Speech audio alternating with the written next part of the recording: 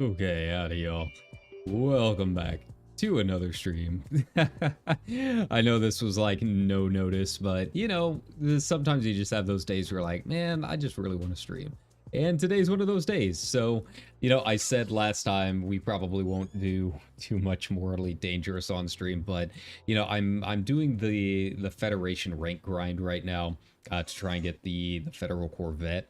And I figured, you know what, I'm going to be doing this anyways. I would much rather do this being able to chat and say hello and talk to everybody than just sitting here vegging out on my own, right? It's something that takes a fair amount of time. I've been at this most of the week during my off time, just trying to, you know, I jump from system to system while I get some work done on the other monitor and just kind of AFK for a little bit. But today we're going to try something a little bit different and actually get in here and stream it. So hi, I hope everyone had a good weekend. It was really cold here, so I'm happy that it's finally starting to warm up a little bit. I have a few days off, so we're going to be streaming quite a bit this week and into next week. So yeah, we're gonna kick it off tonight. So yeah, hi, welcome. Once again, I am Wes, the independent VTuber who you know for probably playing for some pretty scuffed 80s thrash metal. So there you go. Yeah, so tomorrow will probably be continuing a little bit more FF8, and then I am looking through a few games on Game Pass to try and see if maybe we can't find something a little bit different, something new for the rest of the week. Yeah, so we got a little bit to catch up on, don't we? So as far as this stuff goes, this is considered like the big grind, right? You have this and you have the engineers. I only have my jump drive engineered. My FSD is what they call it in this game, my frame shift drive that lets us warp from system to system. That's the only engineering I have, so I don't really have too much in terms of combat. What I've been doing is basically going through the mission board. You have to go through here, and every station, every system has minor factions, right? I have Mother Gaia here. I'm in the Sol system. I am next to Earth. I am on the moon right now. Well, a ship orbiting the moon. I finally got my permit for Sol. That's kind of what started all of this. I really wanted to check out Earth, right? So you have these minor factions, and you need to rank up with the minor factions, and that will increase the number of missions that you can get and what you can do. And then all of these minor factions are allied with a big faction, the Federation, Independence, or the Empire, right? So this little symbol, the little well, Sol system symbol, that is the Federation. We want jobs that have that symbol, right? Most of what I've been doing is courier missions, which is basically just taking data that's saved in my computer. It does not need any cargo space or anything like that, and bringing it to another system. And little by little, it increases. I think I am 2 ranks away from getting my Corvette, right? Now, most of the time, these are very, very easy missions. They're not really all that terribly difficult. You literally jump to one system, and then you jump to another system. You can also do this if you just want to pay for things, right? The issue is that occasionally, very rarely, you get missions that have a threat level that has NPCs chase you around and try interdicting you, and they're just generally a nuisance. You can perfectly skip some of those. That's really not much of an issue if you really, really wanted to, but I want to get this done as fast as I can, right? So there's a couple of different mission times we can take. So I've loaded myself up with courier missions and that kind of thing. Before I started the stream, I jumped to another system, and sure enough, it had like 2 NPCs that were trying to kill me. And it was really annoying because this dolphin, my dolphin here, does not have really anything to help against that kind of stuff. This is a jump ship. It is made for exploration. I do not have it engineered or anything like that for anything else. So what we're going to do, we're going to switch it up here. And remember, I'm still very basic, but this should do the job. This is the Fer-de-Lance. I just bought one the other day because I'm like, I'm tired of running these courier missions. I want to fight some things. I've never really done NPC combat. So now we have NPC combat. This is, again, not engineered. This is a basic level ship. But I basically kitted it out with the best of everything that you can get without engineering. So I don't know if this is going to be enough to kill things that try to interdict me. I need to go through my mission box now because some of these missions might be to places that I cannot land. This is a medium-sized ship, so I do have to be kind of weird about that, right? But for the most part, I think we should be fine. I think we'll be okay. I need to make sure that I don't think outposts have a medium-sized pad. Let me double check. Outpost pad size. Outposts have only small and medium pads. Got it. So I don't think there were really too many that outpost settlement. Okay, so it's really only settlements that I have to worry about. Everything else, I think I can land there. Now, I don't think this is going to be close enough to get me to rank up, right? I'll be able to rank up once, but it's not going to get me my Corvette, right? So yeah, remember how I was saying, like, you can get the big guys here. Let me move out of the way a little bit. You can get the big ranks, right? So this is how you can kind of check. You can see your reputation here with the big guys, and then you see down there at the bottom rank post commander. So like 2 more missions, 1 more mission, even if it's a good one, will get me my next rank, and then I can find a rank up mission, complete that. They're super easy, really not much of a problem, and then we will be 1 jump away. Now, it doesn't really sound like it will take that long, but we're at the point where one of these ranks probably takes a good 2 to 3 hours in game time of just jumping from system to system. You know, depending on where we end up landing, once I have all of these courier missions done, we might do a couple fighting missions. I do take a couple fighting missions every now and then. It's really not too hard. I'm not engineered, and I'm not good enough of a fighter to really do a whole lot above rank 3, threat level 3. But it does go a little bit faster. It takes, I feel like, about the same amount of time by the time you fly to wherever you need to find the pirates and that kind of thing, and hope you can track them down. But yeah, it generally doesn't take too long. You just get bigger chunks of it because those give you more rep. You know, taking a look at the mission board and everything, you can see like how much rep you will get per thingy, right?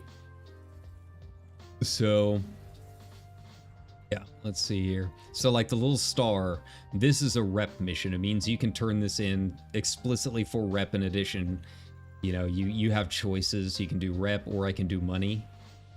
This one I can do money, I can do cargo, or I could do influence, which is power play stuff no one cares about until the next update. You typically only want to pick ones that give you rep, and you just turn it in for rep. And you want to make sure that you're doing this symbol right here, the Federation symbol. You do not want to do the Allied or the independent symbol ones, the little eagle thing, that's an independent, right? So yeah, it's really not too bad. But you know, most of the courier missions or internal report missions only give you up to like 2 stars. But when you go over here to the combat ones, some of these, even very, very easy ones, like this one's not too bad. This is like right borderline of where I could actually probably do this before I just die. This one can give you up to 5 rep at once. So it takes about the same amount of time to do the missions once you include jumping and all of that and flying around, but you get a lot more reputation once you turn them in. So it's just kind of a thing. And you know, I've spent a lot of money Like, that's another option, is you can also just straight up pay money to give rep. It's small amounts of rep compared to actually doing missions. But as you can see, I'm not really hurting for cash at all. Even once I buy this Corvette and deck it out, I will still have probably over 500 million left. But the fighting missions do give you a good amount of money too, because you turn in those bounties. Yeah, you can get a fair amount doing that kind of stuff. So, you know, we're gonna do the delivery missions for now. I just kind of want to chill and veg out for a little bit, and then we'll go from there and see how we're feeling. And you know, I'm not gonna worry too much about it. All right, so this is a little tricky. This the Fer-de-Lance does not have the jump range of the Dolphin, so I only have, you know, about like 20 something light years of jump compared to almost 60 with my Dolphin. And I don't have a fuel scoop, so we actually have to land and make sure that I refuel every time I turn one of these in. So it will be a little bit more annoying, you know, it's just another thing we've got to deal with. But I think with all of these things trying to kill me, it'll just be easier to deal with having all of this available to me. That's ultimately what it comes down to.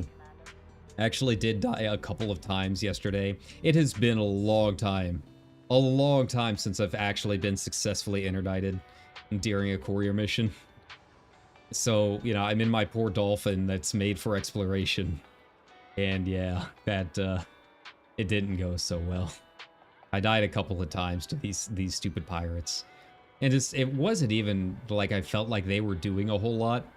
Considering I was an exploration vessel, like, it took them a while to kill me.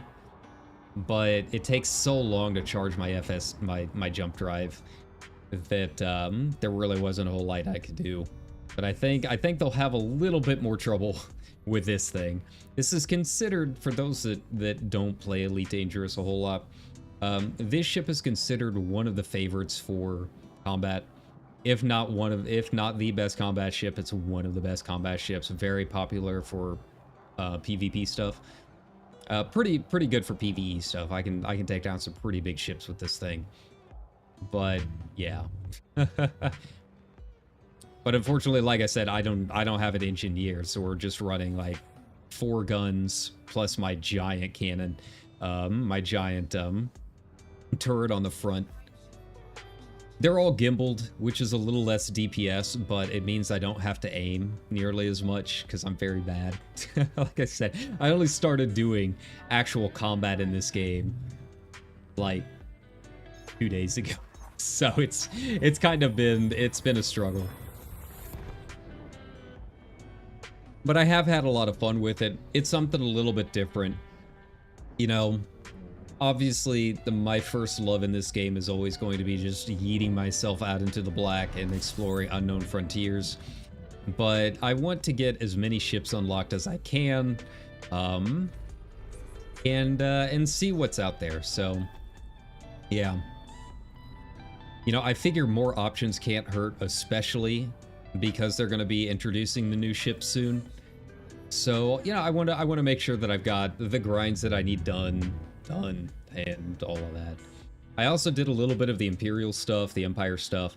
I don't really care for the cutter all that much, but I do have a clipper, and I really like the clipper. It's a lot of fun. It'll probably be the next ship that I give a paid job to. Like, I'm slow boating the arc stuff, right? Like, I don't want to pay a whole lot of actual money, so I only get my 400 arcs a week. It's like 2,200 to 3,600 per skin, per paint job. So, you know, I'm doing what I can. I have to kind of select which ones I want, but I think the clipper is going to get the next paint job. We'll have to wait and see. You know, it could be the Corvette. I haven't seen the paint jobs on the Corvette. That's kind of the funny thing, is as much as I read Wikipedia pages and stuff like that, things like the paint jobs and what the ships look like once they're done, I actually kind of like keeping that as a bit of a surprise. I don't know why. There's no reason to, but I kind of like it. So yeah, there's that. Hmm. But overall, you know, like I said, I'm going to be playing this a lot off stream. That hasn't changed. It's just, it's a very easy game for me to just kind of have running in the background while I, you know, read some manga or something like that, or get some stuff done on the second monitor. But yeah, it was just a long day. I don't know if it was President's Day weekend or we have a lot of stuff going on in town, like events and stuff, but it was packed. It was just absolutely packed at work today. And naturally, like, I'm the only one at the cash register. I don't know why. Like, I've been there over a year, but everyone else in the store just vanishes the moment I clock in, and they never trade me out for anyone else at all throughout the day. So I just have like 5, 6, 8-hour shifts, just all by myself. Like, I don't know. It's just really annoying when it's busy, and like, I can call for backup or whatever. But all right, here we go. This guy's gonna try this Devender. You can see up there on the upper left a little text. That means someone's going to try and come and get me. And yeah, we'll just have to see how this goes. I don't know. I have not fought, like, the threat level is 7. But I don't know if that just means because it's a courier job. All right, I'm bring that out. All right, let's do some combat here. Always do your kill warrant scan. See how that's gonna go. Try and you get a little bit more money when you do that. You get their warrant out. Actually, you know what? This guy, he's kind of annoying. We're just gonna switch up to our guns. Why not? And I usually keep my throttle about halfway over in the blue area. Oh yeah, this guy's not gonna be a problem at all. There we go. And yeah, as you can see, it's all auto. I just need to keep my cannon, like, I need to keep the little circle up and switch over to my pulse lasers every now and then. It's really not a problem. And it looks like some Federal Navy guys are here to help me. Yeah, this guy, he's screwed. I'll let them take care of him. Why would I do the work, right? Yeah, this is much easier than trying to do it in a Dolphin that doesn't have any combat stuff on it. There we go. All right, goodbye. Let's try, idiot. All right, there we go. And you get a little bit extra money when you do that too, which is kind of nice. Boom. Oh, hard points deployed. There we go. He didn't even really do anything to my shields. Yeah, it's just really annoying. Like, it's my opinion that, I've said this before, that if everyone hates doing a task at a job, then that means everyone should have to do it, so no one gets screwed being the only one doing it. And Cash Wrap is that situation here. Like, ultimately, like, as much as I complain about the customers and that kind of thing, ultimately the problem is corporate cutting everyone's hours and running on basically a skeleton staff in every retail store these days, right? And trying to make as much money on as little payroll as possible. Like, we only had literally 4 people today, not including the cafe. They had a few more, which is not enough to run a 5,000 square foot bookstore. It's just not, right? Especially with inventory going up and stuff. So yeah, like, it's just really, really annoying. I absolutely hate that. And yeah, so that was my day. It was just busy. It was just so busy, and I hate being up there by myself. You know, thankfully, you know, I had a coworker come and help me out, you know, most of the second half of the shift. But yeah, I just hate retail, man. I really, really want to get out of retail. So hey, this is your opportunity. Help me escape retail by liking and subscribing to the channel if you want to see me play whatever weird game I decide I'm into that week. But we are going to be doing some more of our complete Final Fantasy playthrough a little bit later this week. I really want to get through 8 and get to 9. I really don't like 8. I really don't. But yeah. So yeah, like and subscribe. We are on the road to 1,500 subscribers. I would like to get 2,000 by the end of the year. We're going to be doing a lot once I get the new model finished, which, oh yeah, I forgot I need to email my artist and see how that's coming along. But I got the name down. It's just a lot of backgrounds and stuff. You know, that's the other thing, is if I do have to take a week off here and there, I assure you, it is not because I don't like you or I am not interested in streaming anymore. It's just I'm getting work done for the debut, for my actual original character debut. So it's a lot of backgrounds. I got to make some, you know, title cards, a couple bumpers. It's just a lot. It's just a lot, right? So yeah. But you know, we're getting there. We're having fun, and sure enough, things are moving along. I feel like this is going to be a good year for the channel, and what all we're doing with our content and the community we're building. So yeah.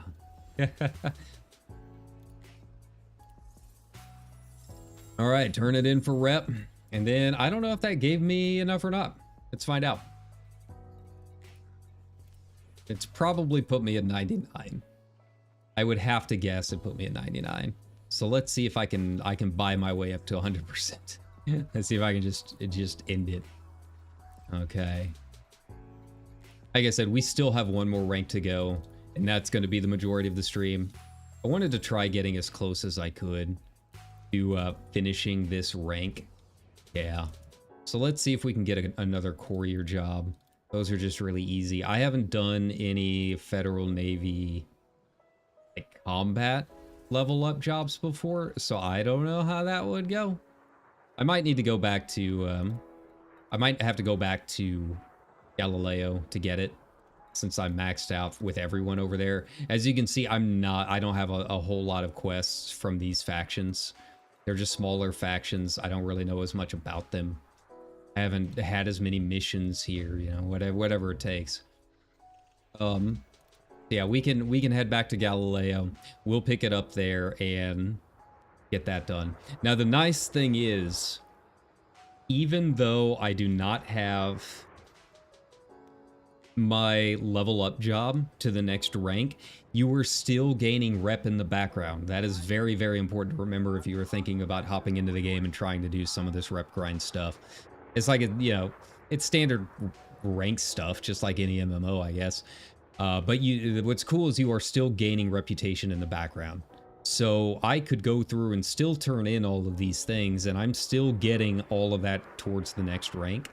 You don't necessarily have to stop everything you're doing like I am to go back to wherever you wanted to do it. I'm doing it partially because it's on the way. It's like right there, and we'll be right down here in the middle. Like, this was out of the way. I don't know what the deal is with it, but once I get down here, we'll basically just start over here in Leuten and just do a spiral all the way down until we get until it's time to go back to Seoul, right? I just need to make sure I've got one space available for the quest, for the mission. Sometimes those are a little bit further away. I'm kind of curious where it's going to end up, but most of the time it's not too bad. Now, there are a couple systems. If you're doing this, they call this the soul bounce, right? Soul, S-O-L, as in like our star, our sun. They call it the soul bounce because you go to Galileo and then you hop around you go to Galileo, which is near the moon, and then there's 3 stations orbiting Earth. So you just literally go down the line, picking up quests along the way so you can stack them all together. And then, yeah, then you make your way back to Seoul, right? But yeah, it's very easy. There's like a lot of federal factions in the area. It's super simple. There you go. All right. Hey, you're a cooperation commander. Yay. Oh, I think I forgot to turn in my bounty. That's okay.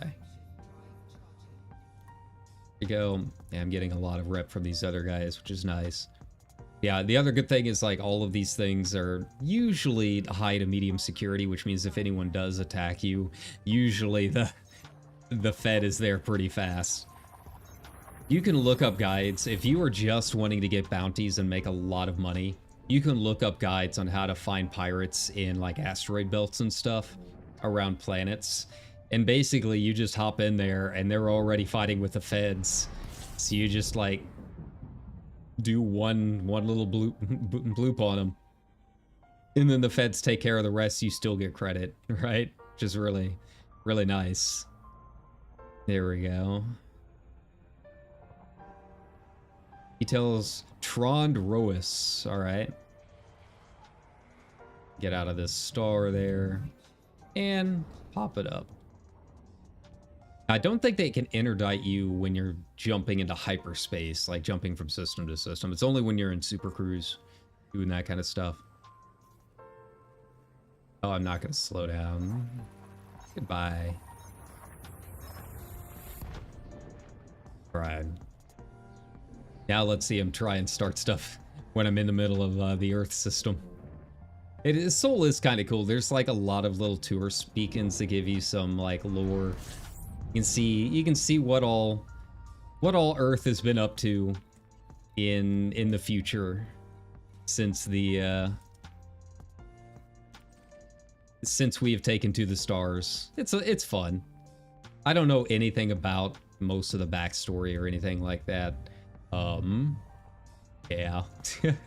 I know that this started like in the 80s with like a DOS-based game.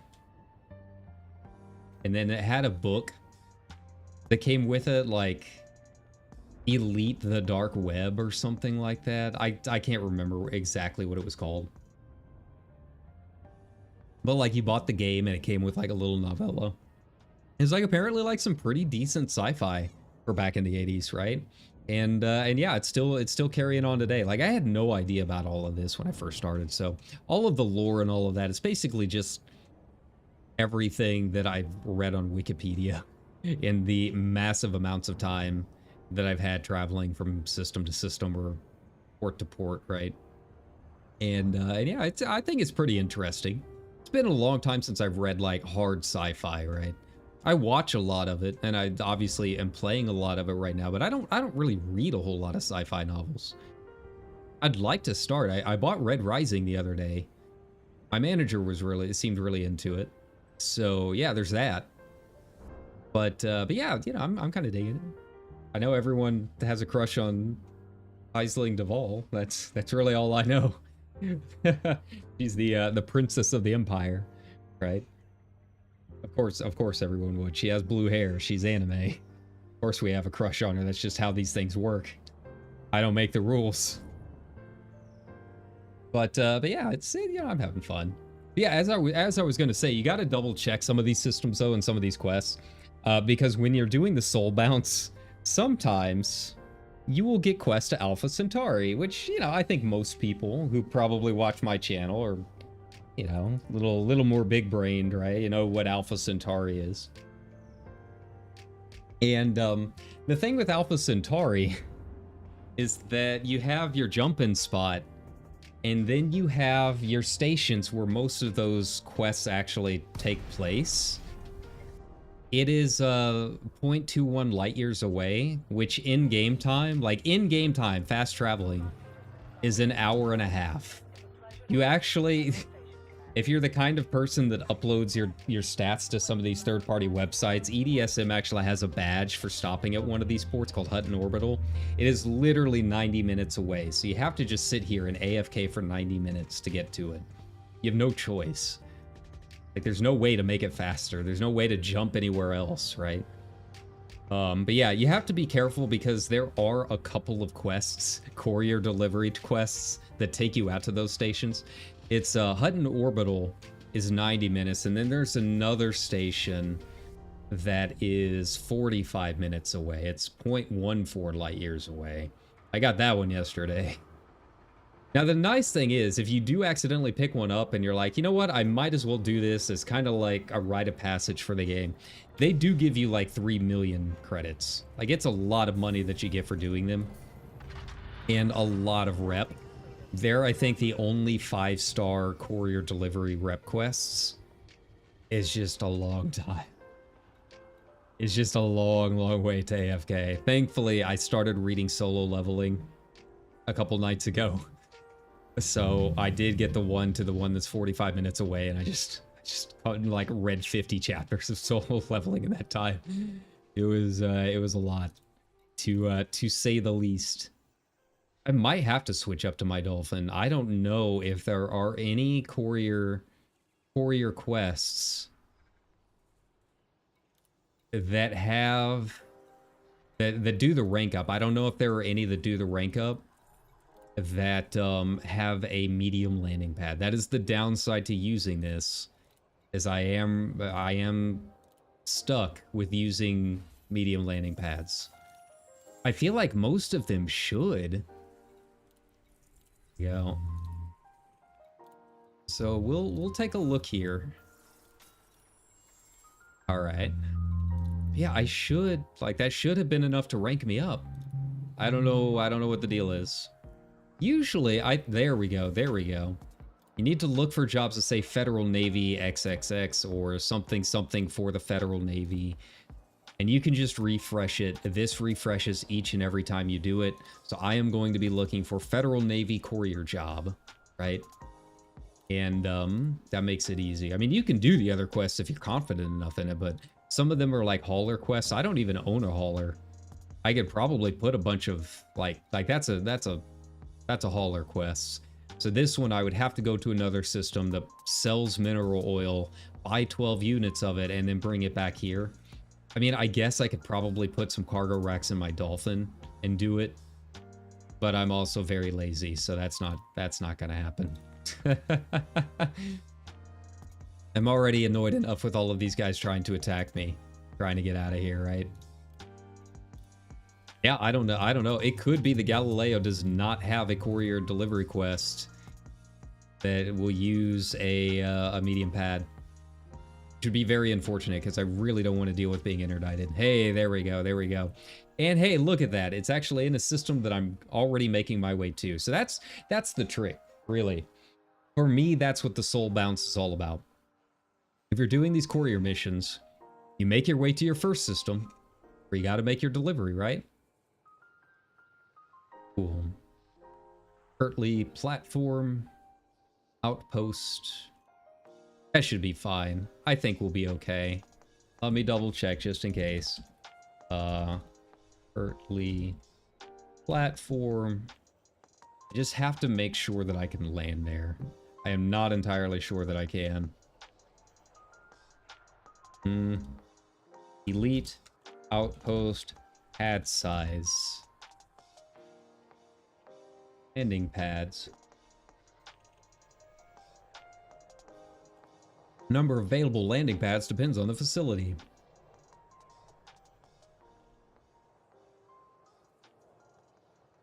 Okay, so we'll be fine. And we've learned that the actual NPCs that are attacking you, they're kind of a joke. So I'm not too worried. You know, some of the fight ones, some of them can be hard. Like, I avoid threat level 5s for sure. 4 is like borderline. And it's entirely because, like, you'll be fighting people in anacondas and you know, that kind of thing. But what really makes them kind of tricky is the fact that, alright, so we gotta go out there anyways. Cool. What makes them really tricky is that, like, once you reach, like, ranks 4 and 5, in a lot of cases, they will have friends with them. Like, I can take one anaconda by myself. That's not a problem. I can even take one rank 3 anaconda with, like, 2 buddies. But the rank 5 ones actually know what they're doing, as far as NPC AI is concerned. So you really need to have, like, engineered tools to do all of that. They're a little bit trickier. It wouldn't be too bad if it was just the one guy, but I can't take one giant, you know, one giant PvE bruiser ship plus like 5 small ones. It's just not happening. Not in this little fertile lance. Maybe if I was in a squadron doing it with people, that wouldn't be a problem. I feel like I'm decent enough at combat now. I could probably do it, especially since the gimbaled weapons like handle most of it for me. But yeah, so I've been trying to be very careful with a lot of them. But thankfully, the soul bounce, if you do decide to do combat stuff, like, there's a ton of options. They give a lot of rep, and they're only rank 3 or below. Like, I don't know why they're so easy. Yeah, if you want to stack assassination missions, like the missions where you have to kill like X amount of pirates in a system, you'll find lots that are very low threat and very, very easy. And you get like 1-2 million credits for finishing it, or, you know, 3 to 5 rep. It's real nice. It's real nice. I like it a lot. So, yeah. You know, I thought about maybe putting a paint job on this Fer-de-Lance because I do really like it. You know, I did not end up liking the Orca all that much. I think I posted some screenshots of my Orca. I actually didn't like it, and I don't like it because the cockpit, like the driver's seat, the captain's seat, is slightly off center. Actually, it's not even slightly off center. It's way off center. It's really annoying. The Fer-de-Lance is a little off center, but it's not super noticeable. Like it's a manageable amount of off center. But yeah, it's hard to beat my Anaconda though. Just a big ship. The captain's seat is right smack in the middle. You can look around the cabin and you've got look around the bridge and you've got your seats next to you. Yeah, you can see you can fit a passenger over here, as you can see right there, if you want to have a buddy come travel the stars with you and beat up some guys. But it is a fun ship. It's very fun to fly. More than I thought it would be. Like, when I originally started doing this, when I started playing this game, I was like, I'm not really super interested in combat. The tutorial wasn't great. The few times that I fought a pirate early on, I, like, died immediately, right? It just wasn't very fun. But now that I've got money and can buy some good ships, it's real fun. I'm having a good time jumping down into some asteroids and blowing the crap out of things. It'll probably be more fun once I get engineering, but that's like a long ride. I don't know, man. I don't know what I'm gonna do with my Corvette once I get it. Like, I feel like it kind of has to be a combat ship, but it also looks really cool. So if I can somehow get some decent jump range out of it, I might. So we'll see.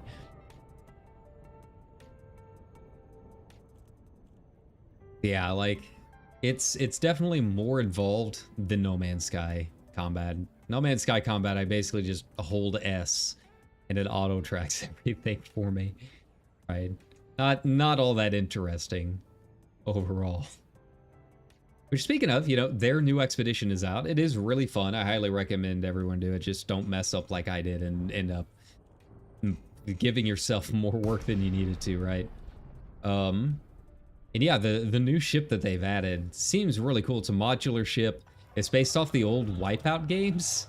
I don't know if anyone else here remembers Wipeout, but man, I used to rent Wipeout all the time. It was a big one. Anytime I would go to an arcade and they had a Wipeout machine, like that was the one that I wanted to play. It had some very unique designs, to say the least. Yeah, I thought that was pretty cool. I don't know. I haven't restarted the expedition. Maybe we'll do that at some point this week. You know, it was fun, but it did take a little bit more time than I thought it was going to. So I'm kind of debating whether or not I want to do it, or if I just want to like save it in my way into it.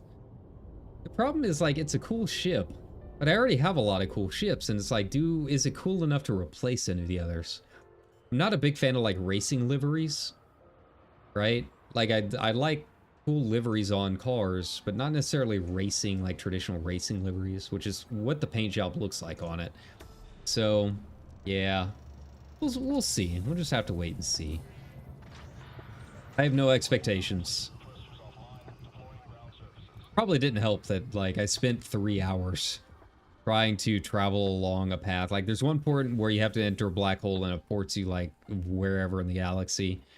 You have to, like, make your way to the, you know, the next mission world. And the next mission world is, like, right next to where you started. So it's easier just to go back to your base. I didn't realize that at the time. I spent, like, 3 hours trying to do this thing. All right. So now that I'm at a base, what I will do is I'm going, okay, so they don't have any extras. They don't have anything else really new. But once you finish the delivery in one area, look at their mission board and look for missions that have this little blue symbol on it. Because that means that is a mission destination for another mission you already have. So yeah, you can just stack your courier deliveries, and then yeah, you just kind of keep doing your spiral and whittle them down bit by bit, getting as much as you can along the way until there's nothing left, and then you go back to Seoul and start it all over again. Right? Like it's really not bad. I always double check just to see if they have any more supply missions. If you were like brand new to the game, I mean, to be fair, I'm also brand new, but I also have spent very little time in the bubble until now. If you're someone that's playing the traditional quote-unquote correct way, then you probably don't have all of this exploration money like I do. So you might not be able to just buy your way through ranks. I'll admit it's pretty nice, but it's not always viable. So, you know, if you need to, you know, this is a way to make it a little bit faster. But I definitely like buy my way through my ranks, right? Like if I have the money, I'm gonna go ahead and try doing it because it is such a long grind. I'm not kidding. Like it has been probably 3 or 4 days of this with like some pretty long days involved, and most of it is really not all that difficult. Like it's just a lot of travel time. Like it's just a lot of AFK. That's why Elite Dangerous, it's not something that you really consider in the same vein as like Jump King or, you know, something like, or Suika game. But Elite Dangerous, if you're playing it a certain way, like it is definitely a Zatsu game. Like if you want to explore the stars and just talk to the internet for a few hours at a time, play Elite Dangerous. You're going to have a lot of free time. And then, you know, you land at a station, it takes 2 seconds to turn in the mission, and then you make your way to the next one. It's pretty repetitive in that aspect. That's why I like the exploration a little bit more, but the Corvette just looks too cool. Like, ultimately, that's what it's all about. Like, there's a lot of people that grind up the Corvette because, you know, they want big combat ships, and they want to do Thargoid missions, and PvP and all of this, and I'm just like, I just want something that looks cool. I literally don't care about what the ship actually does or what the efficiency of certain aspects of the ship are. I just want a ship that looks cool. And if it looks cool enough and I can get it to jump far enough, we'll go exploring with it. That's all that matters to me. If it's good at combat, cool, now I have an option for later if I ever decide to truly learn engineering and combat stuff. Yay.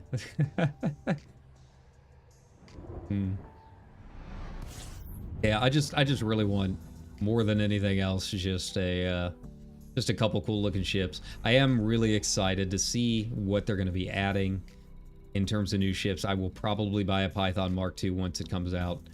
Pretty much an instant buy, assuming that it doesn't have even more of a grind behind it.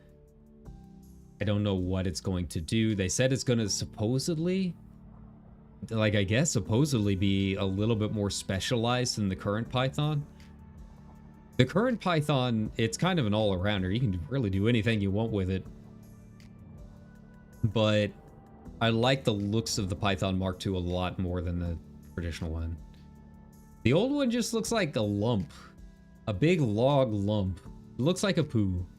That's what it looks like. The default Python, the shape of it is a really, really big poo. That's really about it. There you go. But the new one looks a little bit more like a traditional like fighter jet, and that's kind of cool. I like I dig it. I really dig the looks of it. So it's going to be an insta buy.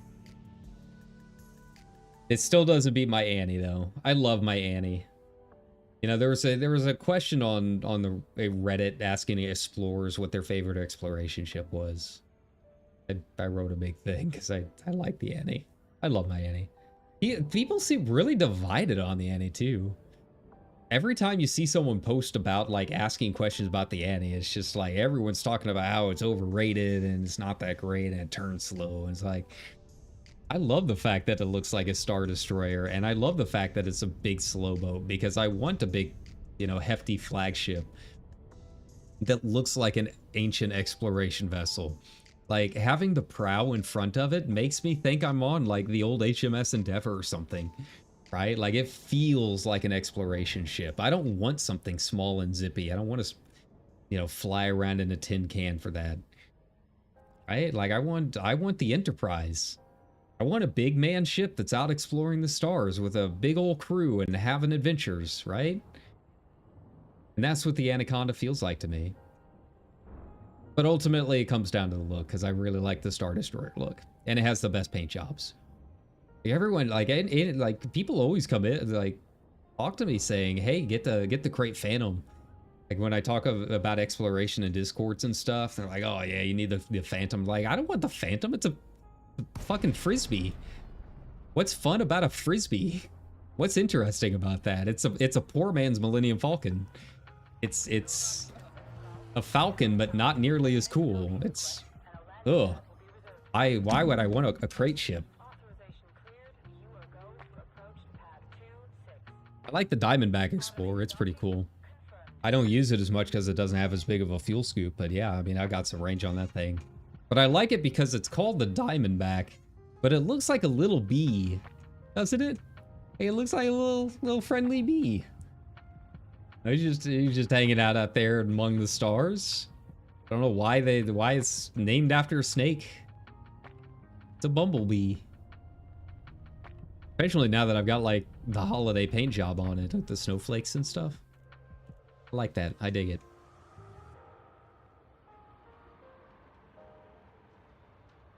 I do need to figure out what paint job I'm gonna put on the Clipper. They had a few good options, right? And like I'm kind of torn, because it's definitely gonna be like a backup exploration vessel. I might do my Colonia trip in my Clipper. We'll see. But the problem is, like, I really like the dark and black paint jobs, but most of what I'm doing with exploration is for the purpose of screenshots, right? Like, I want to find cool places, take screenshots, and share them with everybody. And like, I don't think the dark paint jobs are going to show up all that well when I'm out there, right? So like, I do not entirely know which one I want to go with. I kind of like the white. They've got one that's white and it fades to blue in the back, and I'm kind of leaning towards that. Yeah, it's tricky. Some of the black and some of the gold paint jobs on the Clipper are some of the best paint jobs that they've got. It's just, I don't know, man. It's a tough choice. I don't know if it would really show up all that well on a in a screenshot, right? All right, what do we got here? So these are all source and return missions. Like, if you see a big patch like this, like you're in your system, those are all source and return. You know, go to another system, buy stuff, and bring it back. We don't want those. Those are annoying. I don't even have a cargo hold, so that doesn't help me at all. Right? Yeah, and I don't think that was one of my, yeah, that was not my rank up mission. So do I have any more stations here that I need to go to? That's the other question. Davis Terminal. Oh, back. Need to go to Davis Terminal. Gotcha. Auto launch. Let me double check here. Let's see, where's my career job? So we need to go to LaSalle 9352. Okay. I don't think this is 9352. That would make a lot more sense. Where is LaSalle 9350? I'm guessing it's one of these down here. Yeah. So that one will be like one of the last stops we get. But hey, maybe that means that we will be, you know, at least halfway to the next rank by the time we get there. That would be nice. All right.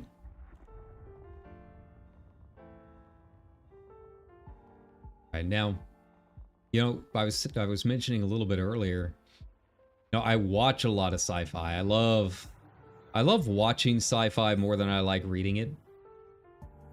I really kind of want to rewatch The Expanse. Like, that was so good. I don't know if you guys have watched The Expanse yet. One of the best sci-fi shows, like, period, right? But it got me interested enough that I kind of want to read it, too. I don't really know a whole lot about the books. I don't know if they're considered as good as the show or what. But I don't know. I feel like if I'm gonna go hard sci-fi, that would probably be a good one to start with. We'll see. Oh, hello. Guy's gonna try interditing me again. Rond Roas, come at me, bro. I can't remember if this is a high or low security system. Pretty much all of the systems in this area have security, but if it's a contested system with power play stuff, it might be low security. We'll see.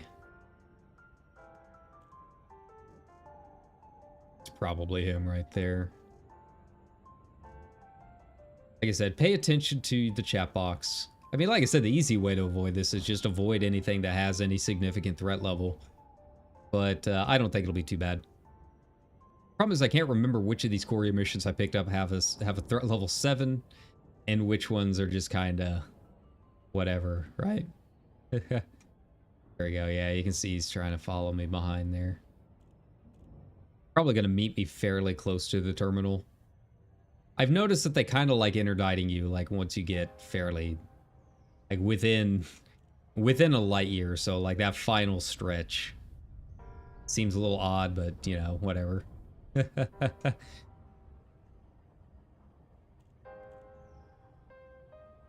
I see a green dot down there. Usually that means it's federal backup. Usually means it's a Space Force. So they'll probably come and help me out too. Hopefully. I'm not super concerned, but again, I don't know what level the last one was. And I don't remember which systems I picked have the threat level 7, so it's gonna get kind of tricky.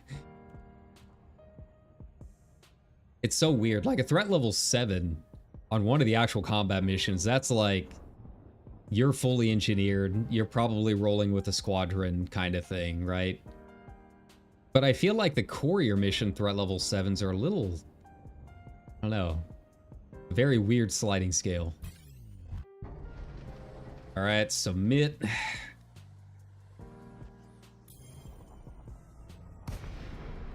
All right, bring out the old kill warrant scanner.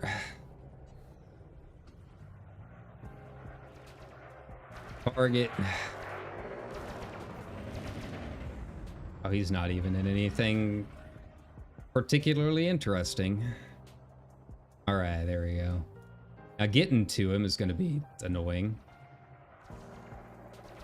Hello, now you've got the Space Force after you. Good job, guy. I hate the jousting stuff. I hate the ships that do this. Like, just let me target you, man. Like, I'm trying as best as I can to get him in my sights here. Oh, he's in a vulture. Vultures. Yeah, that's not gonna be a problem. Space Force is already taking care of him. All right, goodbye. Let me take care of this. I could probably ram him and be fine. He's only taking out 5% of my shields.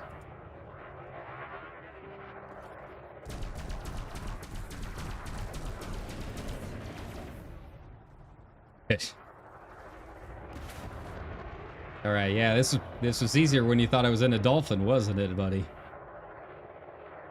There we go.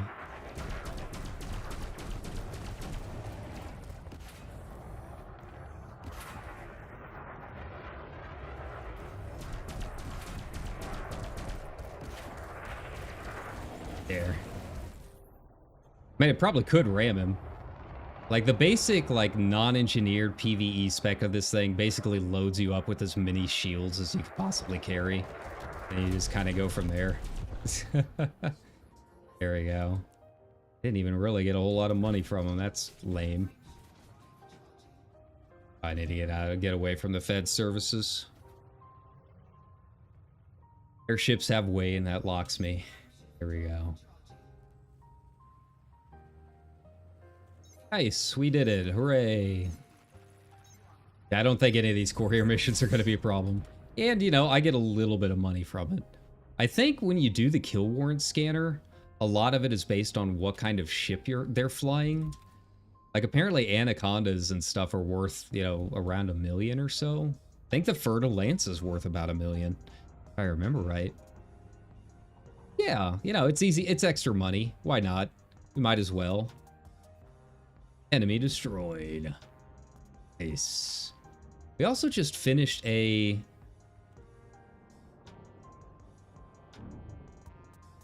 Should have listened when Mom told me contract killing was a dangerous business. Wow, really? You think? You couldn't figure that one out for yourself, buddy? Something tells me, maybe that was really your only option with that kind of intelligence. But yeah, we just finished a community goal. It's the first one I've ever taken part in because it involved, you know, doing a few bounty hunts and that kind of stuff in a specific system.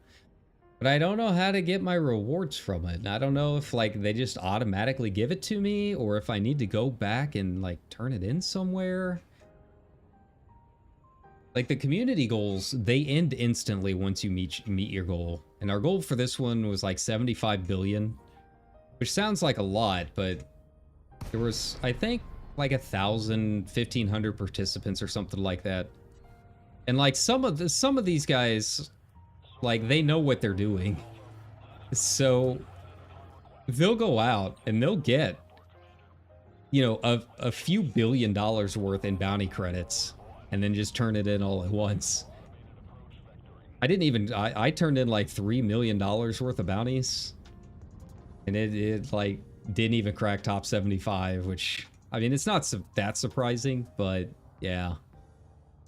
But I should still get, like, bonus money. I don't know if they ever, like, paid it out. Maybe you just don't get that much. Like, you're supposed to get a portion of the total pool, which in this case was 75 billion. And maybe that scales based on how much you actually turned in too.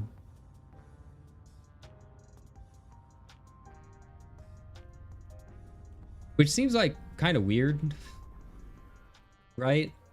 Like, if you've got a pool of 75 billion and you're giving the vast majority of that to people that already turned in several $1 billion worth of bounties, like, that they've already got billions of dollars. What else are they gonna buy with it? There's nothing else they really need it for.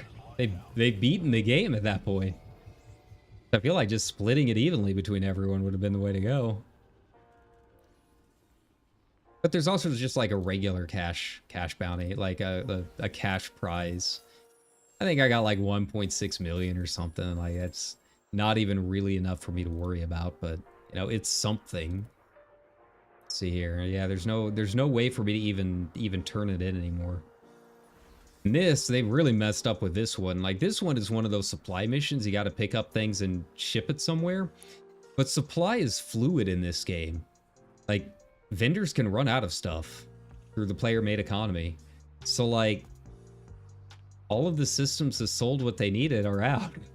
Like, there's no way to buy anymore. There's no way to supply these things. So, yeah, people just kind of gave up on it, I guess. So, you know, rip those guys. Now, the other thing is, if you are doing this stuff, like if you're like, hey man, I really want to do the rep grind. First of all, Godspeed. I'm sorry. But the second thing is, another way that you can do really fast grinding, if you know what you're doing, is passenger missions and rescue missions in Thargoid areas. I have never seen a Thargoid in this game. I'm kind of scared to see a Thargoid in this game. I know it would kill me instantly because I have nothing to fight Thargoids. I have no guardian weapons, nothing. So, yeah. But you can do rescue missions going into Thargoid areas and picking up escape pods. Apparently that gives really good rep. Like, a lot of rep. But you kind of got to know what you're doing. It's definitely like the biggest payout per time spent, but it's also the most dangerous. The passenger missions don't seem too bad. You can get like a beluga liner if you've got the money and just like use that, stack that thing with business class rooms and just head out there. I don't know if any of them involve like fighting things. Like I don't know how many passenger missions usually get interdicted, but it seemed like it would be pretty easy. I don't have a beluga liner. I've thought about buying one. I might make that one of my next ships too, after I get the Corvette. But it seems kind of fun. But it's, you know, if you're one of the crazy people that likes passenger missions, I don't mind them. I thought they were kind of cool. But you kind of get taken to weird places, and they're like, yeah, I need to get to this vacation area. Please get us there while our tickets are still good. And then you like make it to the location and it's just like an oil base on an empty moon. Like, and if that's your version of vacation, I'm not one to judge, I guess, but you could have picked like Earth, Sirius. You know, there's a lot of places out there you could have chosen. Some of them are kind of cool. Like you just got to go out and there's a few point of interest with tourist beacons. So like you just take them to the tourist beacon and it scans it, and you get some good lore. Like when you scan a tourist beacon, it gets saved in your codex, and you can read the message that it gives you in your messages. And they're kind of fun. You get some interesting little bits and pieces here and there. I need to do all of the ones around Seoul. The only one I did was the president's one, like notable presidents. It wasn't very cool. It was literally just like a list of fake presidents. And like they didn't even mention any interesting names. Like I know it's the Federation. I assume we have gotten over our national borders and we're working as a people now, right? So I just kind of expected like maybe George Washington or someone would be on there, but no. It was all like in-game presidents that I've never heard of, other than the current guy, who I can't remember, even though I'm doing all of my rep for him right now. Zachary Hudson, that's right. It's like I would have preferred like a tourist beacon that actually gave me a little bit of information about why those presidents are notable. Like you can go to the codex and read, and you can read like the history of the Federation and that kind of thing, and it's kind of interesting. But yeah, gonna give me a tour spot. Like, why is it a tour spot? Give me info, man.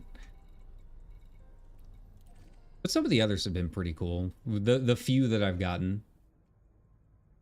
There's one system around here.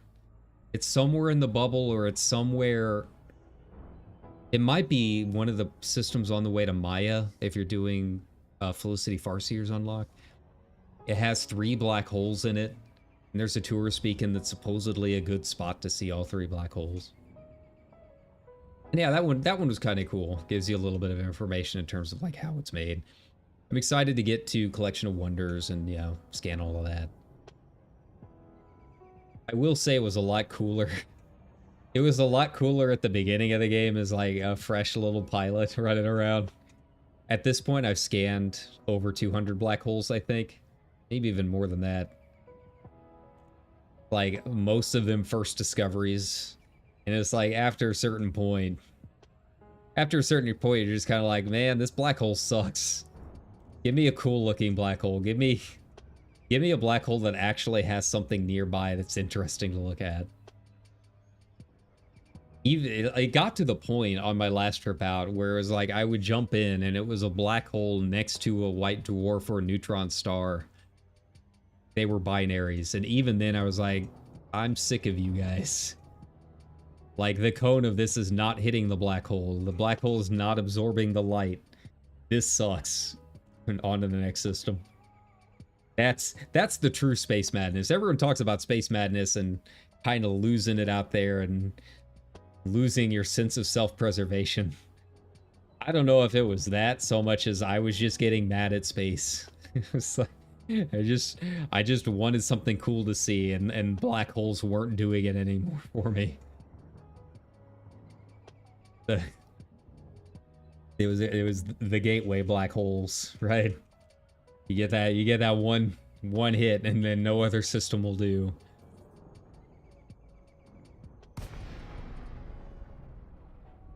Okay, Ashby City. Cool. Doc, I think I have another spot in here I need to check out too. Let's take a look here.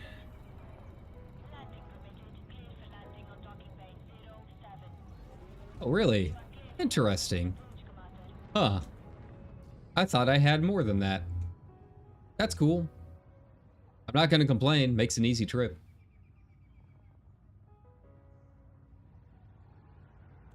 Really curious once I get all of this turned in where it's gonna place me. I mean, I won't find out until near the end because we're gonna save that courier job for near the end. Yeah. What's the time limit? Usually the time limit is a day for most missions. Yeah, so we got time. We're not in any rush. Yeah, see, it turned in 2 million credits, which obviously not a lot. But I don't know how to get my credits. When do they give it to me? Right? See, it's like I'm gonna get 1.8 million, which is fine. It doesn't even cover one trip to Galileo with the donation missions, but it's free money. But I'm curious what the global awards mean. Yeah, I don't know how to turn it in. I don't know if I have to like go back to that system or what. All right. Yeah, I am really curious where I'm going to be at once I get all of this stuff done.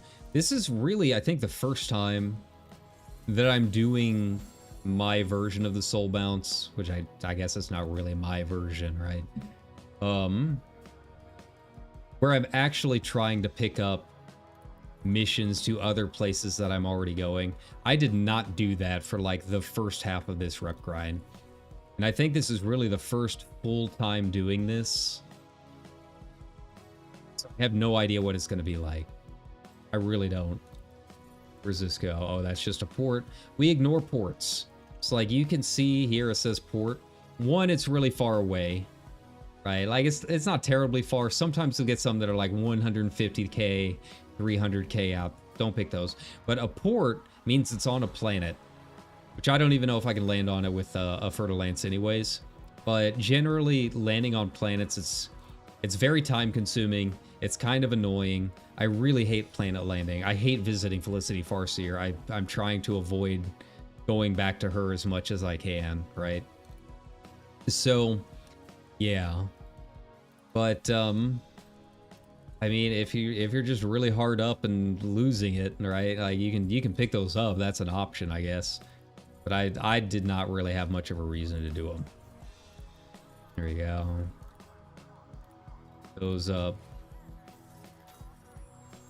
But yeah, you know, the first half I did the courier missions, but I would just drop them off and then move on to the next system. I did not really look a whole lot to see if there were like other systems along my bounce path to drop off more. I think part of it is also because you get more quests as you level up your rank with some of these allied factions. So I think maybe I just did not have enough rep with some of these smaller factions to do a lot of this stuff, right? That could be part of it. More than possible. So yeah. You got to kind of keep that in mind too. But yeah, after you know, the first half I started doing combat missions and stuff. So I think this is the first time I'm really trying to grind this out entirely through courier missions. It is nice though that as you unlock your faction, like it kind of like snowballs, right? Like it starts out, you only get a couple missions, and then as you rank up with these factions, you get more and more missions. Yeah, it just kind of snowballs as you keep moving, which is I'm curious where we're going to be at once I'm done with all this.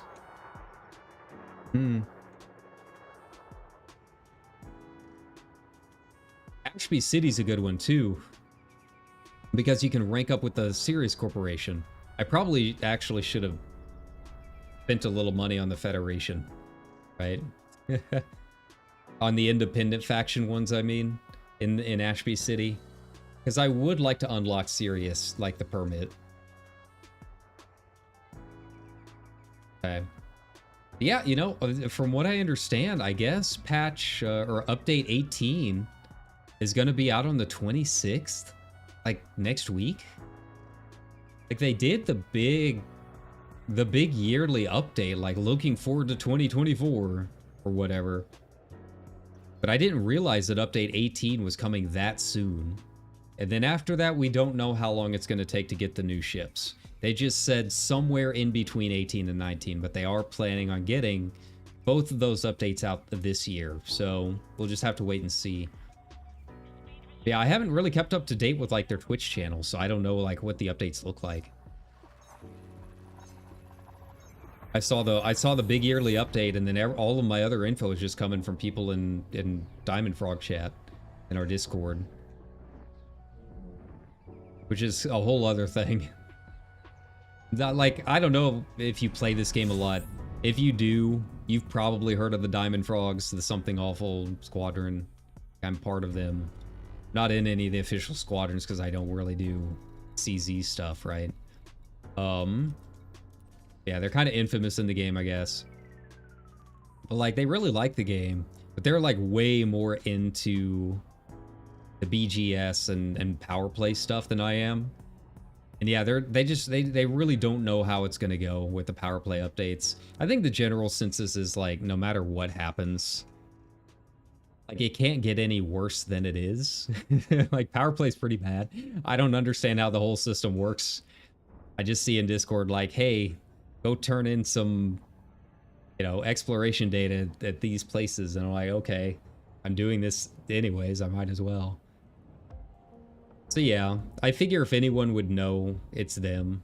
And I think generally if the Diamond Frogs are pretty positive about it, then hopefully that means the rest of the community will be pretty positive about it. But I think a lot of it is also because they're just so negative about it right now. It does seem pretty bad. Like I'm turning, like, I'll see posts in Discord and I'll be like, okay, I'm turning in this data, and I don't really know what it does for that system or how it affects things in any possible way. And I'll see them posting about like fights that they're doing in other systems and wars that they're doing or expansions that they're doing. It's like, I have no idea how anything you guys are doing is affecting us in any possible way. Do we like get tariffs off of anything from people turning in things in those systems? Is it just getting our name on the system stuff? I genuinely have no clue. So yeah, I guess they're right. It really can't get any worse. You know, at least when I played Eve, you know, Goon Swarm, we could put tariffs and tax things for people that wanted to visit those systems. Hey, Colonel the Count Tangent, thank you very much for the subscription. I appreciate it. Welcome. This is a little bit of a random stream. I said I wasn't going to do Morally Dangerous, and here I am doing Morally Dangerous because I really wanted to stream. But you know, we'll just have to wait and see. I know FDev's not in a great spot right now from what I understand, but you know, as a fairly new player, like what's my playtime even at this point? It's still less than a week, I think, even after all of the days that I put into it trying to do this grind. Okay, so we're just under 2 weeks of playtime. So like all of this is still fairly new to me, right? Like, I know I'm like putting out this info sounding like an expert on the game or whatever, and I'm really not. It's just this is what I'm staring at most of the time that I'm playing it. I'm literally looking at a dot and then reading Wikipedia and reading Reddit posts. So it's not too hard to pick up when you got the time. Like it's if you got 2 monitors, man, you're gonna learn a lot about this game real fast. All you need is like a question, and then you type in that question, and then you get like several Wikipedia articles that lead to even more Wikipedia articles, right? So yeah, but it seems like FDev's not in a great spot, but I think people are kind of hopeful for whatever's gonna happen. I know I know the frogs are not super super keen on whatever's gonna go on with the Thargoid War. Like, it's not like they hate it. It's just like, yeah, this is kind of how we expected things were going to end. It's just the most boring possible way that they could do this. And yeah, that seems about right from what I understand with Thargoid stuff. Like, it's not like they can just end Thargoids. Like, they're still gonna be in the game. Oh wow, I almost crashed into that planet. That's a dark boy out here, huh? Interesting. Speaking of, I need to scan this system. Need to honk it. So, like, they can't really, like, end the Thargoid War, like, in one patch. If they were gonna end it and just make it so Thargoids weren't a thing anymore, or make them so that they are no longer, like, super dangerous without seeking them out, I feel like that's something that would take, like, a year or two of ramping down. But, you know, all things considered, you know, I don't know if it's the best judge because the frogs are one of the biggest, like, player groups in the game, but it's still pretty active in our Discord, which is kind of surprising. Like, you read the Reddits and everything and you think the game's completely dead. But it seems like people are still around and playing it. You know, it's just, I think the issue is trying to bring in more people. Like, either getting people to come back or bringing in more people. And maybe the power play updates will do it. I don't know.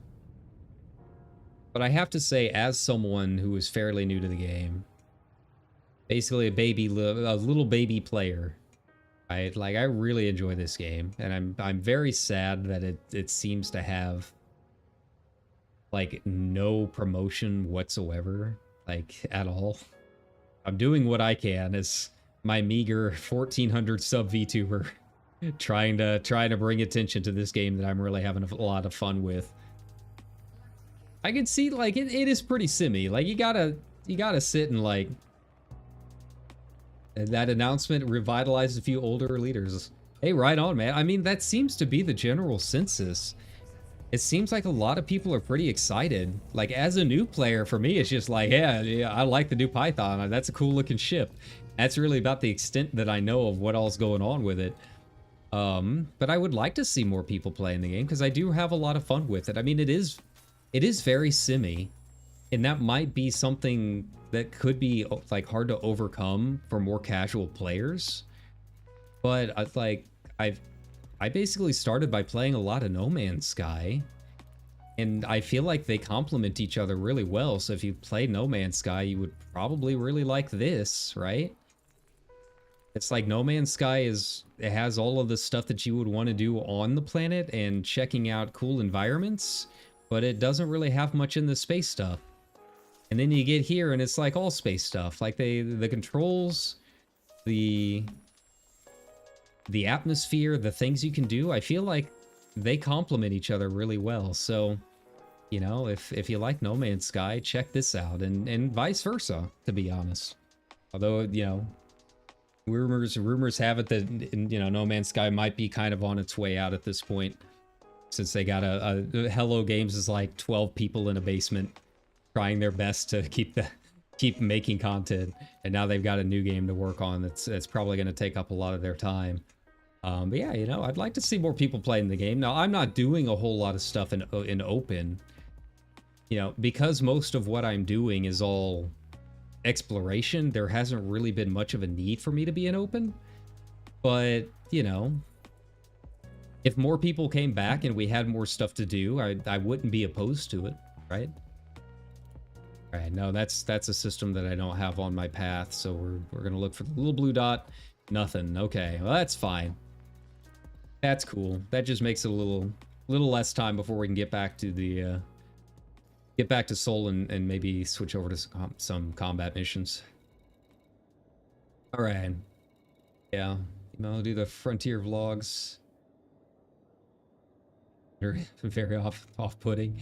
Yeah, I don't really know a whole lot about, like, the Twitch team. I know the writer guy that recently started playing again. I guess he was kind of controversial, but he seemed like a nice enough guy. I liked his comeback stream. He commented on one of my photo posts in Reddit, and that gives you a lot of points in my opinion. So yeah, he's all right. But I don't know much about FDev or most of the other developers at all, so I couldn't really tell you a whole lot about them. There we go. See the Frontier team, yeah.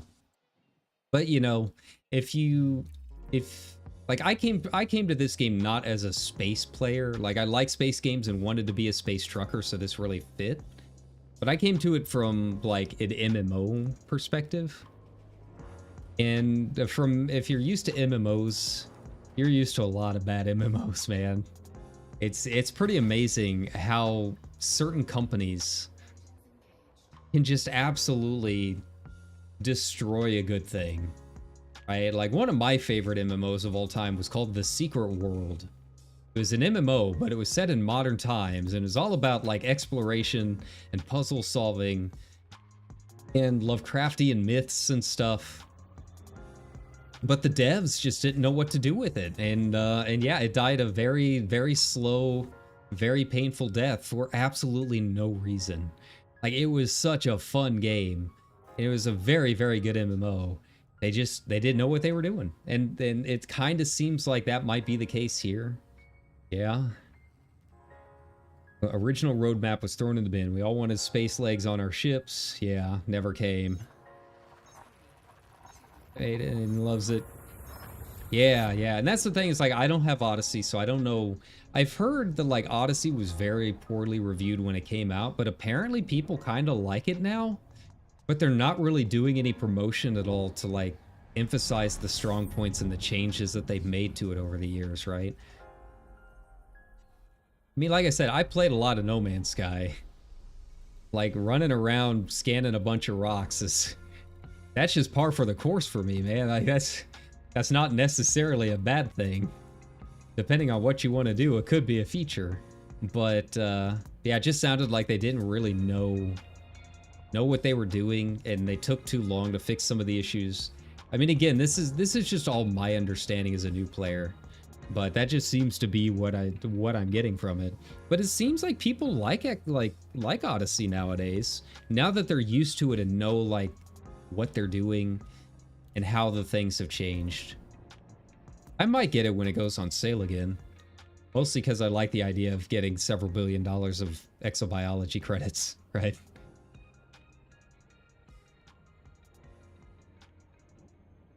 That's the thing. It's like for my exploration stuff, like I don't really go out all that much to land on planets. I probably would not have explored as much as I have if I had to land on the planets, right?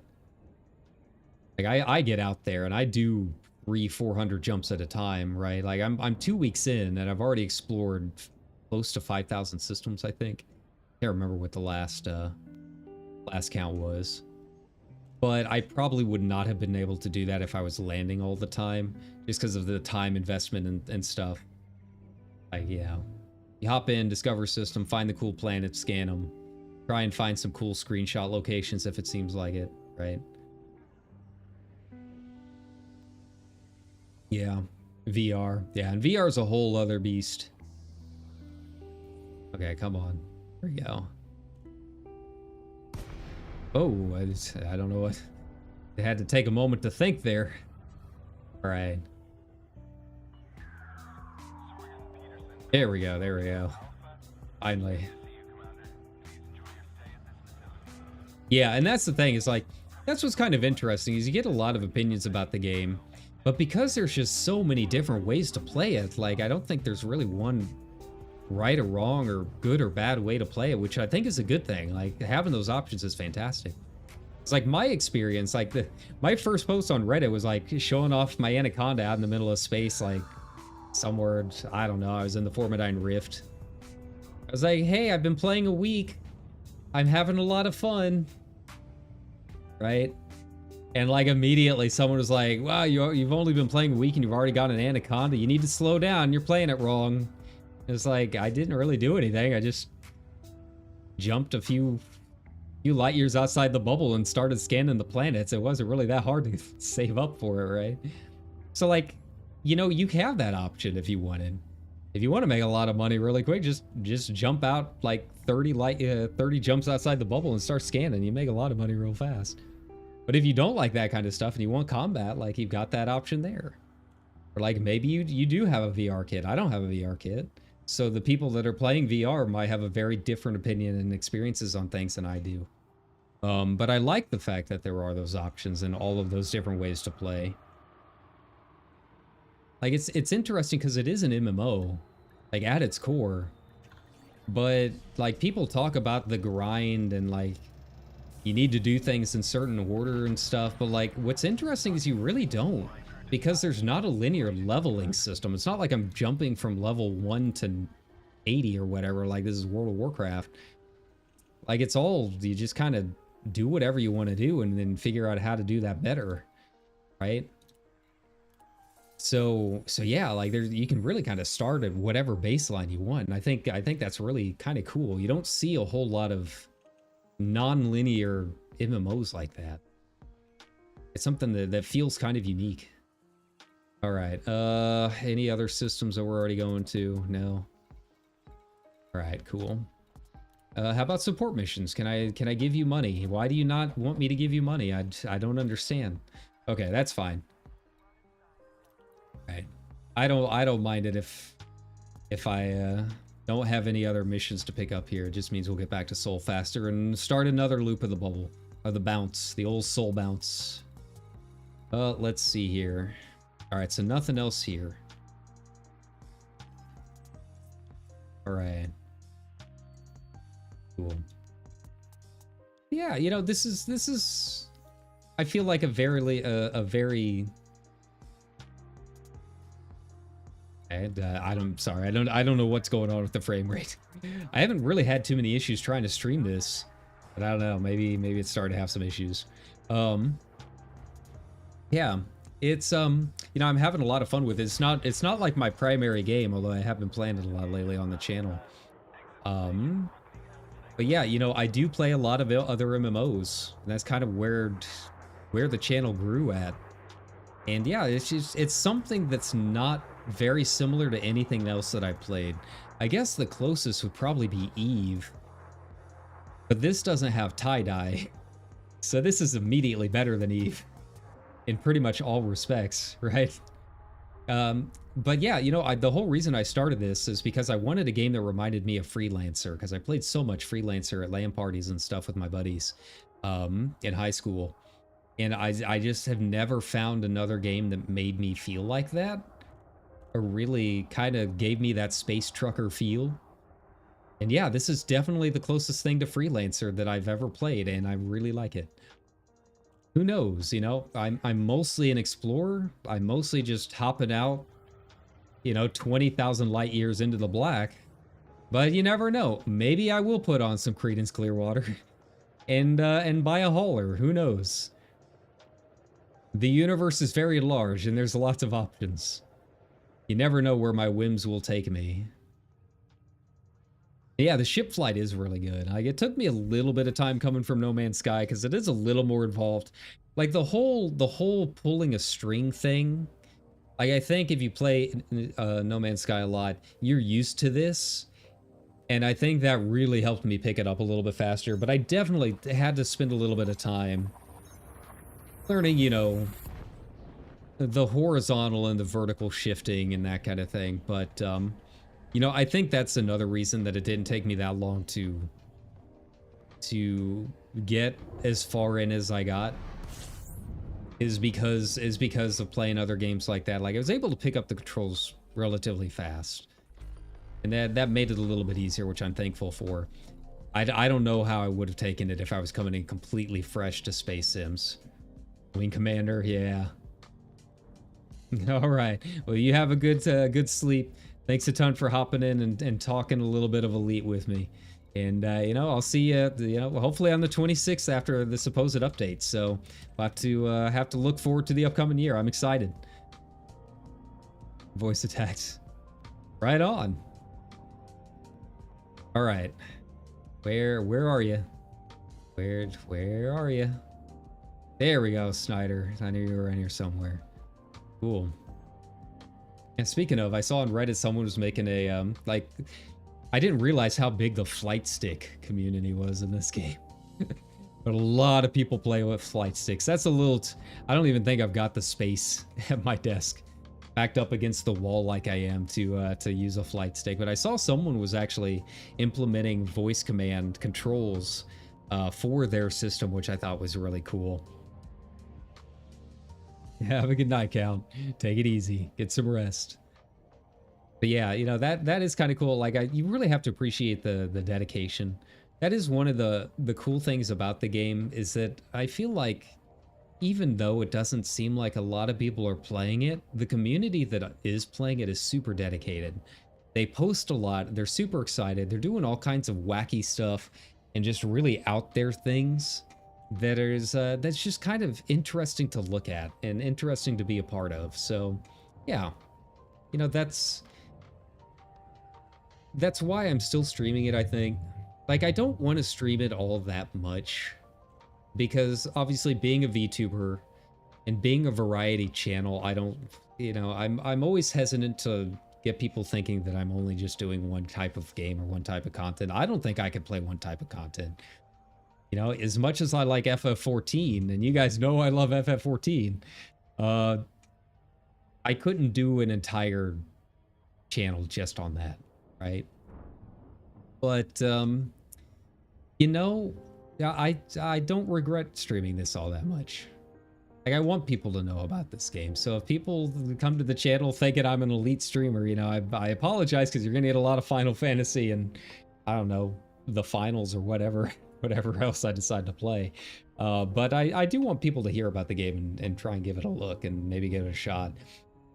You know, if you want to give what I'm trying a shot, it was only $6 on Steam sale for winter sale. So, I mean, you can get it pretty cheap for the base game. And then you can kind of decide from there if you want to buy Odyssey later or not.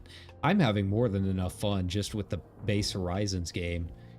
Like, I'm not feeling any huge desire to buy Odyssey. Maybe when it goes on sale in the summer. But, like, you've got more than enough content as a new player to fill up several thousand hours of game time without even really thinking about it. So, yeah. All right. But yeah, you know, speaking of the upcoming week, you know, I'm obviously we gotta finish up FF8. We're still only on disc 2. We've got a long way to go. I don't know. I feel like I've kind of black boxed it from my mind in a way. I can't really remember anything about what we were doing or what's going on. Something sorceress. It's not been great. But we've got that coming up. But you know, I really am kind of looking at some of the Yakuza games. We streamed Yakuza 0 here on the channel before, but it's been so long, I don't genuinely remember a whole lot about what was happening or the controls or anything. I might end up deleting the VODs or privating the VODs and starting a new round of Yakuza 0, or possibly jumping straight into Like a Dragon, the first one. I have not played the new one yet. I want to play the first one before I play the new one. There's also, I don't know if it's out yet, but Square has that new Splatoon-like game, Foam Stars. I know Botan was supposed to do a sponsored stream of it not too long ago, and then they were having some technical issues. I don't know if it was something in Cover's offices or if it was something to do with, you know, Square getting them the assets for pre-release patches and stuff, right? So I did not get a chance to really look at what it was all about. But it seemed like it, you know, from the promotion and stuff that I've been watching, it seems like it might be kind of fun. And yeah, who knows? Maybe we'll give that a shot. I don't know if it's coming to Game Pass or not. You know, they tend to put their games on Game Pass with Square Enix. You know, their side stuff. I know Power Wash Simulator is a really big one on there. So we might give that a look. If it ends up being like a $60 game, $40 game, we'll probably give it a pass. But if it does end up going on Game Pass, I'm kind of curious about it. I'm not going to lie.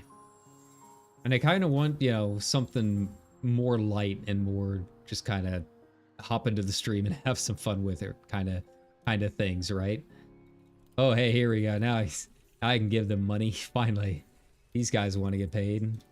So you typically want to do the ones that say for the cause. So that's what I'm doing. I guess I messed up by giving it for medical emergency. Yeah. Screw those hospital patients. They don't give me rep. Maybe they do. I don't know. But yeah, you know, I kind of want some more games that are just kind of light and fun. Maybe a little competitive. The finals is kind of like that. But, you know, it just seems like not a lot of people watch the finals. And that's kind of the tricky part. Is like, obviously I want to do it. But like, you know, I also gotta keep the channel in mind. And just looking at like the stats, like no one watches the finals. And honestly, like I'm kind of put off by it a little bit. Like I didn't realize they were using AI voices in the finals. And that's kind of a black mark for me, to be honest. Like that's kind of that's a big negative. So I'm kind of looking elsewhere, trying to find some other stuff that we can play. I haven't really decided on one thing in particular, but you know, we'll have to look around. Maybe Foam Stars could be that thing.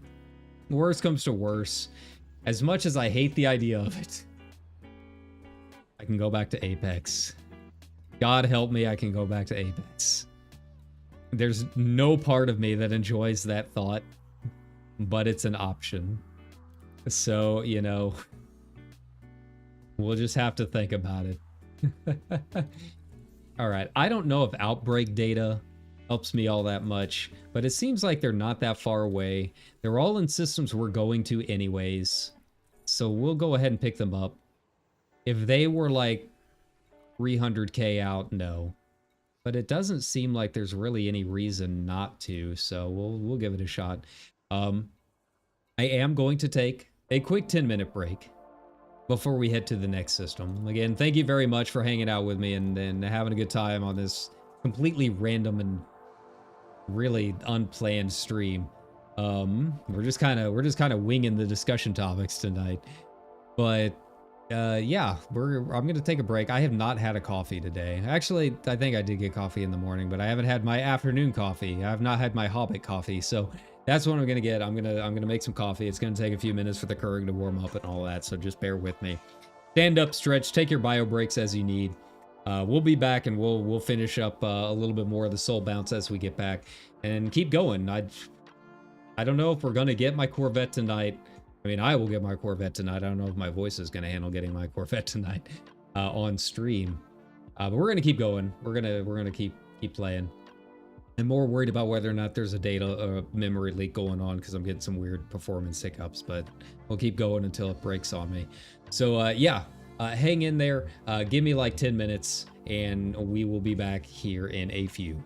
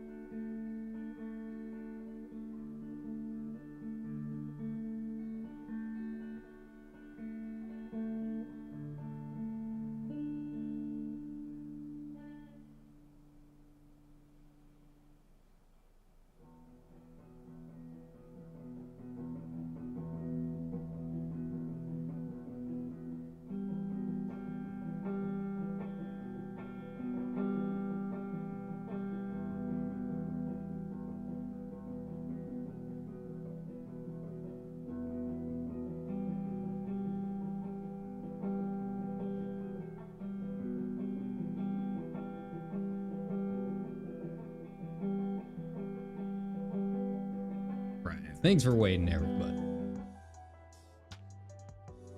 Family discussion to take care of too.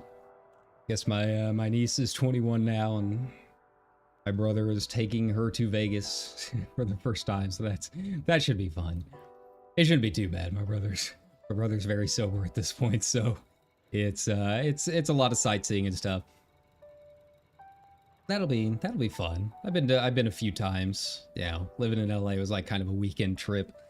It's really about all I could stand of it. If you're not seeing a bunch of shows and stuff, like it's a good weekend, and then after that, it's kind of you start feeling it, right? There's not all that much to do, but I think they'll have fun. I did really enjoy the shows, though. The one time that I've gone and actually like did the touristy stuff to see the shows, right? You saw the Monty Python musical that they did. That was cool. So one of the showgirl shows, like there's only like 3 or 4 of the traditional showgirl shows like left in Vegas. Like they have the big headdresses and all of that, and they're like actual musicals.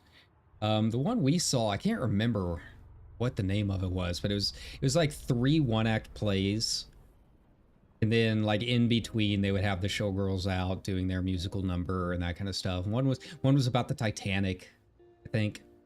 It's kind of cool.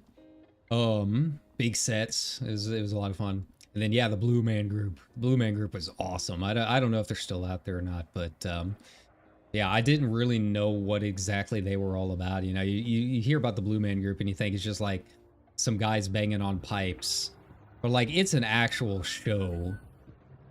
Like it's a visual feast, as you know, as it goes. And they have like comedy skits and stuff in between, and they do a lot of like kind of like, I wouldn't call it magic, but it's interesting. It's very cool. It's like magic. And there's usually a lot of audience interaction with their shows, which is really cool.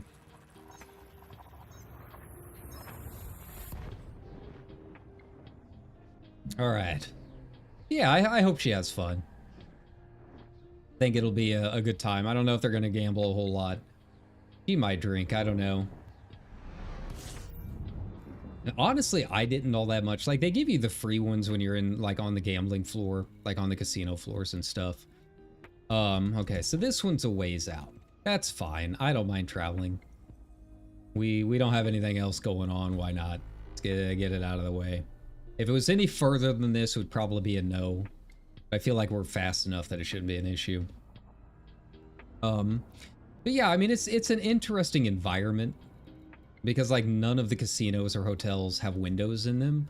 Like the hotel rooms obviously do, but the casino floors, they don't want you to know what time it is. So they're designed without windows other than the entry lobbies, right? So that was always kind of cool. But there's a lot of stuff now. I haven't been there since they made the convention center, let alone the giant orb to ponder, right? So I bet there's like a little bit more like touristy stuff to do there now compared to before. I mean, you would think the big tourist destination would have a bunch of touristy stuff, but to be honest, aside from the shows in the casinos, you kind of got to look for it. You kind of got to go out of your way for some of it. But yeah, I think they're going to go check out Hoover Dam too. I never got to check out Hoover Dam. I think I kind of regret not doing that. Yeah, you know, living in LA, it was a good 3-day weekend, and any more than that, you kind of lose your mind, right? It's about as far as about as long as you can stay there without having a lot of something planned to see. I don't know. I was going with my ex, and she was very, if you can imagine, like the picture perfect basic white girl. That was my ex, right? You know, the kind of girl that snaps her fingers instead of claps. You know who I'm talking about. You probably already got an image in your mind, right? But like, she just wanted to sit by the pool all day. I'm like, yeah, let's gamble, let's go have fun, let's make some trouble. And I couldn't get her to really do anything interesting. But like, we stayed at the Mirage once, and I guess they have a nudist pool there. I was like, hey, we should go try that out. Yeah, that was definitely a no. Oh, and that's why I'm single in the Midwest now. Hooray. He's probably got a lot of money. Yay. It's fine. You know, I don't know if I would like jump at the chance to go back. If I was gonna go back out that direction again, like it'd be for Comic-Con. Comic-Con I miss going every year. Vegas, I would have liked to have gone for FanFest, obviously.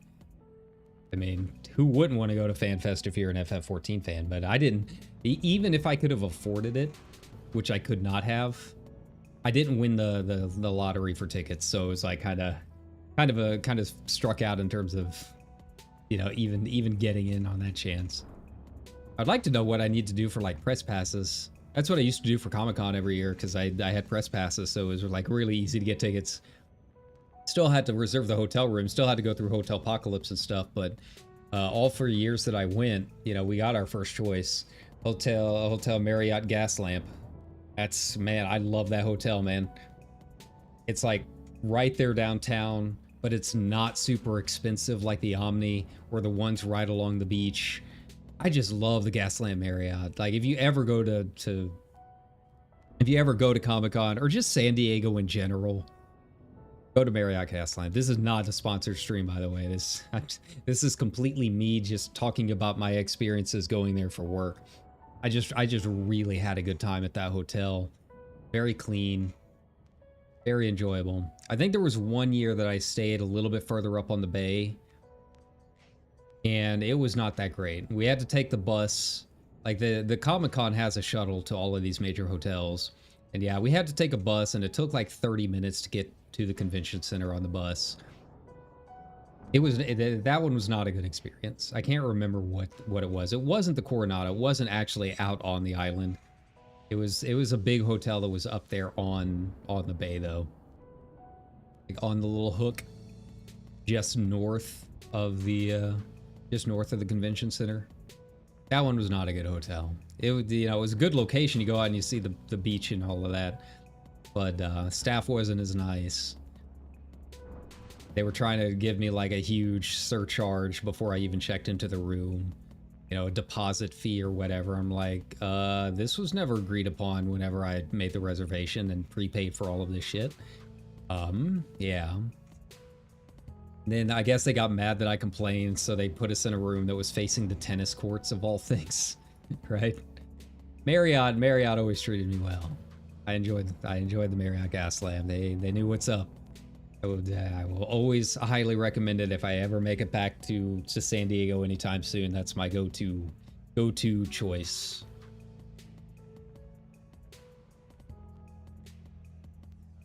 I mean, I will say the Vegas hotels were pretty nice. You know, I know the Mirage is a little bit of an older one. I felt like the hotel room was okay. It wasn't the MGM. The MGM was pretty impressive for being my first ever time in Vegas. Yeah, the MGM was pretty cool. But, you know, the Mirage was all right. I think a lot of the Mirage, too, was we were sharing a room with another couple that time, with her roommate and her roommate's boyfriend. So it felt kind of cramped, like you didn't really get a sense of the space or the elegance of it all, I guess, if anyone else considers the Mirage to have elegance. But the MGM was nice. Like, you walk into that bedroom and you're like, yeah, this is definitely a Vegas hotel room. And the bed was super cushy.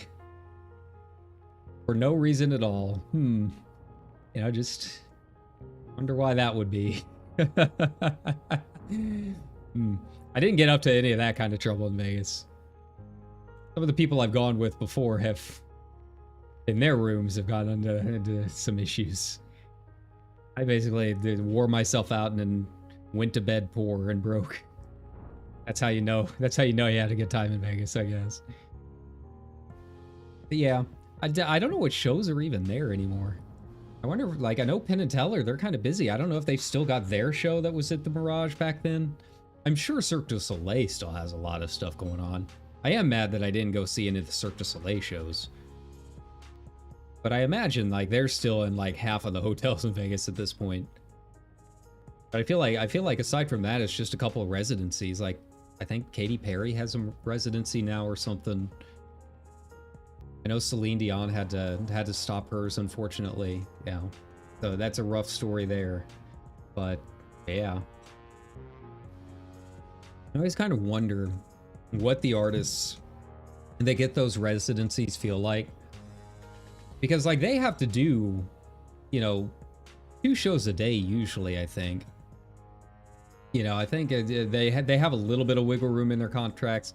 I know, I think maybe it was Elton John. It was either Elton John or maybe it was Billy Joel.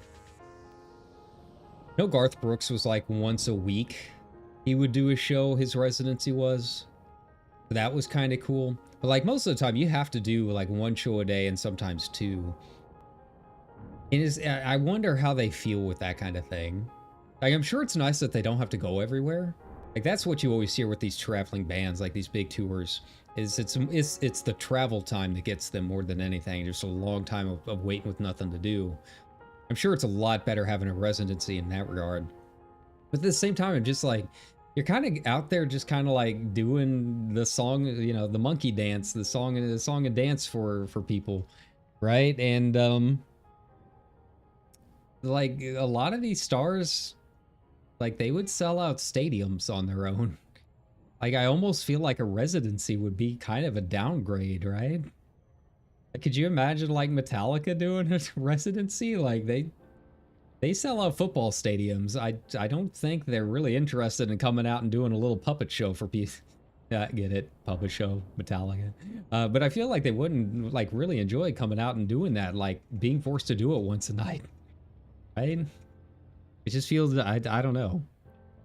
But I feel like maybe the travel time makes it worth it, is that they don't have to travel. They get paid a lot of money to, stay in one spot and get the best suite in the house, and sure enough.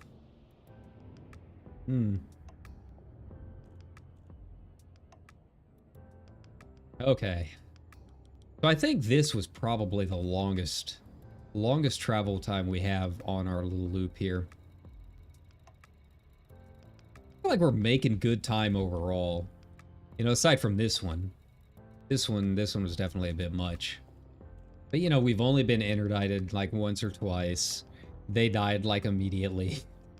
I don't even think the federal security system even helped all that much. Like they tried, but compared to my Fertile Lance, it's just like, I mean, good job, guys. Good effort.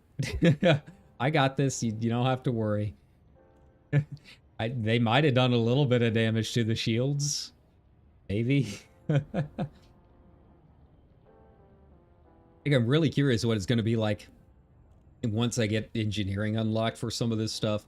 It's just the grind itself for materials. That's kind of whatever. I've kind of got my system down so I can get materials easy enough. It's really the unlocks that are kind of a pain. And I know that I think things like weapons have more than one engineer that can unlock certain things, and some of them are easier to unlock than others. But yeah, it's really the unlocks that I'm worried about. But I do kind of wonder what it's going to feel like once I actually have some of this stuff unlocked and really start getting in the weeds with engineering. I know some people complain about the grind. For me, collecting materials is kind of like, it's vaguely annoying, I guess. And if I want to switch blueprints, having to go back to their station and switch blueprints and not really being able to land at some of these engineers with large ships because they're on a planet, like that kind of thing is slightly annoying. But like compared to some of the other grinds that I've done in other MMOs, like it's really not that bad.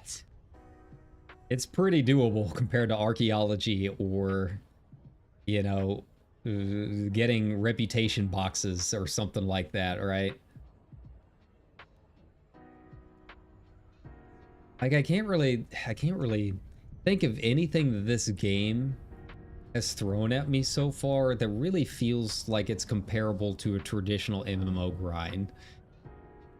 Like it's kind of grindy, but it's not WoW grindy, right? And I mean, some of the engineering stuff, it's kind of annoying, it takes time. Like, don't get me wrong, it's definitely time consuming. But I feel like the actual grind part of it is not that bad.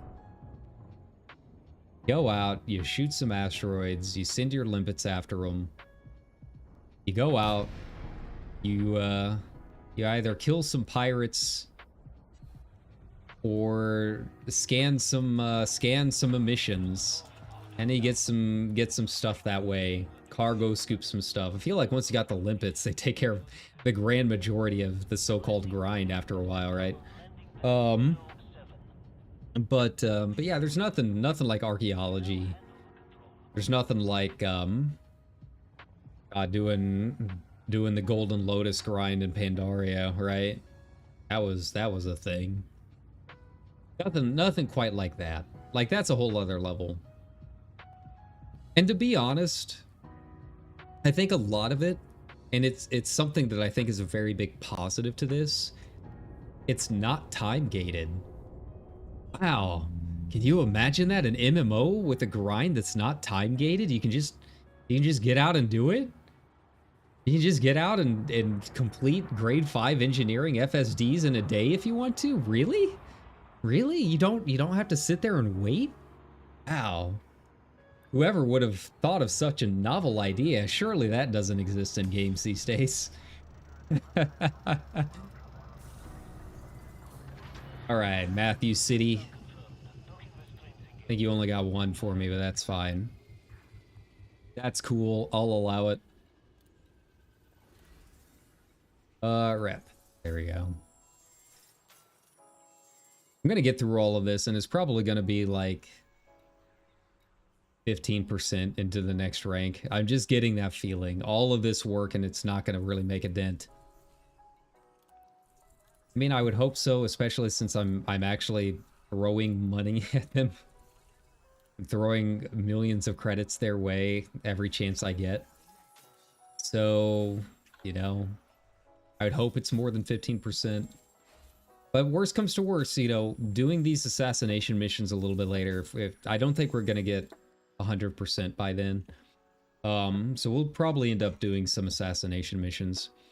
I think that'll make things go pretty fast. I think we'll get a pretty big jump. Most of the ones that I've been doing, you know, when you turn them in all at once, I was getting 10 to 12% per turn in for some of them. Like, that's pretty impressive for a single mission.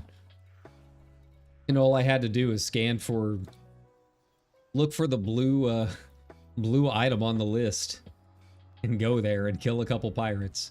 Really not the most difficult thing in the world. I mean, yeah, some of the pirates were kind of difficult, I guess. Voltaire, okay. Like, most of the time has been this.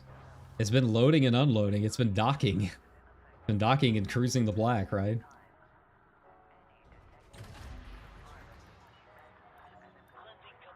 Like, I don't really know if I consider that much of a grind.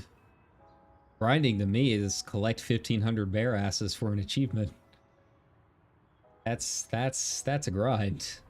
That's the kind of thing that you have to be active for. I think that's really what makes the difference more than anything, is how much you have to pay attention. Like, okay, you want me to do something like 300 missions to get this Corvette, possibly even more.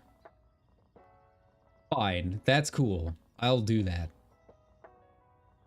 As long as I am able to AFK and do stuff on the other monitor, to catch up on Netflix, or read my manga, or stream and talk to you guys, whatever it happens to be, right?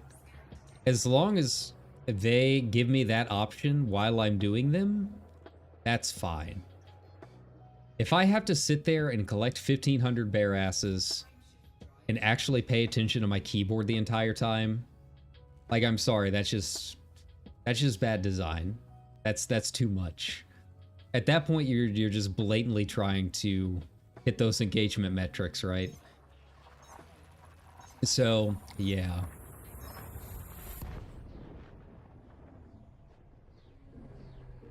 Like, to me, a good grind would have been like the legendary quests in EverQuest, like the legendary weapon stuff. I remember my buddy printing out like pages and pages of walkthroughs just to get one bow because it was a legendary bow or whatever, right? And it had like wild stuff on it, like absolutely crazy stuff. You know, open world bosses that only spawned once a week and dropped one item for one player, right? So you would be competing and beating up this boss with like 40 other people in the hopes that you were the one to get the drop.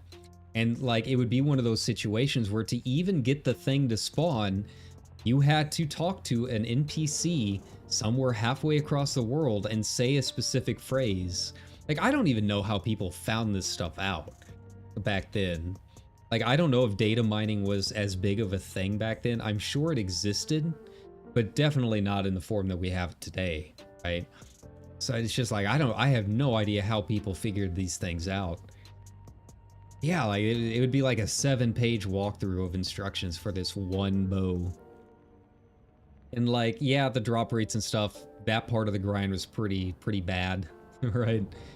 But the overall design and the idea of it being truly a quest, like a truly legendary quest, you don't really see that a whole lot nowadays. To me, if I'm gonna do a grind, I would like to do that kind of thing. I don't mind waiting a week or two for a specific mob to spawn or whatever, as long as it's got like other cool mechanics and things involved with it that are all part of the overall like experience, right? If it's just collect 1,500 MacGuffins, then like that's just low effort. You're not even trying to make a quest at that point. Here we go. I get past this planet. Oh, buddy. I guess I can scan some of this stuff while we're doing it. Sometimes when it slows down near a planet like this, I'll do a planetary scan. Actually, wait, I don't have a detailed surface scanner on this, on my, I don't have one on my Borderlands, I don't think. Yeah, I don't have one on. That's fine.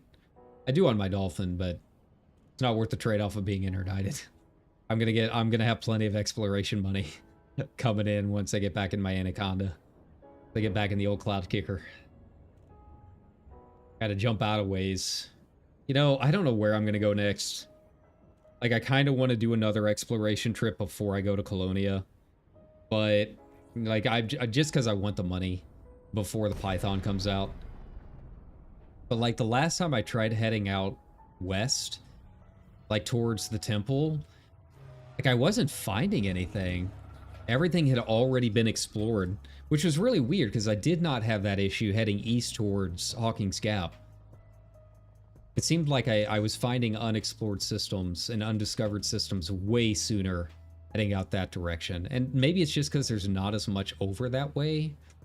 Like, obviously everyone is going towards Temple and up in that direction because they want to go to Colonia, right? And then while they're at Colonia, they might as well just go ahead and explore all of those other regions in that direction, right?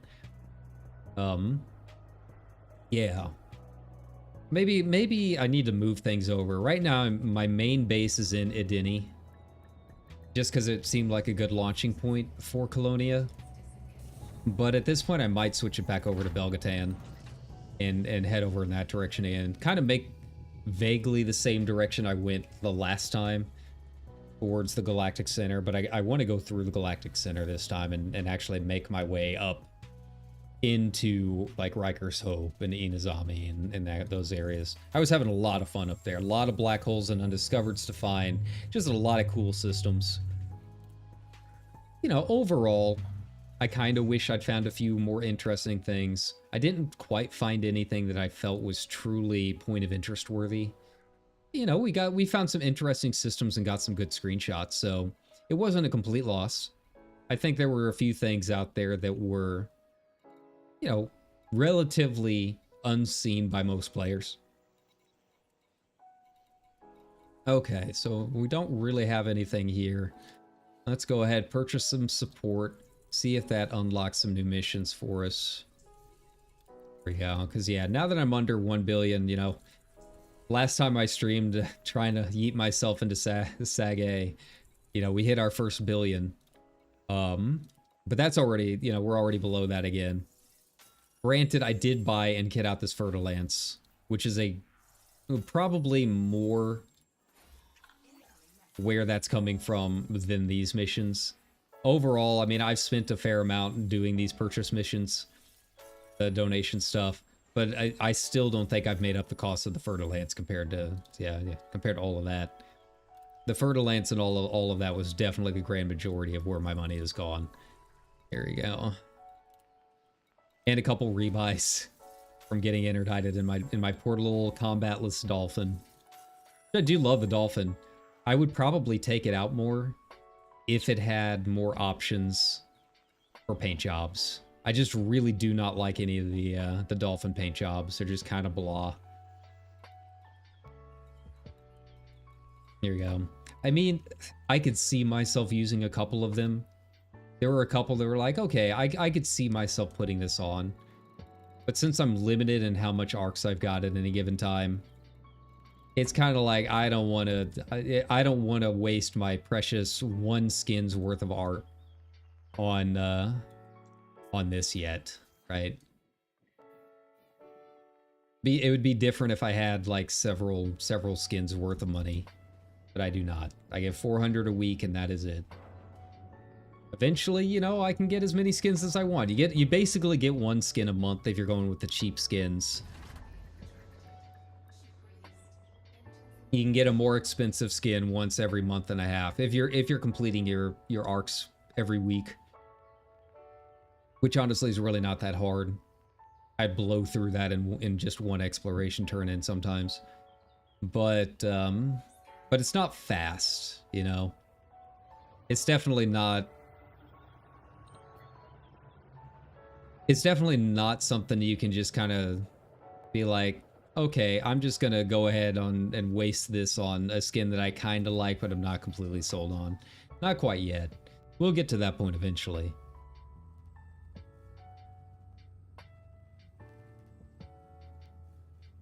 I really just want one good skin for each of my ships, right?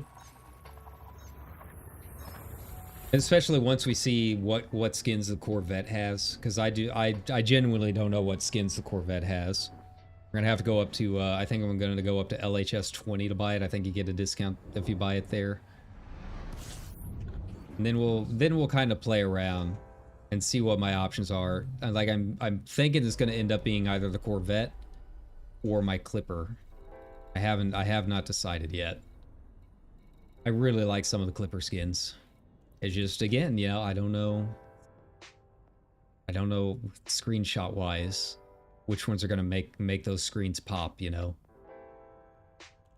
Like even with the dark skins, like there's generally still a little bit of light out in the black, unless you're like right next to a sun in a shadow. But like, I don't know. The other thing is with the Clipper, I don't know if the normal lights, like it normally lights up. It has these cool seams in it. I don't know if those still appear when you put a paint job on it. I hope so. I'd really like to keep those. That might make the difference in determining what I want to go with. But so far I'm thinking the white that fades to the blue near the thrusters. I do like that skin a lot. They've got a couple black and gold ones that are also really cool. So yeah, we'll just have to play around. We'll wait and see. Who knows? By the time I actually decide, I might have enough arcs for 2 skins, right? If I keep putting it off long enough, that's the spirit. That's the secret. That's the trick they don't want you to know about. Just keep putting it off, and then eventually you'll have enough for all the skins.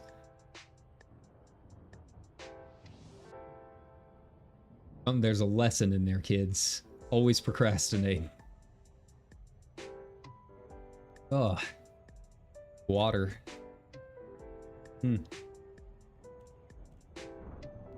voice is definitely feeling it after all day today. I think that's the hard part. Like being understaffed and it being busy on a Sunday. Like, first of all, what are you guys doing? It's Sunday. Be at home. You're allowed to just like be a bog lord. No one's forcing you to go outside. You're outside at work all day. Go be home. Just be a vegetable for a little bit. There's nothing wrong with that. Why are you in my store? But when it's busy like that and I'm all by myself up there, it's just so much talking, and it's not even interesting talk, right? You know, that's the worst part. And you got to put on that customer service voice. You know, hi, did you find everything okay today? Did you have one of our rewards cards with us? Like to sign up? It's free. Just needs a name and email. Right? Like it's just very. Oh god, it's very. So much of it's the same thing every time. Like there's nothing worse to me. And this is probably the biggest reason I quit jobs more than anything else. More than the hours, more than anything else. Being a cash rep makes me bored. I don't like being bored at any point in my day. I want to feel like I'm getting something done, whether it's here, in my home, even just like watching a show. At least that's keeping my attention, right? Like when I'm at Cash Wrap, there's nothing. Like I can't go out and really straighten the shelves or clean the store all that much because there's really, I've already done all of that. It's a slow time of the year. So like there's nothing left for me to straighten. And I can't really go too far from the cash wrap because I'm the only one up there, right? So it's just like I'm just sitting there staring. And it's just, you get to the point where you're like, what is this adding to my life, right? Like I'm getting my $13 an hour, but is that really worth it? Like, could I not be doing something better? And it's not like I don't want to work. It gets to the point where it's like, maybe that something better would actually pay me more. It would actually keep my attention and keep me interested, right? Like that's what the streaming is. This keeps me engaged, right? Like I hate being bored, especially at work. Like I am there for a paycheck. I have nothing else that I can get from that job other than the money. So, you know, when I'm bored like that, it just genuinely feels like I could be doing so many other better things at the time for that $13 an hour, right? It doesn't feel like it's worth my time at that point. Oh, it's every retail worker has probably experienced it at some point, the retail death. I need to start bringing like a journal and just like maybe getting some writing done while I'm working on some of that stuff. Like, I don't think they would mind if I'm writing a little bit of my next book while I'm at the cash wrap. I don't think they'd really have an issue with it. It's a bookstore, of course they wouldn't mind. So, you know, that's always an option. Severov City, 89 light seconds, got it. Cool.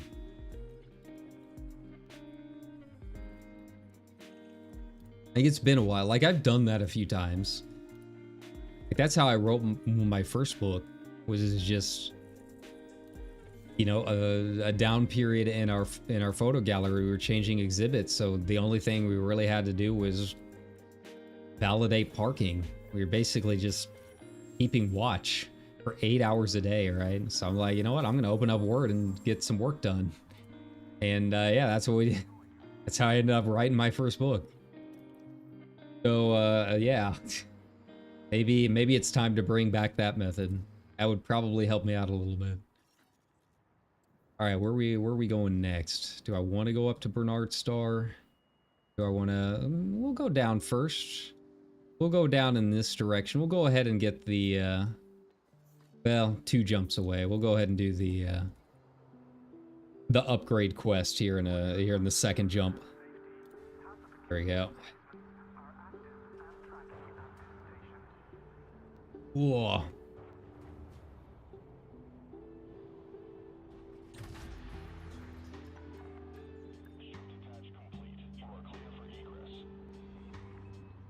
All right.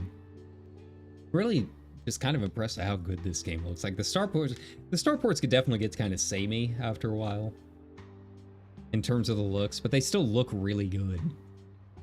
I would like a little more variation in them. And same with the fleet carriers, you know, ultimately that's kind of the goal, is to save up for a fleet carrier, which I honestly don't think it's going to take that long. If I ended up getting Odyssey and doing exobiology, I would have a fleet carrier after I would have one by now. With less than 2 weeks of playtime, I would probably have a fleet carrier. And I know someone's going to hear that and be like, no, there's no way. That's like in-game stuff. It's like, I feel like you fail to understand how much exploration I do and how long I will play this game per session when I have days off. Like with some of the exobiology turn-ins that I've seen, I would absolutely have a fleet carrier by now. But that's the ultimate goal. You know, it's firing at me. Yeah. But I'm not wanted, so maybe it's someone else. Cool.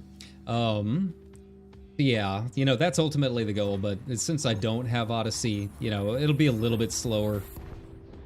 Instead of several billion per turn in with exobiology stuff and landing on planets and scanning, I'll only be able to turn in about 500 million at a time.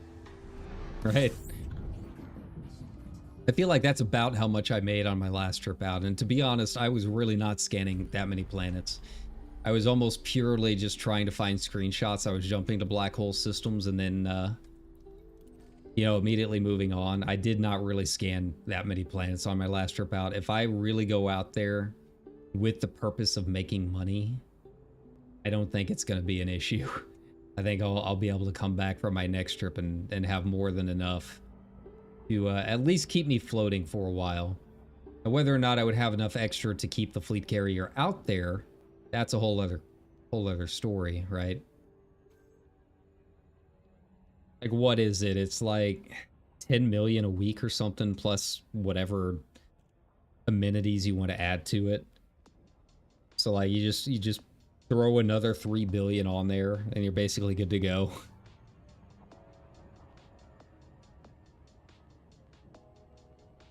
Right. But yeah, that's not too bad. I mean, you know, if you are being conservative and saying, you know, 3 million a week or whatever, and you put 300 million onto your ship, I mean, that's 100 weeks. Like that's a good amount of time to be sitting out there in the middle of nowhere, right? I don't know what the actual amount is, but you know, it adds up pretty quickly in terms of time. So yeah, you know, I'd have to make sure that I've got enough extra. It's kind of like don't fly without rebuy. In this case, you want to make sure that you got enough out there to keep it out there for a while, and you got enough tritium to get you where you need to go. Now that does confuse me a little bit. I don't know how all of that works in terms of tritium. I know you can buy it from certain stations, but yeah, I know the general census is just calculate how much you're going to need for the trip there and back on any given jump and just buy that much. But I feel like if you've got the money to buy a fleet carrier to begin with, you can just kind of buy all of the tritium that you can and just put it on the ship, right? It's not something I think that you can kind of sit out there and do what I do, where you just kind of jump to random places and then just kind of keep jumping to random places. Like you gotta, a fleet carrier, you gotta kind of plan trips there and back. But since you can bring your whole fleet with you, like you can do the jumping around once you get there and kind of make your way back. We've seen how far out I get. Make it really easy. Yeah, I'll cross paths with 2 or 3 DSSA carriers while I'm out there on one trip. So I feel like having my own fleet carrier and just parking it somewhere and then heading back to Seoul, I don't think that's going to be too much of a problem at all.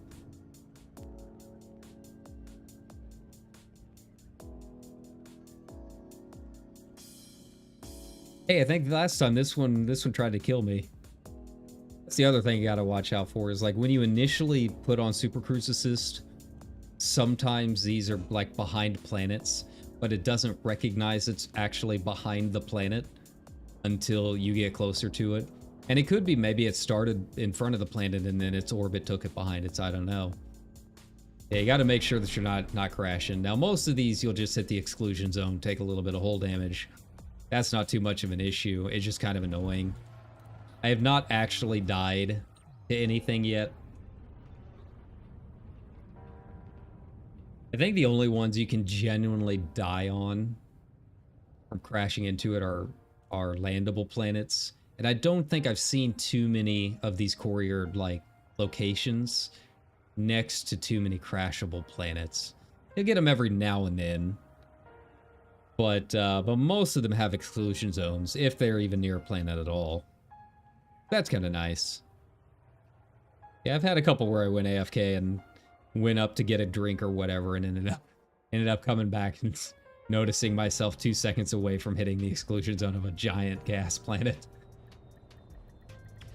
All right, here we go. Did I get a bonus for time? You probably saw that kind of stuff pop up when I jump into a system. Some of these you get time bonuses for. It doesn't, I think, help you with rep, but it does occasionally help you with money. And the other thing is, like, if you really just have a lot of free time, or you just want to pick up as many missions as you possibly can and don't really care about the rep, this is also a really good way to get materials. So, like, where are you? So, like, this the little nut symbol, those are materials you need for engineering upgrades. This is a really good way to get those. So, you know, keep that in mind too. I think I've got quite a few just from that alone. And some of them are pretty high grade, which means I will be able to trade them down to the lower grades that I need for most of my engineering stuff. So that'll be really nice. Like, I'm sure I'm going to need to put on my my FSD engineering, which is going to need chemical processors and all of this stuff. I think I should have enough just from turn-ins that I can downgrade some of them and make a fair amount of money. Or save myself a fair amount of time from having to go out and scan encoded signals and all kinds of other BS like that, right? But yeah, that's an option. You know, as much as I like exploration, the stuff that gets me to do exploration, it turns out there's a lot of cool things to do in the bubble that can kind of help you with that. Who would have thought, right? You could slow boat it like I did and just go out scanning encoded emissions the entire time, or like slowly cracking asteroids out in the middle of some random planet. But, you know, maybe it would be easier if you actually did buy some limpets and did it that way, right? Turns out that saves you a lot of time. I got a fair amount of materials the last time I went mining just from my limpets alone. I'd been getting in my Dolphin and just loading that thing with cargo racks and putting in as many limpets as I can. Because Adeni, like, the station is already next to a ring planet. So I don't even have to jump. I don't have to care about jump range in Adeni. I just literally just leave the station, point myself north a little bit, travel for like 30 seconds, and I've got an asteroid belt that I can crack. And sure enough, it's really fast, and it's pretty nice. All right, here we go. Unfortunately, the one closest to the station is, I think it is an icy asteroid, but I'm not getting like a whole lot of like ammonia or arsenic. What I really need is like arsenic and manganese. I get manganese every now and then. Every 3 or 4 asteroids, I'll find like one manganese node or whatever. So that one's not too bad, but I don't know why. I can't find arsenic for the life of me. I know there's faster ways to do it if you want to do the SRV thing and go down and like scope planets or whatever. That's too much work. I hate the SRV. I hate landing on planets, I'll be honest. Like, I did do that for the Guardian stuff to unlock FSD engineering. I hated it. That's the one thing I've done in the game so far that I just really have zero interest in, which is why I haven't bought Odyssey yet either. Maybe it's different scanning plants and finding like new life forms and stuff. But yeah, having to deal with driving the SRV around and trying to do combat near Guardian zones with that thing, it was just a pain. I really did not enjoy it at all. That's not great. That's not great for some of the for some of the other prospects in engineering. I think the only thing I would have to worry about is if I wanted like Guardian stuff. I think that's really the only reason you have to go to Guardian sites. You know, if you want to do, you know, maybe if you wanted to do some Thargoid encounters and stuff, you gotta go and get some weapons and that kind of thing. We'll see. I know that I think for my main cannon, my multi-cannon, I think I need like corrosive bullets. Like it's an engineering experimental effect. But I don't know if it's gonna need anything from like Guardian sites at all, right? We'll just have to wait and see. Oh yeah, that's not happening. That's completely different landing. I've got like 3 here. That's the problem, is like you'll get in here and you get those mission critical notices, but if it's an area or a system that you've got like 3 or 4 different stations you gotta land in, yeah, you're not getting that bonus. It's just not happening. You'll get it at maybe one of them. But I've had cases where I'll hop into a system and like 4 of those things pop up, all for different stations. There's no way, man. I just don't have the time. Got too many places to visit, too many turn-ins to get.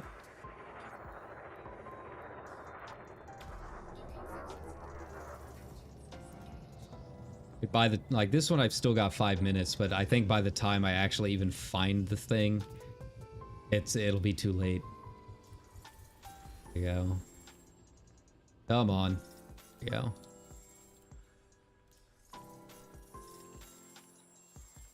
All right, anything else good here? Oh, those are all for our same system. Okay, that's cool. What about support? Can I buy my way to you guys' hearts? Nice. They say money doesn't buy you love, but everything about video games is telling me exactly the opposite. Turns out that having money is actually pretty nice. I wonder what that's like.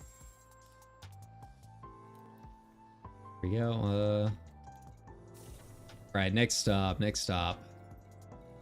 That one was a close one. Scout landing. Oh. There we go, and that's more time as I wait for it to load up. There we go. Like, yeah, actually, I would really like money.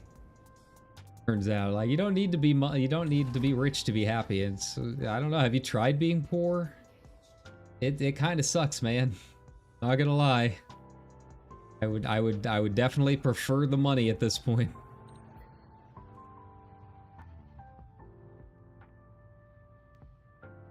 Like, you got money, which means you can afford to do things that make you happy. Alright, well this one's kind of close. It'll be... I don't know. I don't think we're going to make it in time. I got to get around this planet, which is kind of a pain on its own. But, you know, we'll see. Be cutting it close. Yeah. Yeah, so you got to drop. Make sure I'm not dropping into orbital cruise. Get around this guy. Oh, I hate these things. Those are the planets that are landable, and those you actually can crash into. So just kind of be aware. There we go. Yeah, most of the time it won't tell you that it's behind the planet till you're like almost on top of the planet and you're like panicking, trying to move your flight path, get out of the way in time. Oof. Alright, so we got 5 minutes. I don't think we're going to make it in time. It took too long to accelerate after getting out of orbital cruise there. getting around that planet.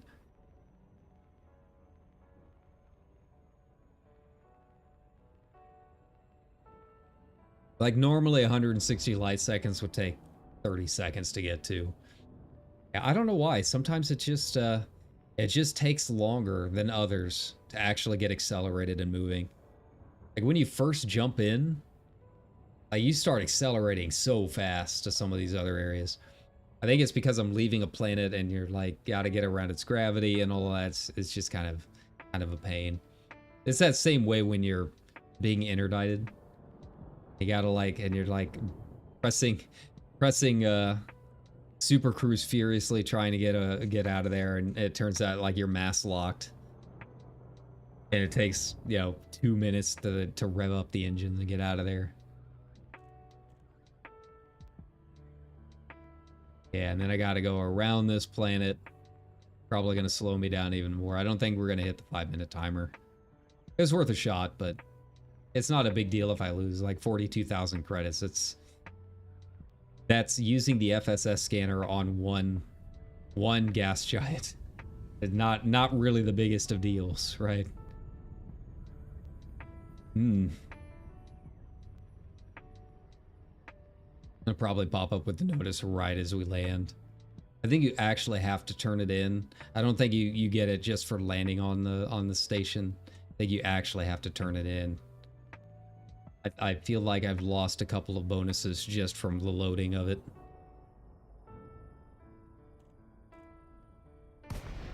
Here we go. Yeah, I don't know why it's taking so long to load some of these.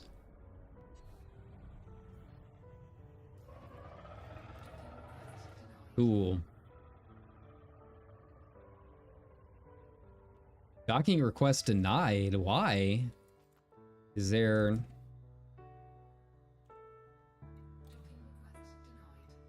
Civilian outpost.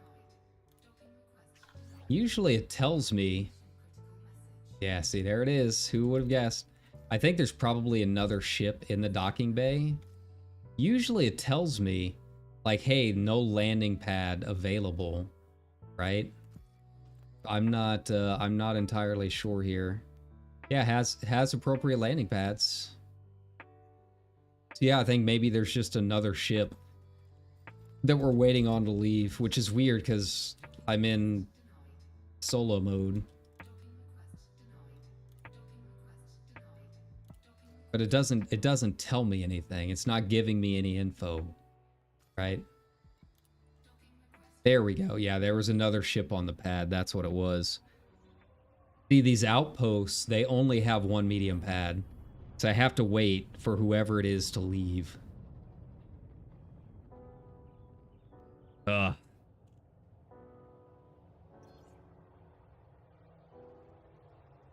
This NBC caused me to be late. If I was feeling like a pirate today, I would have just blown him up for good measure. Or for making me wait.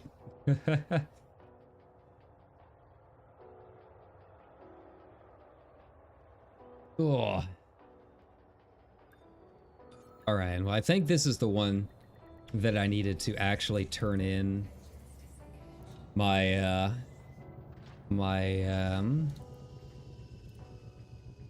rank up quest. We'll see.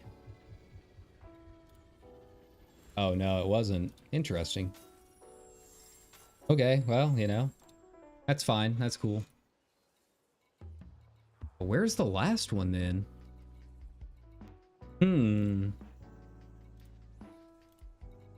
Right, any others to some of the upcoming systems? Yeah, no. That one's independent. I need Federation only. Hey, there we go. Port, nope. Sorry. Skipping that one. Alright, well, it just makes it just means it will go a little bit faster too. Alright, what do we got here? We still got one more somewhere. This is the system I need, I think. Oh no, it's the next system we need. Okay, LaSalle. Here we go, yeah, so we don't have any more here. 9532.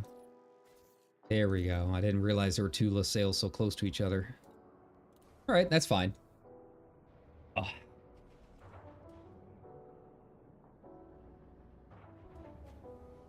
Uh, bear with me a second. Searching for something on the desk. There we go. Just had like a really weird headache. Like a migraine. It's like a piercing headache on my side. Maybe that's a type of migraine. I don't know. I feel like I just haven't slept all that well in the past couple of days. Yeah, I think maybe that's what it was. I've been trying to drink more water lately, but it's not going so well.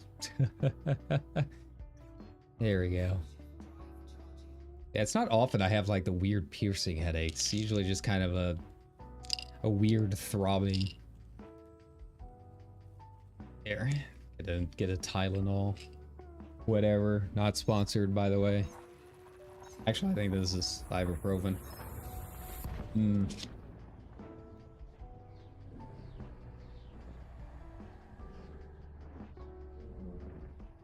See if that helps at all. All right. Probably doesn't help that I'm not really stopping to breathe a whole lot today. That's the streamer problems, right? You gotta make sure and breathe sometimes. I'm very bad about that. I wish I was better about it. I'm not. Okay, get over this this star. There we go. Now we're good. Maybe that's going to be one of the 4 ships. We can finally buy the cruiser that's in the top 1% of all liners out there. That's what they've been holding out on. All right. I think there's a couple in this system. We've got Gupta City. I think there's one further out, right? Yeah, Kirtley platform. I think that's the one we actually need for our turn-in quest, but we're gonna worry about Gupta City right now. I don't care about the bonus. The bonuses can be kind of rough. Some of them it's like right on the dot with how long it takes to get there in Super Cruise. Maybe like a 10-second leeway, if that. Right, yeah, it's gonna slow me down going around this moon or whatever. We're getting there. I feel like we're making good progress. I mean, keep in mind, we're already on the turn-in quest for the next rank. So we're like a fair amount of ways into the next rank. I'm hoping at least 10 to 15% by the time we finish all of this.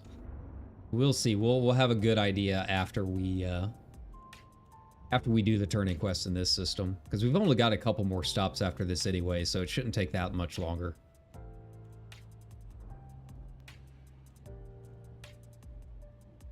And then yeah, after that, we'll do like I've been flying around, just kind of doing a Zatsu for a little bit. After this, once we get back to Sol and Galileo, we'll be doing some combat stuff. So I'll be doing a little bit more focused. I mean, there's still going to be a lot of flying around because I got to find the scanny thingies, but it'll at least be slightly more interesting. A couple of them are going to be some trouble. If I get like a good threat 3 or 4. I don't even know if I'm going to pick up any threat 4s. I'll probably I'll definitely pick up threat 3s. But I don't know if I can do threat 4 without more engineering on my weapons. It'll be close. It's like borderline enough. Like, you don't lose the quest if you die. But I'm already under 1 billion.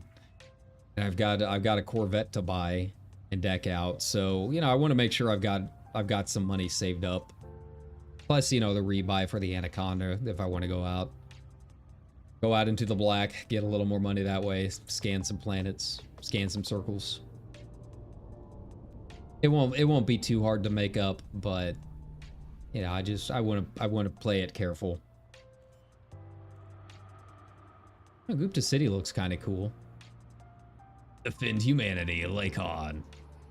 Alliance Chieftain, I think.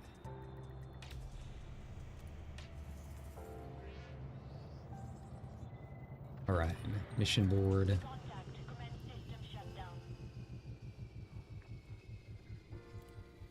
Hey, Sue.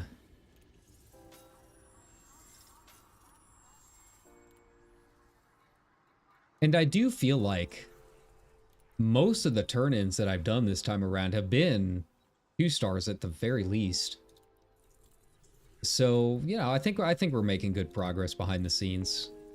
We won't know for another few minutes, but we're getting there. Yeah, the Corvette looks really cool. I mean, that's ultimately what it comes down to. Like, it looks like a federal flagship, right? In fact, I think the one that Zach Hudson flies around in is a federal Corvette, right? Spaceship One or Starship One, whatever it's called. I know you can find it flying around Seoul every now and then. Yeah.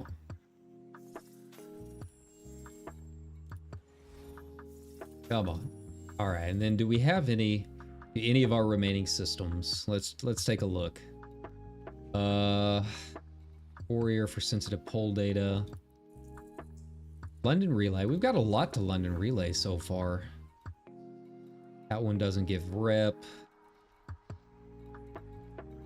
Okay. We're doing all right. And that one's a threat 8, so we got to be kind of careful with it. We'll probably get interdicted at some point. Who knows by what. All right.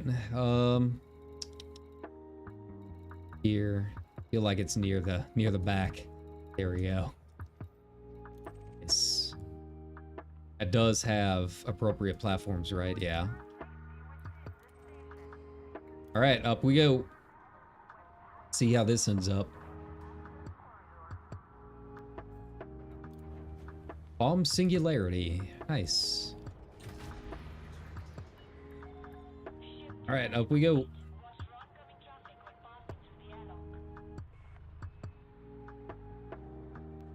All right, and it's right in front of us too. That's nice. That always makes it easy. It gets tricky when you gotta fly around and then there's like a big old planet in the way, right? Like, I hate the ones that are like right next to a planet. I feel like there's a couple stations in Seoul that give me that issue. Like, that's like trying to do the Seoul bounce. Overall, it's pretty easy, but I think it's Lee Kuing that station. I feel like it's hard for me to leave the mass lock, and I don't know why. And it's only one of the stations that does it, but it takes forever to boot up your FSD so you can get to the next station. And I don't know if it's because, like, it's right next to Earth or what. If it's got, like, the lowest orbit around Earth. But it is kind of cool to finally get to Seoul. I haven't found Galileo or Voyager 1 and 2 yet. I know they're out there. They might be in Sirius by now. I can't remember where they're supposed to be at in the game. Yeah, you can go out and actually, I think they're... You can go visit them. Here we go. Yeah, you can go visit Voyager 1 and 2, which is kind of cool. I don't know if they have a signal out there. I need to look it up, because that'd be kind of cool to go do. After I've gotten this grind done and I'm just kind of like hanging around Seoul, I'll just boot up Super Cruise and let it sit for a couple of hours and try and get out there to see where our very first interstellar satellites have gone. I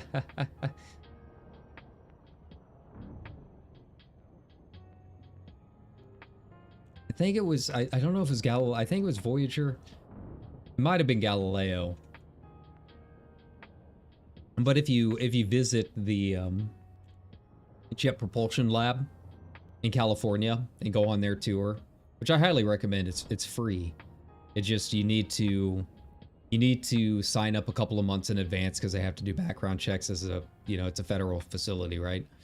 Yeah,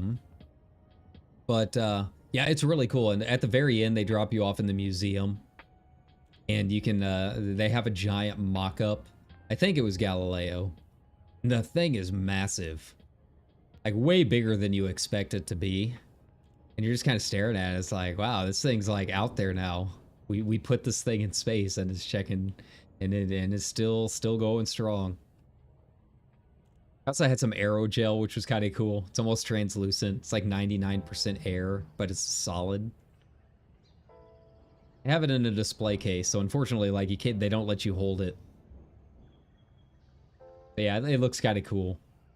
I tried to, I took some pictures of it, and sure enough, like, even through the pictures, it's, you can kind of see through it pretty good. But no, it's a solid.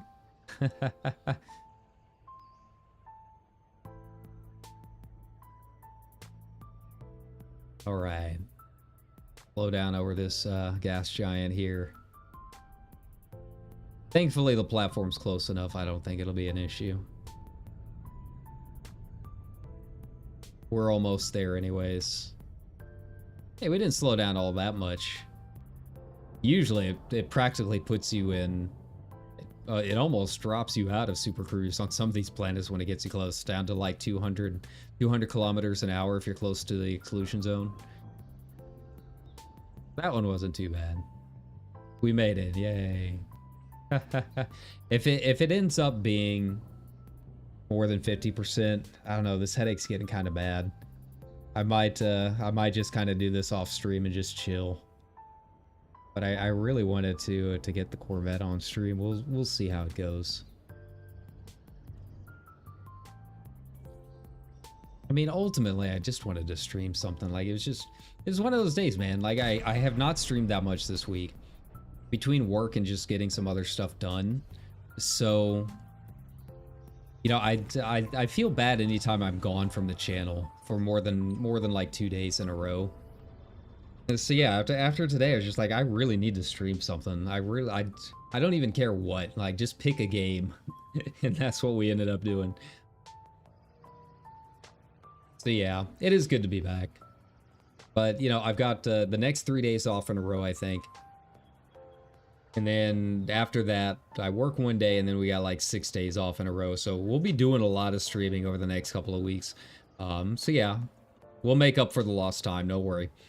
So again, like and subscribe if you want to see more on the channel and play along with whatever games I've got planned.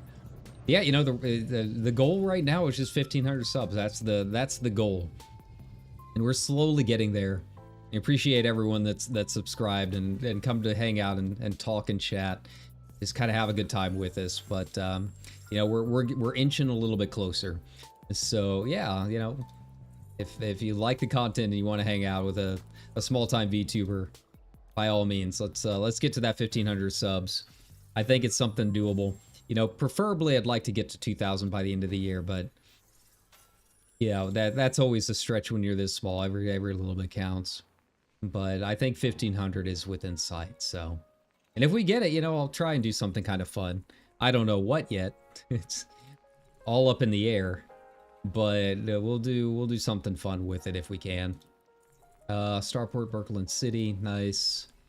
Yeah, some of these have like threat level 8, but then you look at it and it's just like the station is only like 2 light seconds away from you. Like, hardly the scariest thing in the world.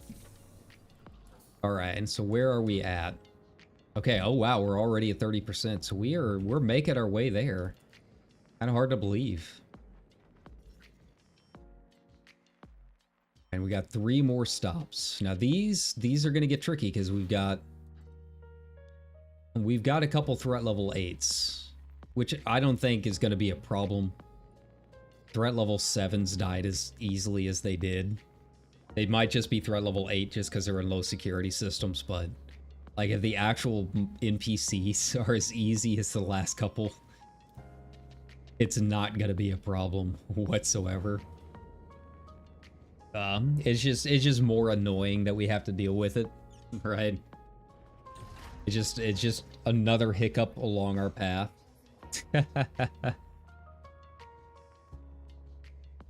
Ugh. Now, when we do the fighting ones, the tricky part with that is that there's just so many There's so many fewer that I can choose from. Like, that's the hard part. If you really wanted to stack, you can very easily get 20 assassination and combat missions. My problem is that I'm only going to be doing, you know, threat 3 or below. So it's going to be a little trickier to fill up on my missions. And obviously we don't have a circle that we can go through like we are right now. Basically, you know, you pick up and what you got is what you got. I'm not picking up any others along the way. But again,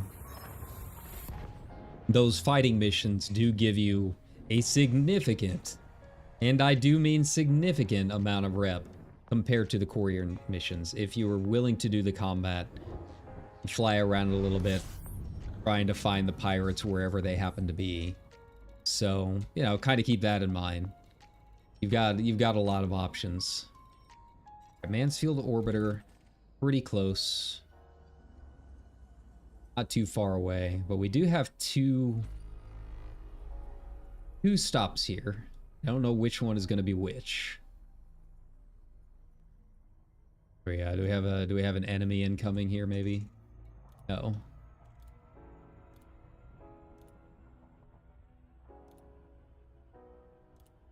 We've got host captain. There is a commander toolbox. I don't know if you know the website Commander Toolbox. It has like a guide. It basically has you hopping between two systems using courier deliveries all the time, but it's fairly old. But I think some of the info might be outdated or they've nerfed it or something like that. But what is good about it is it does have all of the ranks that you can get, and it tells you what you unlock with each rank. I mean, really any Wikipedia can do it, but if you're looking for a guide, you can literally just look up Elite Federation Grind, and it should be probably the second or third result. So I've been relying on that to see like what rank I am. I don't know anything about the Navy. In case you didn't know, I was not exactly a military kid. So yeah, I don't really know what all the names mean.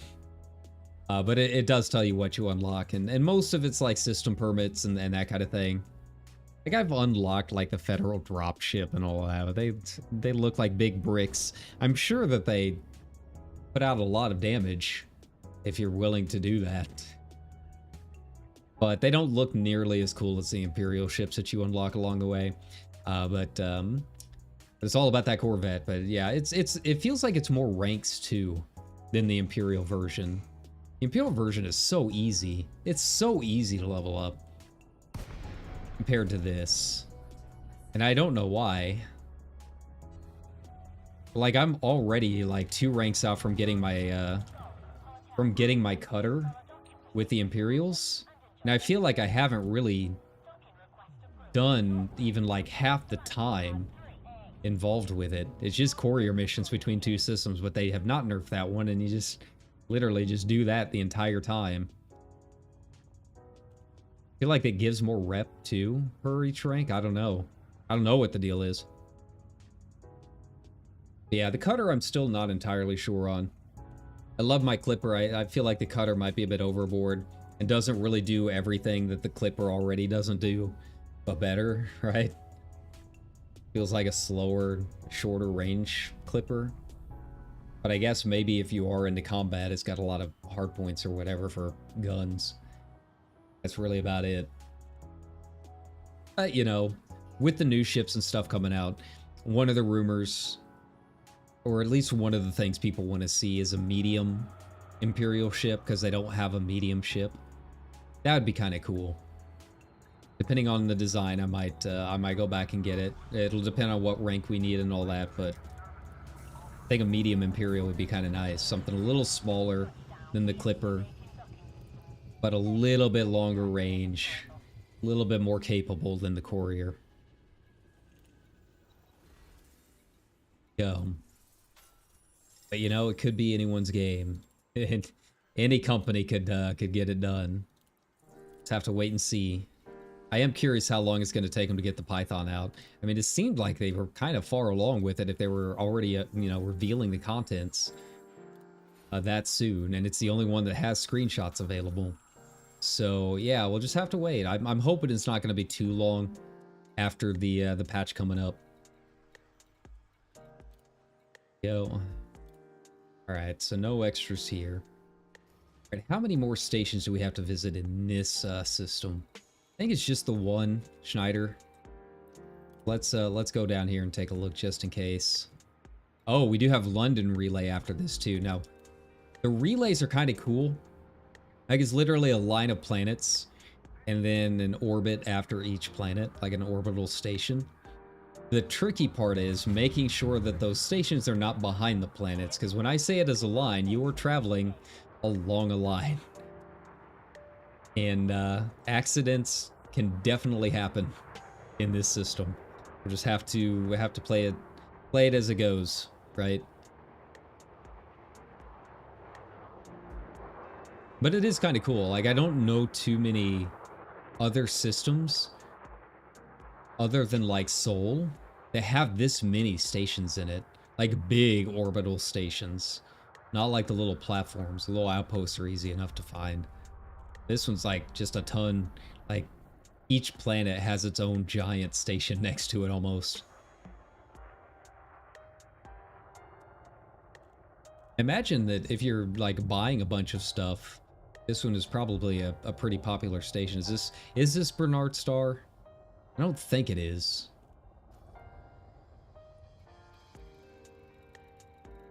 Go down here and take a look. Yeah, this is Epsilon Indy. Okay. Easy enough. All right, yeah. You gotta be kind of careful here. Move down a bit. Go down to the next one.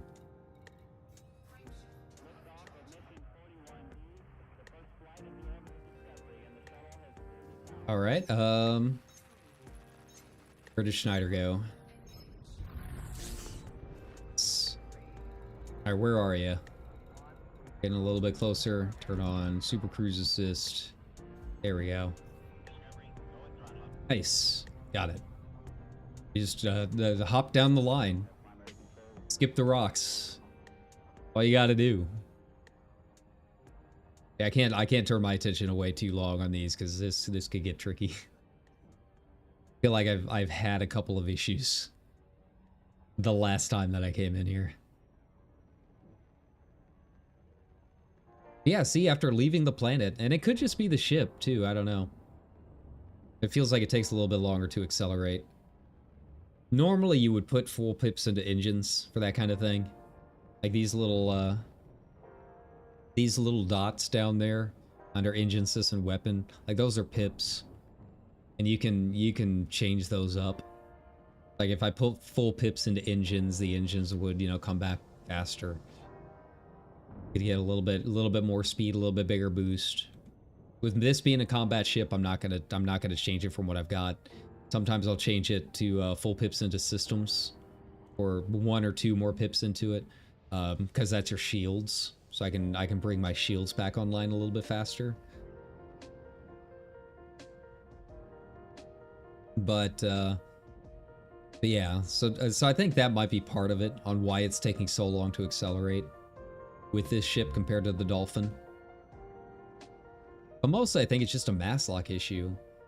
Like, I don't know why, it just feels like it saves your disruption for a certain amount of time after you jumped.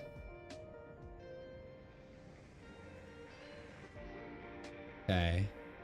Wasn't New Africa that gave me issues. I think it was London Relay coming up. I think that's the one I almost crashed into last time. In fact, I think I did crash into it last time.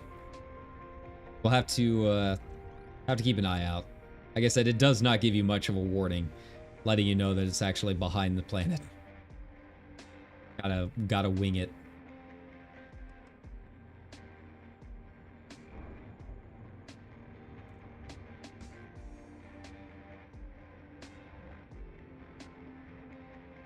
I feel like this is the relaxed movement, by the way. I've got it turned down a little bit, but you know, I wanted a little bit of music in the background. Last couple times I've done this, played Elite Dangerous, I felt like the background music was a little too high. So I don't know if you can hear it all that well. But yeah, this is the relaxed movement. They've got some music that they made. I talk about them all the time, but this track in particular, especially because it has like the NASA broadcast as part of it.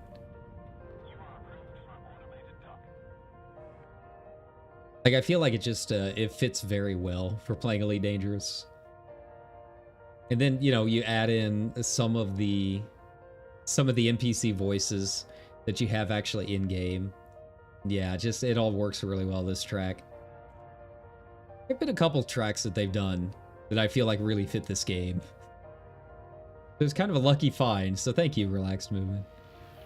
It can be hard to find like decent license-free music for creators on YouTube. Usually you gotta make like a playlist, go through YouTube Music Beta or Creator Music Beta and like make a playlist and download a bunch of stuff, and yeah, it just gets to be kind of a pain. It's just nice to have a channel that just makes a giant 12-hour license-free music stream. But thank you, Relaxed Music. I do appreciate it. Us small streamers, we rely on you guys quite a bit. You're doing the Lord's work. Yay, success. Oh, this one I had 2 missions. Nice.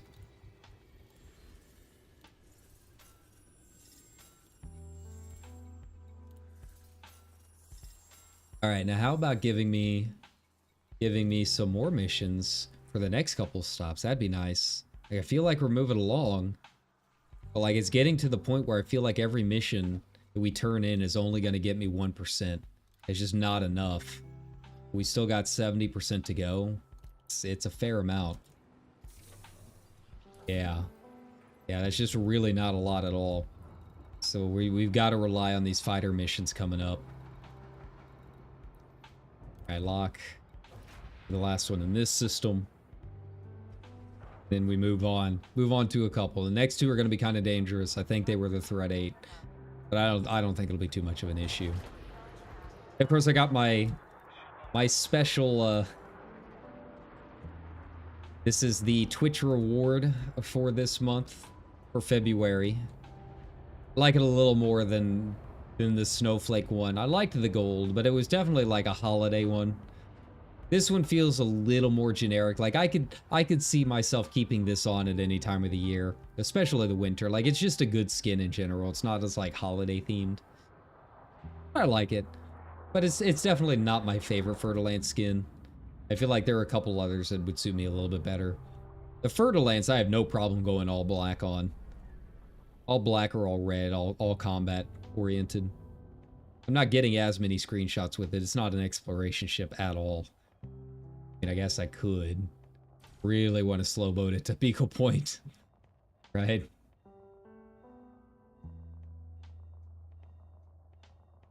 Oh, he's probably speeding. That's probably what that was. Maybe he bumped into that other ship. Like, they were attacking him for a second. Usually that's just a fine. I don't know what he did to piss off the authorities, but alright. Avoid that guy. He's driving a beamer.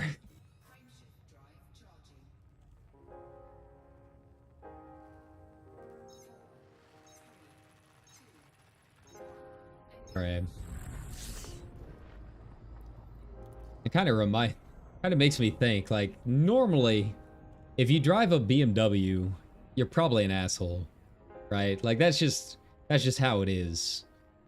Like, I don't know if, like, you're an asshole as a person, but you definitely drive like one. It's just a general rule, right? Like, the LA Times, I remember they even did a study on this and, like, went through all of their accident data. And sure enough, people that had BMWs got in a higher rate of accidents. But I wonder if, like, Teslas are the new Beamers. Like, you can kind of assume, right? Like, I've seen a couple pictures of people that have the bumper stickers that are like, I bought it before I knew who he was, right? Like, okay, they get a pass. It's a good bumper sticker. But are Tesla drivers the new Beamers? It's up in the air. I haven't really met too many Tesla drivers since I moved out of California. We have a couple here in town, but like everyone around here generally drives okay. if they're driving really bad, you know it's going to be a bad day at work. Like, you can always kind of tell how work is going to be in the atmosphere based on the traffic in town. But yeah, out in California, the Beamers were definitely a problem. Like, every single time I ran into an asshole, they were driving the old Beamer. I need more data on the Tesla drivers. To see if they can really match, right? If a Beamer driver crashes into a Tesla driver, is it like an unstoppable object meeting an immovable force? Is that where we're at in our cyberpunk hellscape that is 2024? Maybe. It's all right if we're in the cyberpunk hellscape of the future already. You know, I'm just doing my part as a VTuber. I feel like that is definitely a cyberpunk kind of thing. I think we're living in that era at this point. Becoming anime on the internet. Who would have thought it was possible? I sure didn't. But, you know, we're here and we're gonna make the best of it. The world might be ending. I'm just here to entertain and watch from the sidelines. Join me.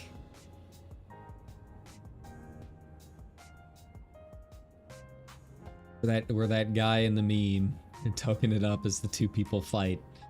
That's us. So that's our spirit animal right there. I should say that.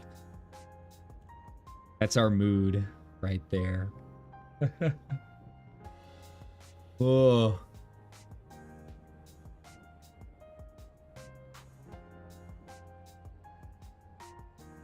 All right, I'm definitely feeling it. I didn't realize this was gonna be 3 hours at this point. I thought we would be farther along, but it kind of gives you an idea of how long this grind is. And I feel like we really haven't done anything.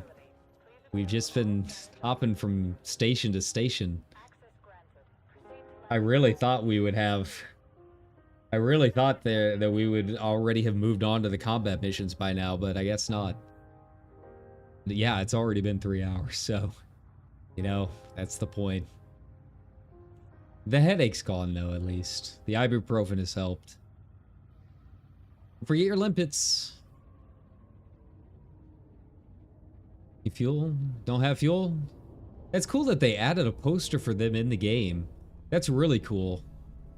If you didn't know, there's a community group called the Fuel Rats. So if you have an issue where you ran out of fuel in the middle of space, basically you wanna make sure to log where you're at. Like, it definitely helps if you have EDSM to make sure that you have all of that set. And you immediately log out to desktop so you don't die. And then yeah, you log into the Fuel Rats website, put in the info and your help requests, and they come and give you fuel. And that's cool. I saw that they had an actual billboard here in the game. That's awesome. It's not like an official community. Like, it's not something the dev team has put in. It's just they became popular enough and famous enough that I guess they gave them their own billboard. That's really cool of FDev to do that. Yeah, if you're in the game long enough, you will definitely get to know the Fuel Rats. I've not needed their services yet. I have run out of fuel once in the game. It was just like in my little adder or whatever, one of my starter ships. But I definitely know of them now. All right. Levi Strauss installation. All right, we're heading to that one for a couple of other jobs, so why not? All right, and another one. Just throw him at me. Bernard Starr's got a lot of really good.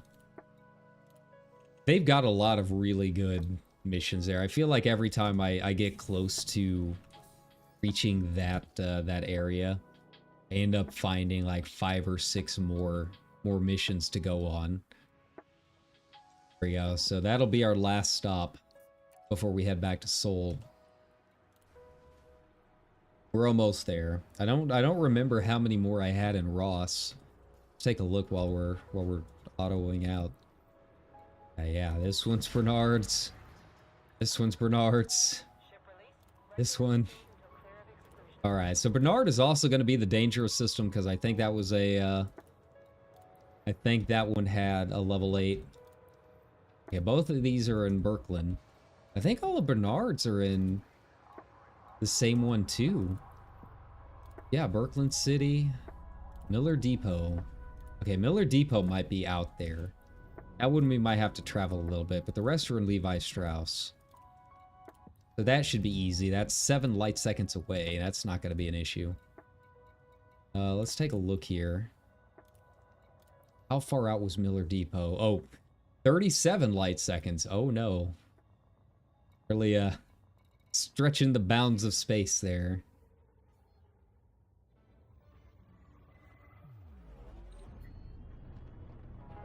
All right.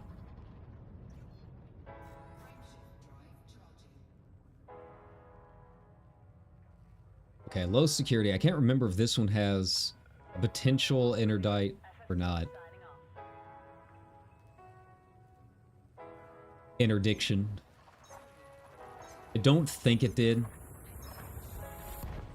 I think all of our interdict missions were in Bernard's, which again, I mean, if all of them want to come at me at once, I'm perfectly cool with that too. If they were as easy as the last couple, like I'll be able to take a squadron of them. That's not an issue. I'm gonna get around this star first since I don't have fuel scoop. There's really no point to me giving myself heat for no reason. Yeah. All right.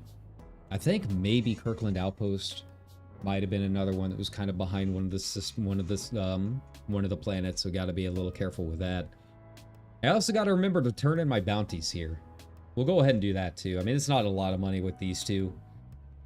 We'll be getting a couple of million from bounties on the kill quests here in a little bit. That's going to be a fair amount. I like doing that. It's nice to turn those in and make back all that you spent on donation missions really fast.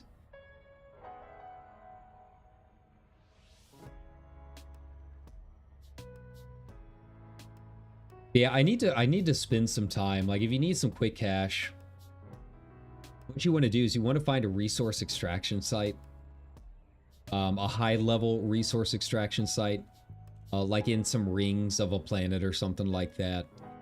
And you want to do it in a high security system, if you can.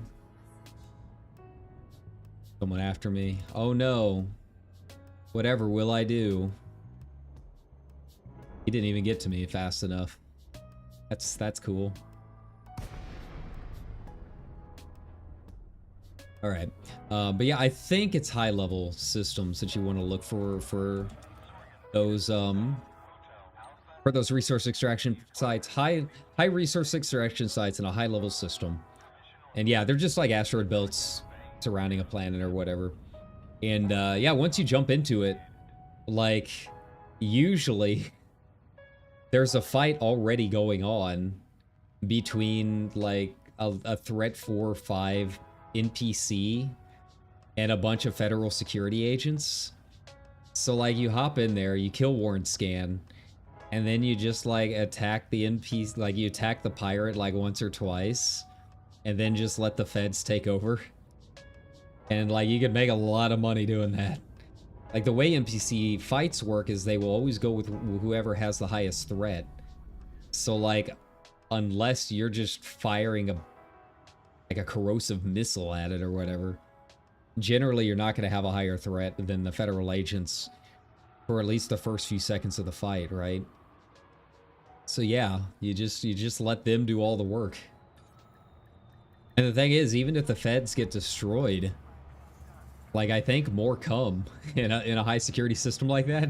So like, yeah, you really don't have to do any work at all. It's really easy. All right, there we go. Cool. Cool. Nice. A couple more donations here. Not gonna help me all that much, but like at this point, every little percent counts. I just want this over with, man. I want my Corvette. We're so close. We're so close. It's just half another rank. Little more than half a rank to go and we're there. Alright, but once we get back to Seoul, I'll take another break too. Finish that second cup of coffee that I started. Any more to Bernard Star while we're heading that direction? Probably not, but yeah. It was worth a look. I don't think there's any to Seoul either. I've never seen a mission to Seoul. All of them are away from Seoul. Yeah, 70 Ophiuchi, I think, is one of the ones that have, like, super far away missions. So yeah, you gotta watch a couple of them. Alpha Centauri, I know for sure. If you get a mission in Alpha Centauri, just skip it. Completely, just real talk, just skip it. I mean, you know, if you're doing a courier mission out there, like 3 million credits, maybe it's worth the 90-minute drive to you. 90 minutes real time. That's not an exaggeration. It is literally 90 minutes of AFK time. So maybe that's worth it to you. I don't know. But you do get 30 million credits and you get 5-star reputation from it. But for the most part, you can do like Alpha Centauri mission, just skip them. It's usually not going to be worth it at all. All right, here we go. So we got 2 stops in our last system. We've got some pirates on the way trying to get to us. They will probably instantly die to this Fer-de-Lance. That's cool. I kind of want to buy a second Anaconda. Here we go. Just for combat. Like, I genuinely do. Because I want to see what would happen to these poor pirates trying to interdict me on a courier mission. And then they just get a face full of like 7 hard points aimed directly at them. And maybe even a couple of auto launchers. Like, I've seen videos of people doing that. And it looks really funny. And really fun.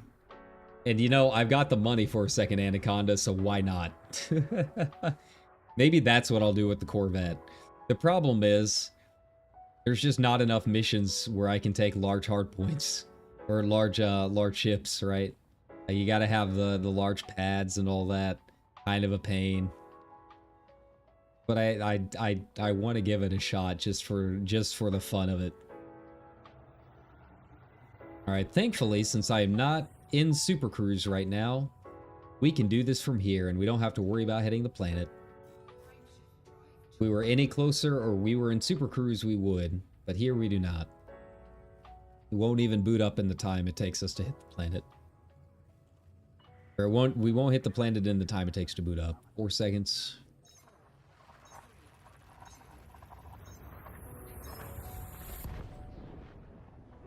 And we might get interdicted, like, sitting around the sun, just waiting to...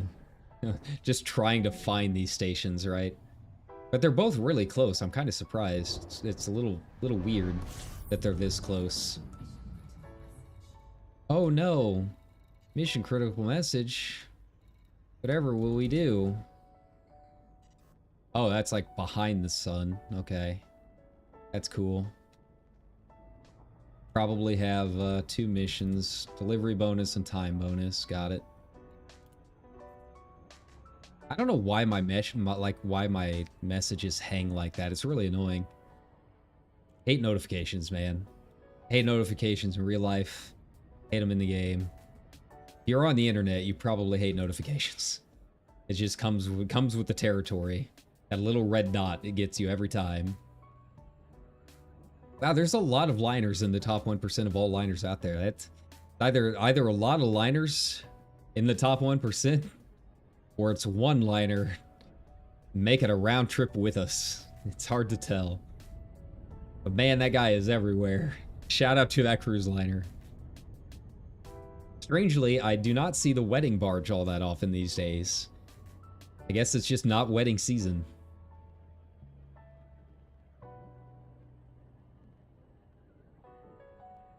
Alright, now I don't know where that last installation is. Most of our stuff is here. The last one only has, I think, 1 turn in. Worst comes to worst, if it's like really far away, I can just cancel it. I don't mind. You know, if you have to abort a mission, You lose a little bit of rep with the allied faction, but I don't think it really affects like your Federation rep all that much. So, like, there's really no harm in doing it if worse comes to worse. There we go. If you just kind of want to be done with it, right? Make your way back to Seoul. That's cool.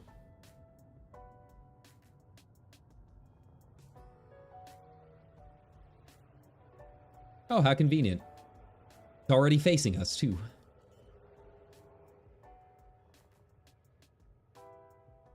The Hutton Orbital Truckers Cooperative. I've seen a lot of posts on Reddit. Well, one post on Reddit lately. The guy pointing towards Eden and looking at the light year, the 0.21 light years to Hutton Orbital and asking why. Because I guess they didn't know about it. Yeah. Hutton Orbital's trucker collective is pretty cool. They've actually made like real life mugs for charity and stuff. And they actually put the mug in the game, so it's kind of like the tradition. You get to Hutton Orbital, you make the 90-minute journey out there, and you buy a mug. If you have an actual mug you can put in your cargo hold in the game. I really wish that they gave you an achievement in the game that lets you put one on the dashboard once you get there. Like, I know a lot of people have requested that over the years. It is kind of odd that they don't have something to, like, put in the ship. I feel like it wouldn't be that difficult. Yeah. Cool.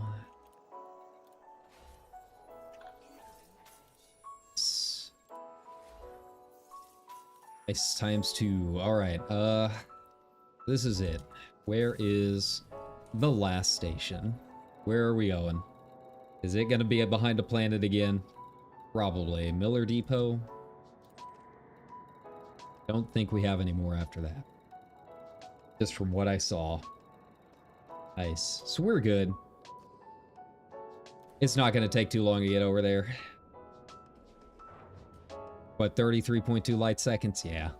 I don't even think they have a chance to interdict me in that short of amount of time.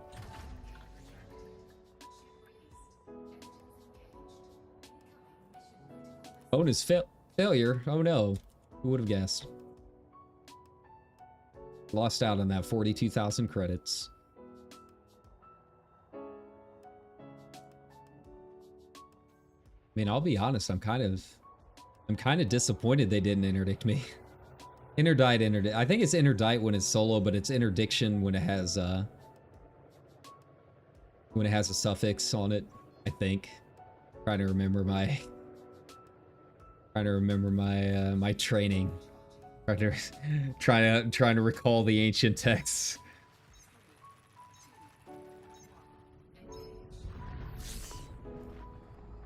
I gotta get down there before I crash into it. Where are you? There. Oh, this is a big one too. Yeah, the big starport. I was just kind of vaguely curious, man. After all the trouble they gave me, gave my dolphin, whatever his name, Finlay, you're still out there. It's kind of nice to just let them try and track me down now. Just get in the combat ship and take care of it. They haven't even popped up in the text messages yet. A little weird, not gonna lie. I thought they'd be a little more active. Apparently, like, I saw there was a bunch of resource extraction sites here. I kind of figured they'd be kind of everywhere. Usually a lot of resource extraction sites means a lot of pirates. And yeah, you can make a lot of good money that way. In fact, there's, I think, guides on, like, which systems are the best ones to visit for that kind of thing. Because, yeah, there are a few systems where you can make millions per hour. Hundreds of millions even per hour. Just doing nothing but bounty runs. Because of how many extraction sites there are and doing the cheese mechanic with the Federation. Or Imperials, you know, Imperial security forces are there too. But I feel like the Federation factions have a little bit more security. Have a few more areas that are highly populated enough to have those extraction sites. Or who knows, maybe it could be independent, for all I know. Don't listen to me, I have less than 2 weeks playtime, so, you know. I'm just winging it.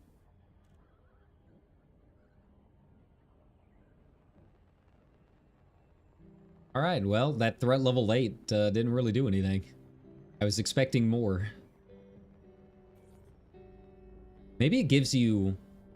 Maybe it's an either-or kind of thing. I've never really figured it out. It could be one of those situations where you hop into a system, and if it has a threat level, it has the potential to end up in an interdiction, or it has the potential to do a time bonus thing. I don't know if I've seen too many missions that do both. So maybe it's an either or. Maybe it rolls the dice, and maybe like if it has a higher threat level, it just has a higher chance of giving you a pirate instead of a delivery bonus. It could be. I don't know. Either way, we're fine. We finished.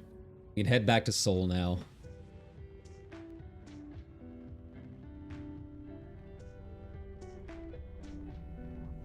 How much is the Corvette? I think it's 150-ish. I don't know what it'll be after the discount at LHS 20. But I think it's 153-ish. Maybe a little more. And usually, like, outfitting the thing is not too bad. You know, add another 50 million there if I really wanted to deck it out with, like, the best stuff. Plus whatever travel time to get there, you know. At least the best stuff that I have available. You know, engineering's a whole other thing. I gotta buy, like, 50 barrels of tea or something to bring it to some old wise guy. And he'll give me the secrets, the ancient knowledge to accessing better plasma rifles, I guess.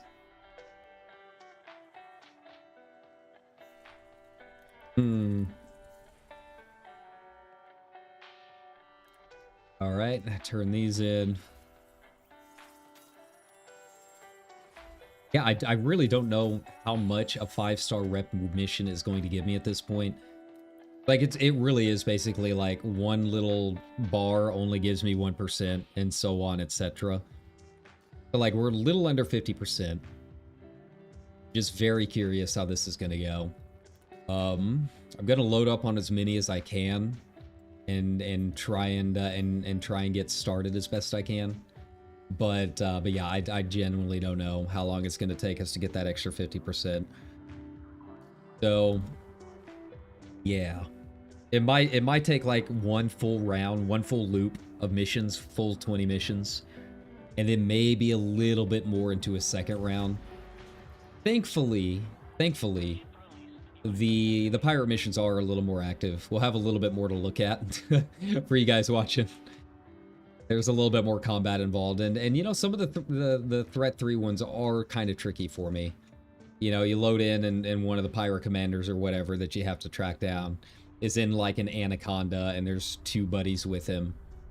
As long as I take down the anaconda first, it's not too bad.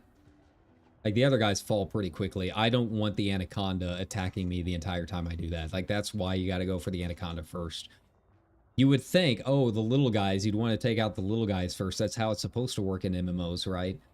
But no, the anaconda, like, it has so many hard points, and the guns are so powerful, even on NPCs, that, like, they are going to absolutely melt you if you're not careful. While the little guys, like, if you let them peck away at you, like, they don't really do anything.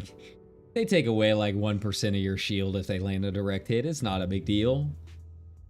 Like, you could let them fire at you all day. Just focus on the anaconda. Get that thing down before it tears you down. The battle of attrition, really. So yeah, we'll just kind of play it by ear. We'll see what our options are.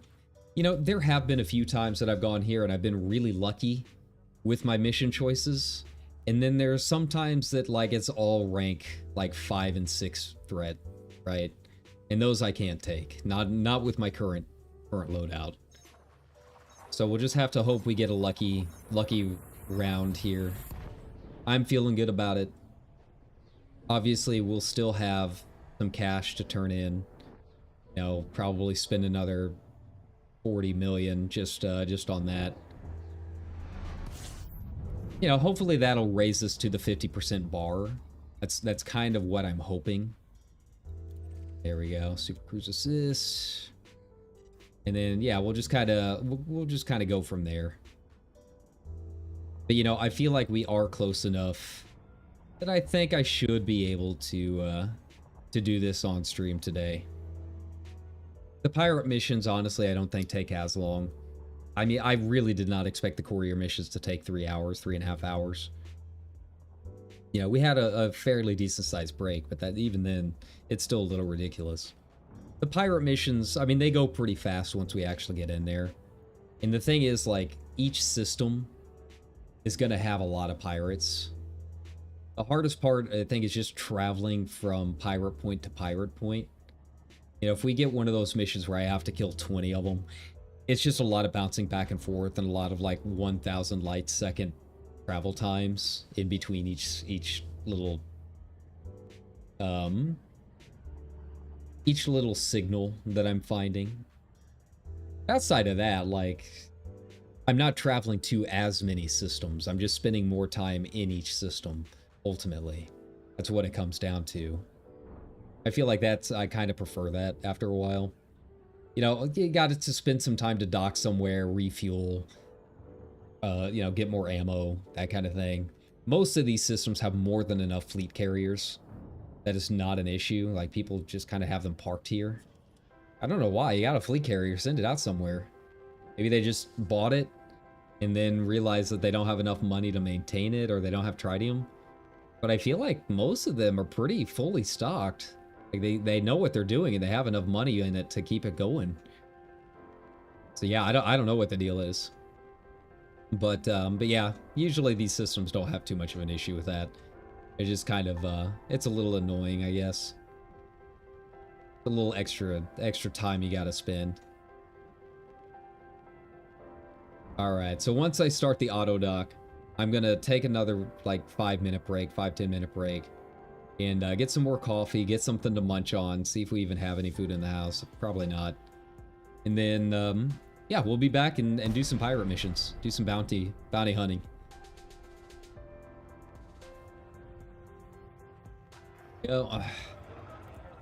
All right, I will be back in like 5 minutes. I'm not gonna do the screen this. You guys can enjoy the view from space. All right, but I am gonna turn off the background music.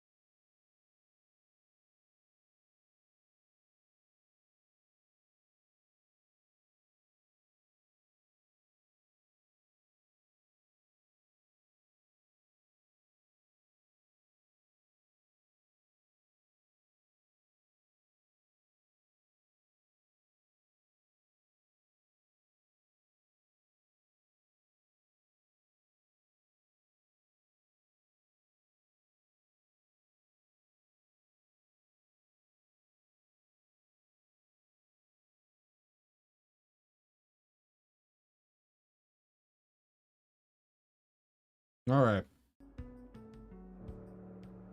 We didn't really have anything. And the problem is, being Sunday, absolutely nothing is going to be open. I think I might have Taco Bell until like 1 a.m. And that's really about it. I'm so sick of Taco Bell. My only other options are one single McDonald's that's open 24 hours that's still like 20 minutes away, or a Huddle House that's open 24 hours that is also 20 minutes away. It's also kind of expensive. So, yeah, I don't really know. I gotta figure something out. I'm hungry. But let's get this let's get through this first. Let's see. So we're at 42%. Let's buy out all of our support missions that we can. See if that helps at all. Hopefully that'll be another, I don't know, 8%, I think. How many am I picking up here? 6, 7, and 8. Okay. I don't even know if this is going to be 8%. I think I'm at the point where some of these lower tier ones, the little 1-bar ones, don't even get me 1%. You know, we just have to get in here and see. There you go. I mean, I don't mind spending the money. I have more than enough to deal with it. I won't after this, but you know, another week out in the black, and I'll come back with more than enough. But yeah, let's take a look. 5%, yeah, that only raised it 3%. All of that money, and only raised it 3%. So, okay, we got to figure this out. This is going to be a little tricky. Oh, wait, I don't want this. I want combat. But you know what? We're still doing it at every station. We got 4 stations. Not all of them have a ton. Yeah, see, like this is threat 8. There's no way. There's absolutely no way I'm doing that. Threat level 2. 2 I can do. 2 is easy. 2 is very easy. Oh, wait. No. I don't want that one. Because that's Alpha Centauri. Ugh. Give me a second. I gotta...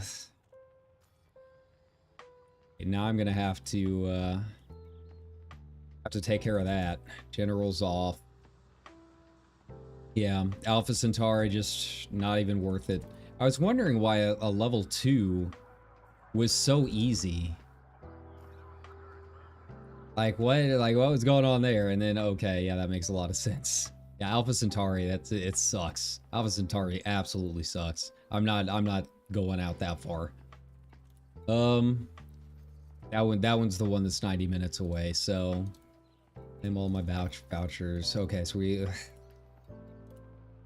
do combat and not Alpha Centauri missions. Here we go. Bernard Star I can do. Dale Thatcher, you've got a threat level of 0. We can take you on. How many pirates? 35, threat 4. That's pushing it a little bit.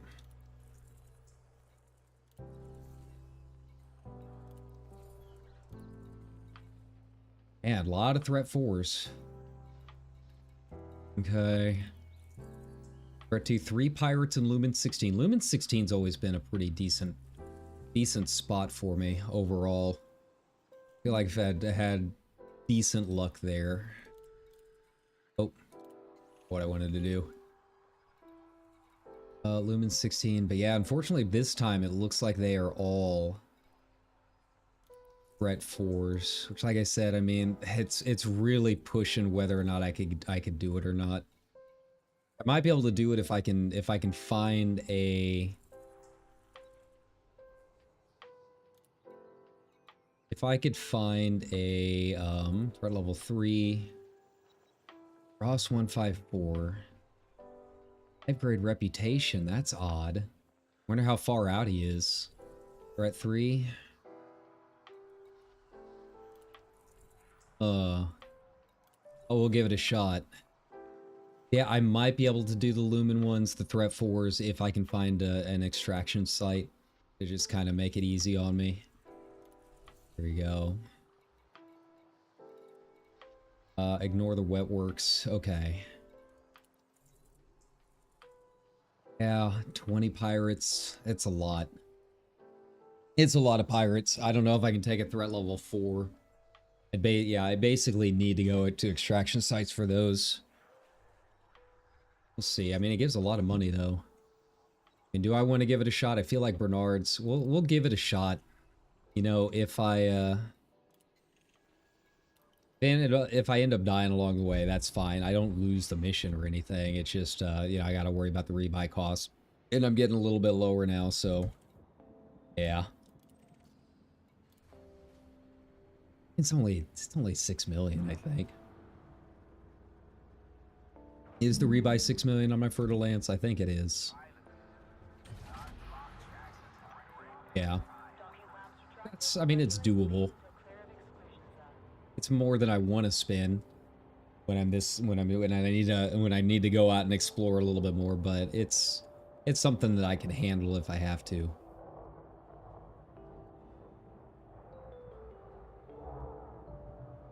Oh, okay. There we go.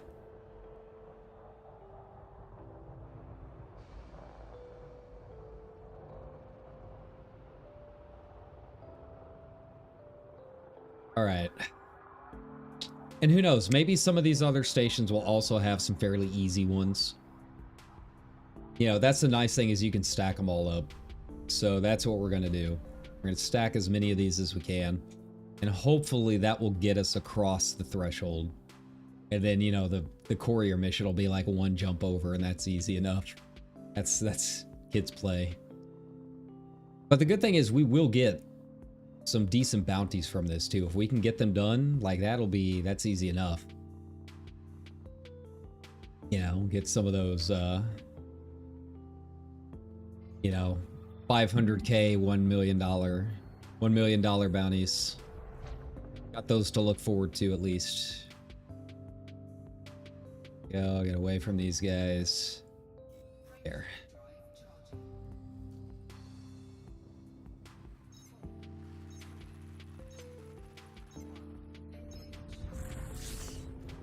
All right, Super Cruise Assist.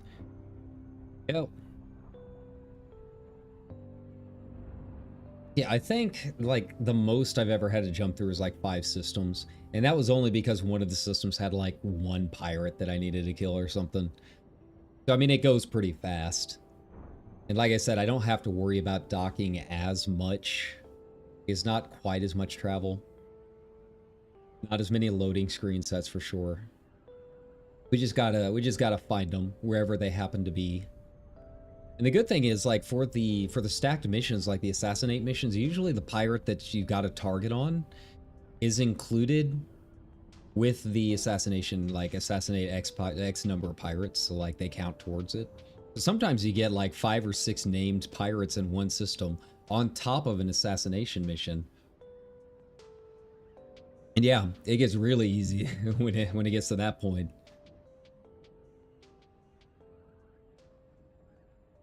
Really the threat level 3s that I'm worried about.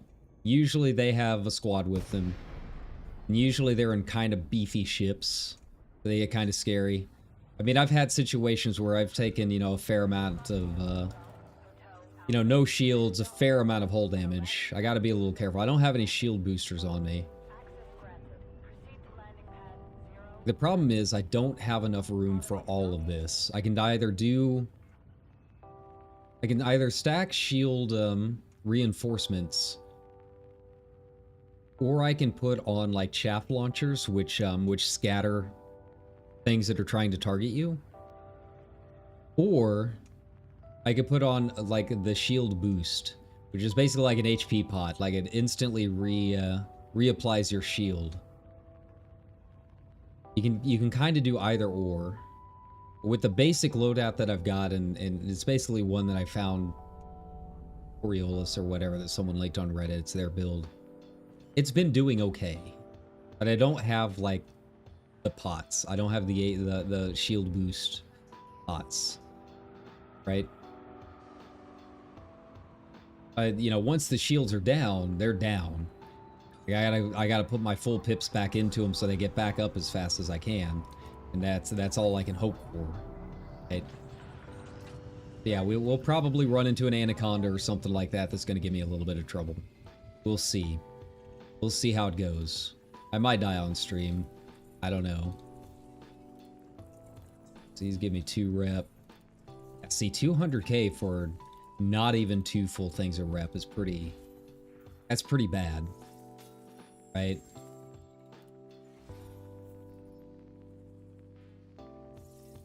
Like, I can see, if you never leave the bubble, why some of these options just feel so out of reach. Because you don't really get a ton of money in the bubble. You really don't. You get a fair amount from stuff like this, from these fights. That's about it. Like, there's not a whole lot else that you're getting from here. See, like this, threat level, what was that, 2? There we go. And it's giving me 4 stars. Yeah, like, this is why you stack. You get a real good amount. Doing pretty much the bare minimum. It's decent pay too. Yeah, we'll get a fair amount from all of this. How many do I need? 30 pirates. That's a bit too many to hang around in. 45. Yeah, but look at how much money you get from that, right? If you're really cheesing it, yeah, you'll get a fair amount from all of that. Man, no one here's given rep though. That's the problem. The wolf.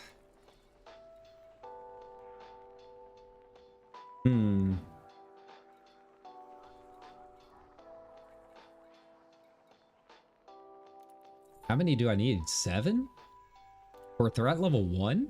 Really? Okay. I mean, I'm not going to say no. It just seems a little odd. All right, where are we going next? Was it Mikhail Gorbachev? Yeah.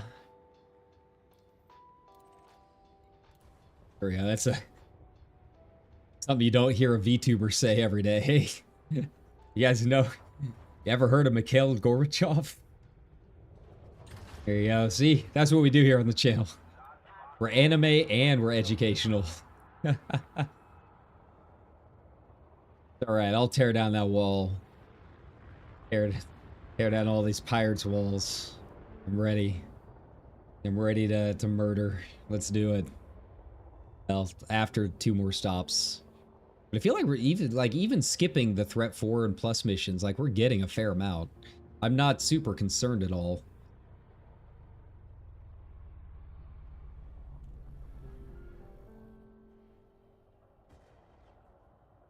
The question is, you know, I picked up that one. Is Bernard's Star, is it a low, medium, or high security system? That's the other thing. I only picked up the one in Bernard's Star because I felt like there's a lot of extraction sites there. But if it's a low security system, I don't really know if that's going to help me at all. You really kind of got to go to high security systems to get that done. To do the cheese method, if I remember right.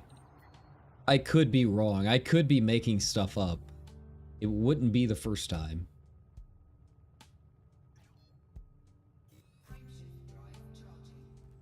Making it easy on me today. It didn't mass lock me or anything. I was properly away from the system, from the starport, and it let me leave. No problems at all. I like that. Keep doing that. More of that, please. And then, man, like, we got to go to the Abraham Lincoln, but like, Abe Lincoln, I feel like doesn't really have a whole lot. I'll be honest. It's donation and mission selection, I feel like, are not nearly as good as the Gorbachev and the Li Kuo. I don't know how to pronounce it. Li King. There we go. Yeah. King Zhao.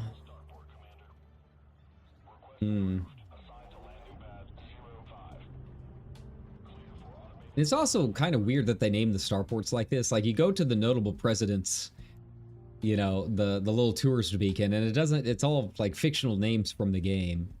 Like, oh yeah, these were super important presidents in the past. But then they'll name their starports like after Mikhail Gorbachev and Abe Lincoln. Like, do they even know who these people are in 33010 or 3310 or whatever it is now? Are they still even relevant?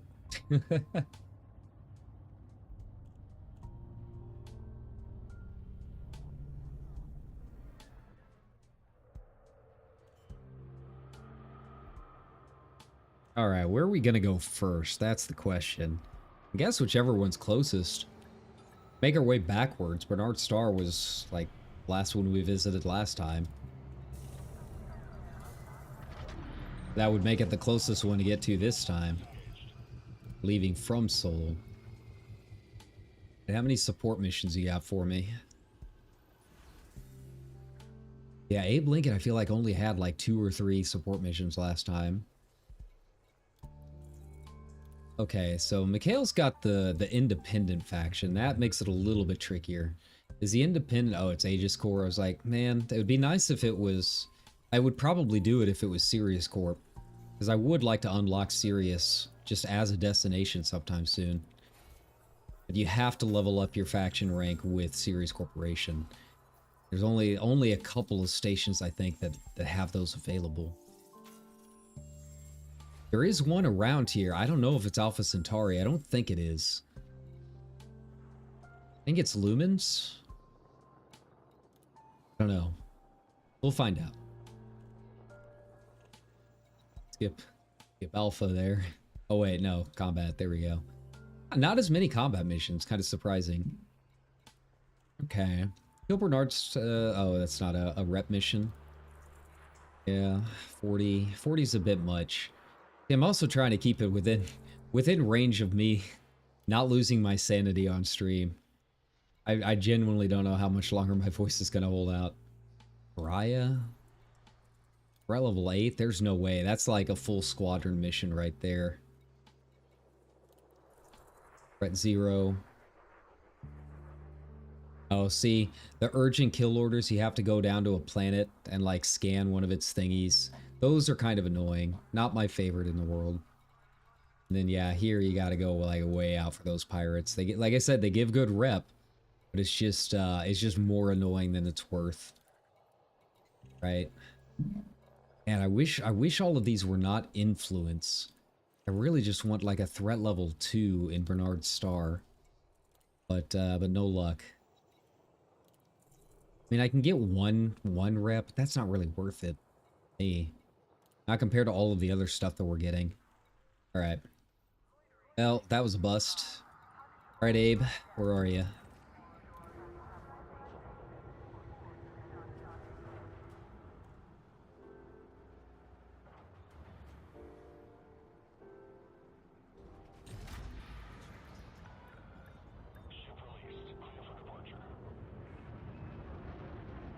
And now we wait, because there's probably like a beluga or something coming in. It's always the liners. Like 90% of the time, it's a liner that's taking his sweet time coming on in. Oh, they were leaving this time. All right, that's fair. That's fair. I'm not the only one with business here. This big universe, a lot of VTubers out there that's got to make content too.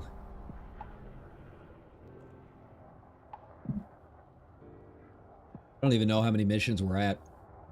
It's a fair amount. I don't know if it's going to be enough to get to 50. Or get over 50. Probably not. I need at least 10 5 stars to get that done. But you know, we can get out a good chunk. And then you include like bounty missions, get some money, turn that into a turn that into some more support missions later. I think we'll be okay. I'm gonna go around Earth here. Which side of Earth are we on? Hard to tell. It kind of looks like Africa, maybe. Yeah, there you go. And you see the Red Sea right there.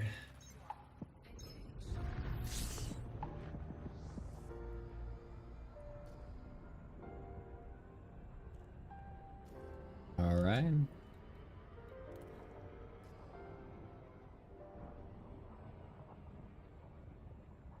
Nice. So smooth. Alright. Goodbye, Earth. Hello, Night. I do like that some of the planets, like, at least in the bubble, you can see they're habitated and see the lights and all of that. It's a nice little touch. You know, most of the Earth-likes that I visit, because I'm just out in the middle of nowhere, they don't really, I mean, they're just, they look like Earth, but they don't have anything interesting on the dark side. There's no civilizations or anything like that. Kind of odd. You'd think I'd run into someone out there. Some other life form. But yeah, no luck. So yeah, being in the bubble, it does feel certainly more alive. I am curious what's going to happen with their supposed new mechanic or whatever. We'll just have to wait and see. I mean, me being an explorer and feeling like exploration is the big draw of the game. More than Thargoids or whatever. Like you have a 1-to-1 scale of the Milky Way. Why would you not take advantage of that? I would like to see something exploration related, but I genuinely can't think of any like new mechanic or gameplay mode or whatever that would really help it out. And I'm guessing it's going to end up being locked by Odyssey too, which is going to suck. I really don't. I mean, I'll buy it eventually maybe, but I don't want to be locked behind it. I don't want options locked away. I already feel bad enough not getting Exobio, right?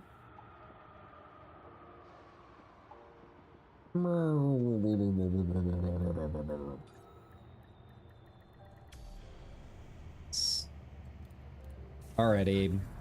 Usually don't have much in the way of donations, but if you have anything for me mission-wise, please. Combats. Oh. Oh. Abe's hurting for cash right now. Alright. That'll at least put me over 50. Make this a little bit easier. Cool. All right.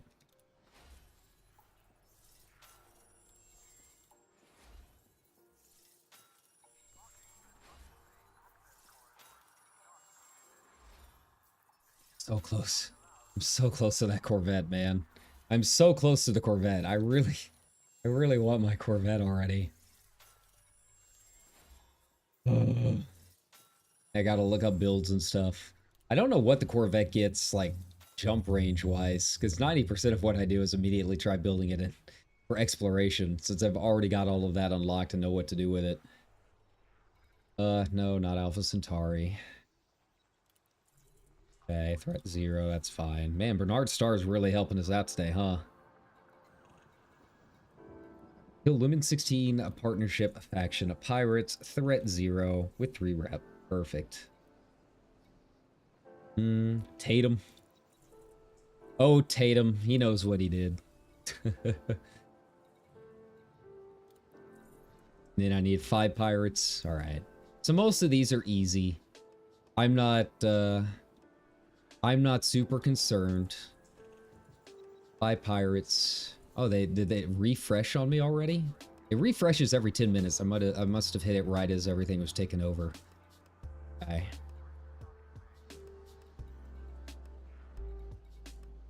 And then, you know, by the time we get back, there will be more donation missions and stuff available, so maybe that will help me round it out just barely. All we can do is go and see, right? All right, where are we going first? We are ready.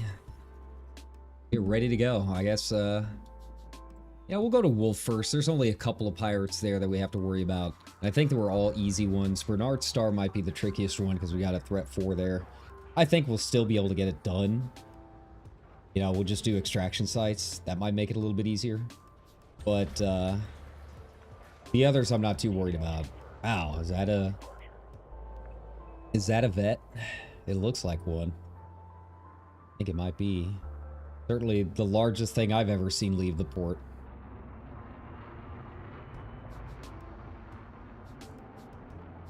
Yeah, it like barely gets through. I don't think that's a vet, but I don't know what it is.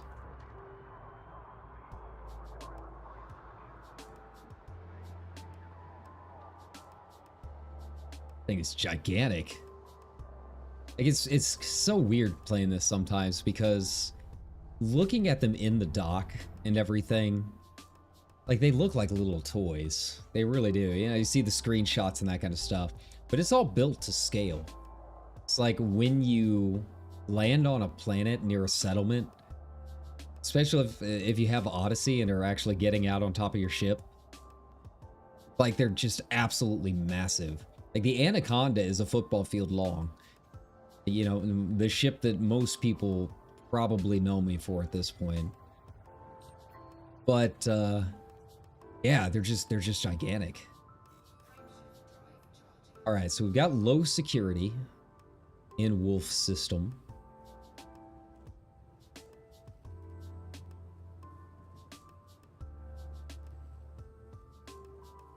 All we can do is give it a shot. That's all we can do. Just hop in here, see how it goes. Again, if we die, we die. It's fine. I'm not super concerned with it.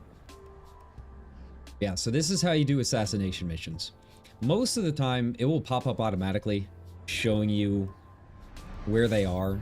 But occasionally you do need to...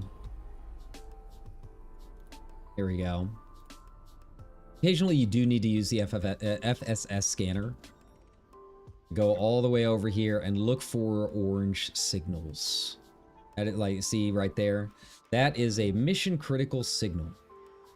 That's a threat level 2 easy mode, right? Those are nothing. And then Campbell's Claim way out there. Once I start heading in that direction, another mission point should show up somewhere close by, right? Usually I'll be interdicted by before I even reach that point with one of the named pirates that I need to kill. Most of these mission targets right here, these are just kind of the generic, hey, you need to kill this many pirate bots, right? Oh, Finboy Hooters. I like that every MMO and every game has one now. Keeping the tradition alive. Alright, so we'll go ahead and switch over now that I'm no longer need analysis mode. And yeah, now we just try and find pirates and kill them. Submit. The thing with submitting, like, when you're on a mission like this, they're not after you directly yet. Like the last missions, they would immediately start firing because I had info that they wanted. You know, they were after the core whatever I was delivering, right? Here, they don't know what I've got. They're just kind of scanning me to see if I'm even worth their time. You know? Alright, so this guy, I don't know if I'm going to be able to get the kill warrant on him before he tries jumping away. I hate the Falcons so much. It's so annoying. So I might just go ahead and start firing. I can scan him in a second. There we go. Yeah, see, he's already dead. Alright. I didn't get the kill warrant for him. That's fine. That's cool. But, you know, I still got the bounty. That's all that matters, ultimately. And, yeah. Alright, do we have another mission signal site, then? What else is out here? Targets acquired, okay. Oh, that's right, I need to be in Super Cruise. And you know, these bounties are really good ways if you're needing materials. You can see he dropped a lot of stuff. All of that stuff can be traded if you're looking for chemical processors and stuff. It's all manufactured, so it makes it pretty easy. Yeah. Where am I going next? Alright. Well, I guess back to wherever direction we were headed. I don't know. No, this thing does not turn all that well in Super Cruise, unfortunately. I see a lot of people complain about how slow the Anaconda is in Super Cruise, and honestly, like, this ain't much better. And this is supposedly, like, the best PvP ship in the game, right?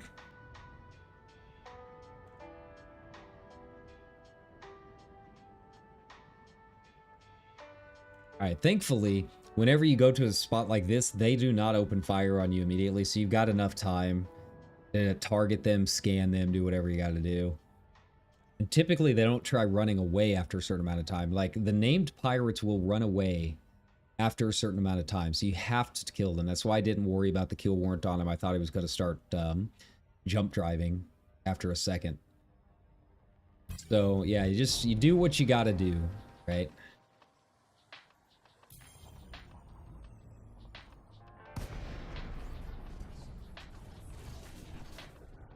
Alright, can I target him this time?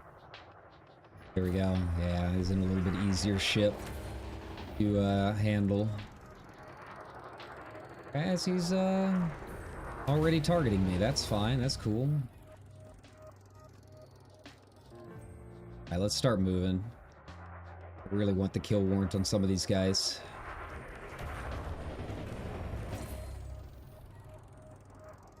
He's not even hurting my shields. My shields are so strong right now. There we go.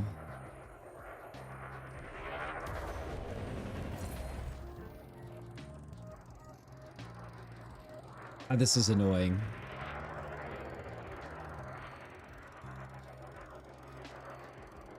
Dude, let me scan you. What's going on?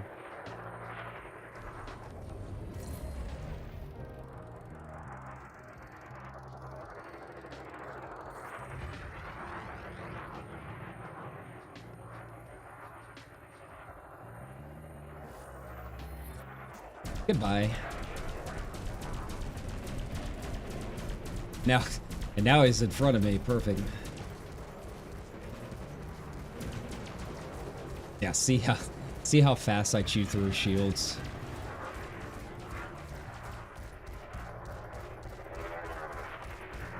And I'm not even really doing anything. This is he's a novice rank, yeah.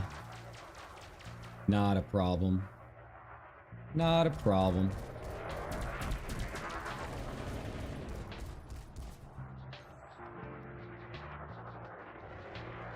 Alright, yeah, come on. Better not be trying to run on me.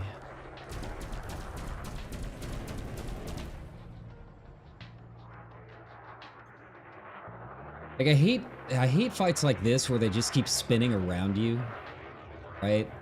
Like, it's just annoying. Because they leave your range so fast. Alright, goodbye. Finally. Took long enough. Alright. Yeah, I'll get that out. Cool. Alright. We got 2 targets down so far. To me, the kill warrant scanning is really important because it is more money. You want to make sure that you're getting the full amount per target. But yeah, when they're just spinning around like that, like you just can't get to them. And it's like it's not even like he's much of a threat to me because he's not. He didn't even take down what 10% of my shields that entire time. Like that was nothing. It was cakewalk. But he's just zipping around me doing absolutely jack. And not letting me get the kill warrant scan in. Yeah. To be honest, it's really the first time I've seen that happen with like 2 in a row. Usually, they just kind of scan you and you scan them. Or like, they kind of fly around, but they don't really try circling you like that. It's kind of rare for them to be that hard to scan for whatever reason. I don't know why. It's just, it's not difficult, it's just really annoying.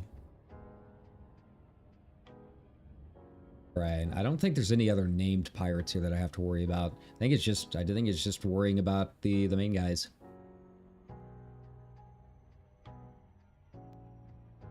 You know, we just keep doing this until we have no more blue things in the system. It's really what it comes down to.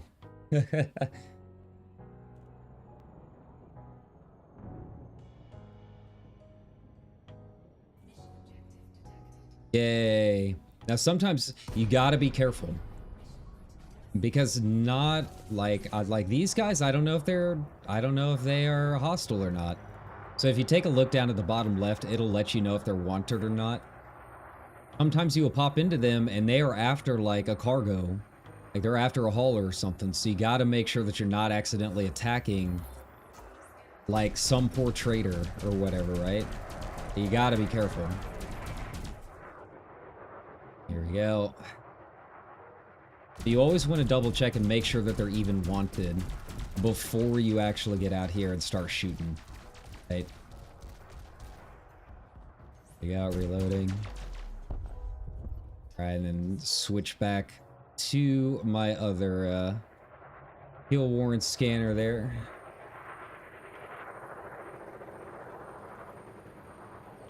Once they turn red, you instantly know that they're pirates. So like you don't necessarily have to sit there waiting and scanning the entire time. Like if you're in a rush, if you're worried that they're gonna jump out at you, that's perfectly fine if you want to just go ahead and start blasting.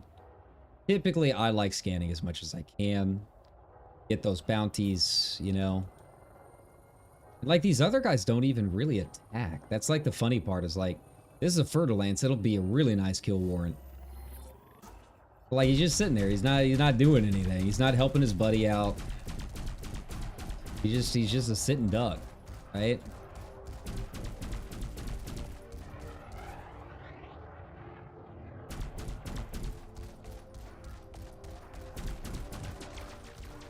Where'd the last guy go? Yeah, like he's way out there. You know, if you're using pulse lasers like this, typically it's not too much of an issue for me because I've got this thing distributed pretty well. But you want to make sure you're not getting too hot. You know, carry some heat sinks with you if you got to. It's fine.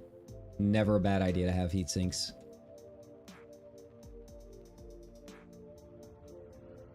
Where's the last one? There he is.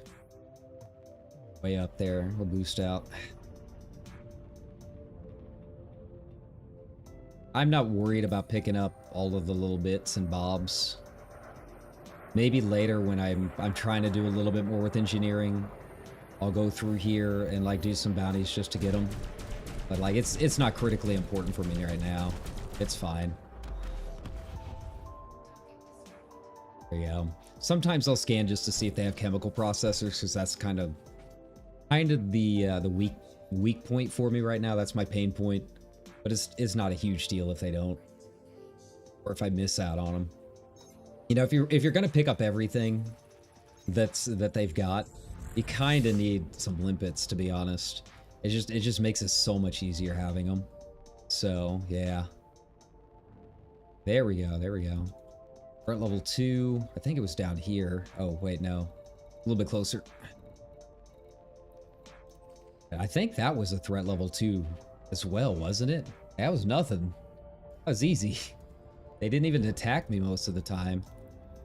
All right, see, we've already got one done.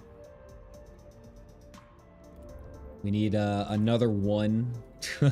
Really not a problem. It's really Bernard's Star that's going to be the big one. That one's going to be a little bit tougher, I think. Got a couple situations where they might pop up together. Right? Like sometimes the named pirates will fly together, or it just the game sees that you stacked missions, so it just like pops them all together. It's like they're usually not too terribly difficult, but it's something to kind of be aware of, right? I don't know if I get anything just from killing the pirates. Maybe I do. Think maybe I do. That could be something the kill warrant scanner does. I feel like I always come back with a little bit more. There we go. More rep than I had when I left. Just a little weird.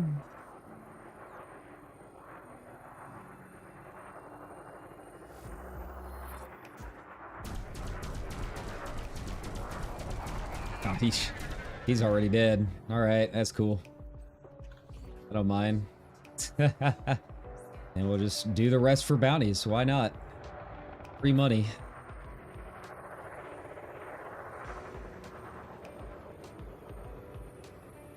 I don't know why he's stopping.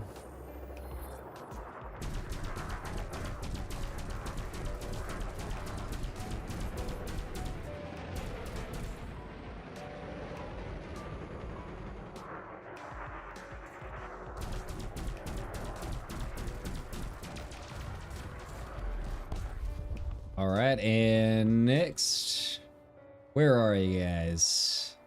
Maybe tried running away a little bit. Ian Fairbrother. Okay. Your turn.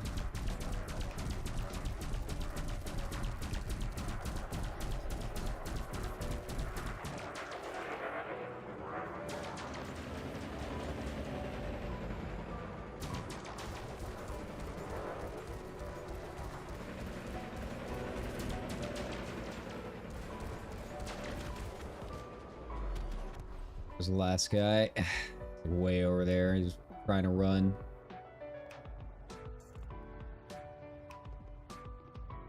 There he is. It's kind of hard to track him down sometimes. There's little blips out in the black, right?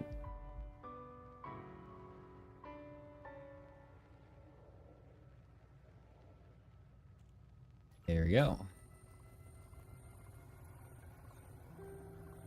Ooh. Alistair. He's probably worth a lot. He's got a fancy name.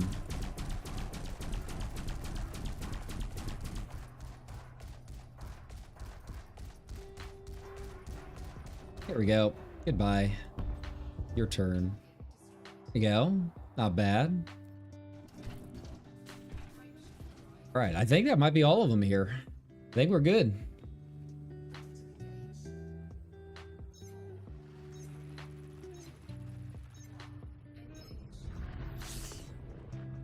Alright, let's take a look. Is there still a blue dot above the system name? There is not. We are done.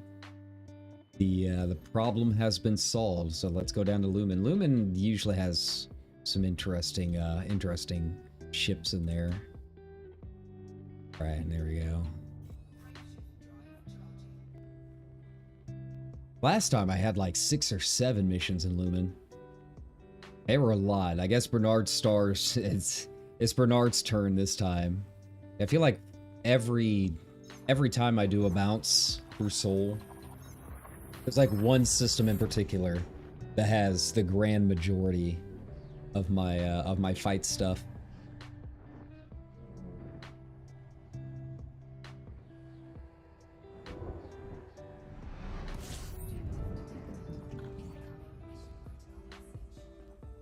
Really? All right. Let's take a look here just in case. Yeah. Nice. Like, you don't even really have to scan them because they typically pop up anyways. They just don't have like what rank it is. But you would probably be fine if you just kind of ignore scanning. I do it just to make it a little bit easier just in case, but you know, it's not a huge deal. All right, let's get away from here so we're not fighting over the sun. There we go. Probably be interdicted over on the way to the planet. Typically, that's what happens here. We'll be back for you in a second. That's all. Like, that's what happens typically when like one of the planets is named. Either as you get closer, a mission point will pop up, or you get interdicted on the way. Really kind of either or.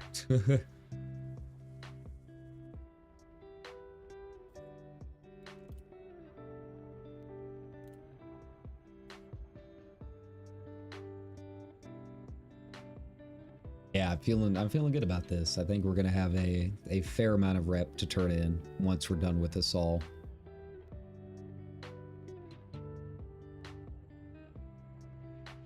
All right, pop up with that new signal source. That's what I'm looking for.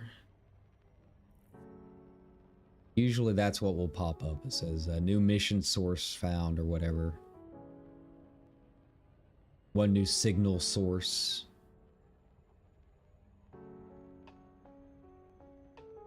Is that it? Probably it. Unidentified, no. It'll be blue. It'll be a mission. It'll be a mission critical one. Wow, he's really not interdicting me. Okay. Fair enough. Maybe we'll just go back to that other one. That's fine. I don't mind.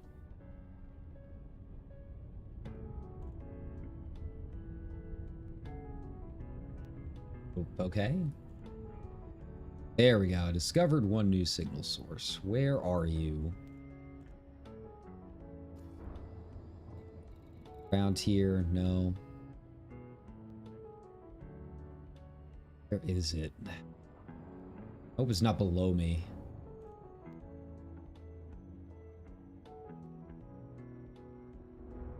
Where are you, buddy? Yeah, it's probably below me. I mean, that's fine.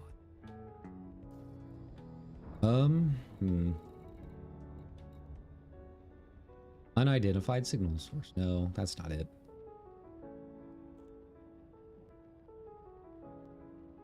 Anything. Please come here.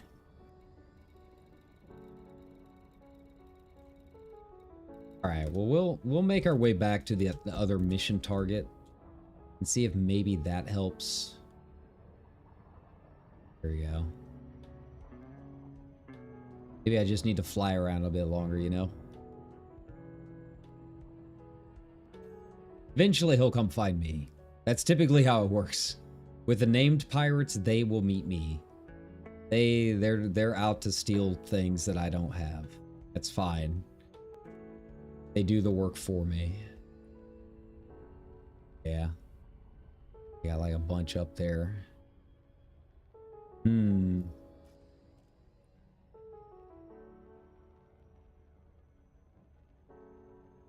who knows? Maybe one of them will be named. Sometimes they do appear at locations like this. Not always, but I mean, it does happen from time to time.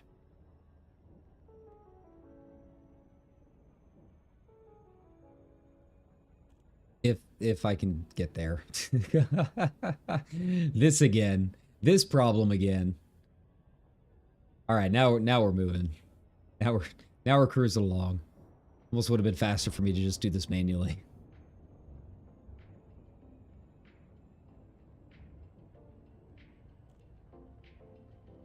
I'm really curious how Bernard's is gonna go. I'm gonna try doing it as best as I can in the extraction sites, if for no other reason than to show everyone like how it works, because it's really not hard. But you also have to be careful with your threat, and you have to make sure that there's like federal agents nearby. Again, you do have to be careful. Make sure you're not accidentally firing at the federal agents before you start shooting. I've died more than a couple of times to that. Like accidentally targeting someone else, and I did not have my kill warrant scanner on. Had my weapons on, and sure enough, they start blasting real fast. If you can get out of there fast enough and warp to another system, like just pick a system at random, that is an option. And then like you can pay off your bounty after, you know, a few minutes. As long as you don't kill any of the agents. If you kill an agent, it's going to take a little bit of time for it to wear off. There we go. Where are they at? Okay. Yeah, see, these guys, I don't know. Dewberry.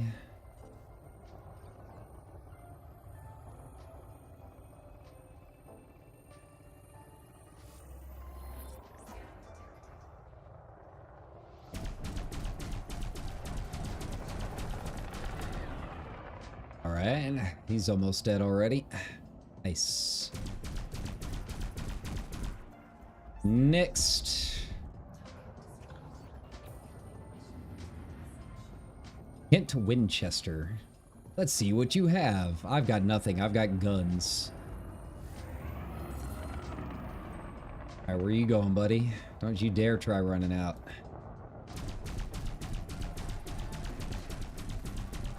Ugh, that was fast. Cool. And there's Bob. Alright, Bob, what do you got? Anything good? Anything worthwhile?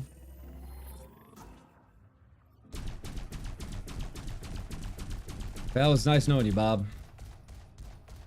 Fun while it lasted. He's in an Alliance Chieftain. It'll take me a little bit longer to get those shields down. But that's fine. We'll do it eventually. It just gives me a chance to recharge my beams. I usually burst the beams a little bit.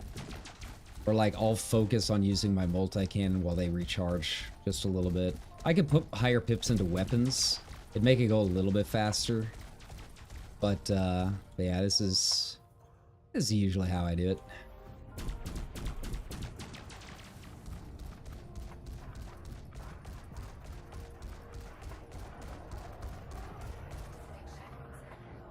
All right, and there we go. He's got a little more armor. He's not dangerous. He's just more annoying. It's gonna take you a little bit more time to get him down. Once you choose through the shields, as you can see, not really an issue anymore. Go. Where's the last guy? There he is. Another chieftain? Okay, that's fine. That's cool. Like, I've got more than enough ammo that I could probably do all 4 systems without too many issues. But, you know, we'll restock here in a second. While we're here in the system, I don't know if we have any more quests ready. He's harmless. Like, at this point, I think I'm a novice. I need to look.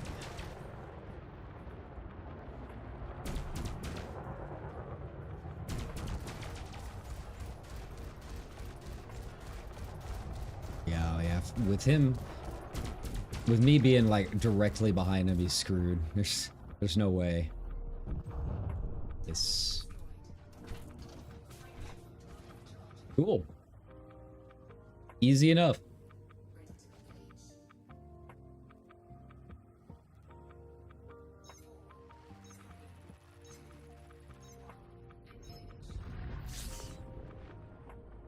All right.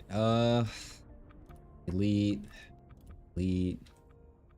Do we have any more here? Yes, we do. But where? That's what's confusing me. I don't know where this is. Did not see any other, like, new mission sources over there. Signal sources. I might need to just exit Supercruise and orbit. Just kind of do it myself. Figured he would have interdicted me by now, but I'm not seeing anything. Like, I have to assume it might be that unidentified signal source, but I don't know for sure. Usually they still pop up as blue when you're ready. You know, the other thing is you can pull them out of Super Cruise yourself. I don't have the FSD interdictor. I just kind of have to wait until they show up. Unfortunately, just nothing else can be done about it. I don't have room on the ship. I'd much rather have my kill warrant scanner. I'm not giving up one of my shield boosts, not with some of the stuff I'm fighting at some of the higher threats. Maybe once I get the Corvette. That'll change the game a little bit, right? But yeah, I don't see anything else here. Agabee's Analytics. Oh, there's actually like a port there, huh? That's cool. Maybe coming at it from a different angle will give me more stuff to see. I don't know. I just don't know where this guy is. Let's see. Sometimes if you go into navigation and check your... Okay. So that's done. Tatum. I'm looking for Wolf. Oh wait, no, I'm in Lumen. Shipping lane. Oh, it's in a shipping lane. Got it. All right. So let's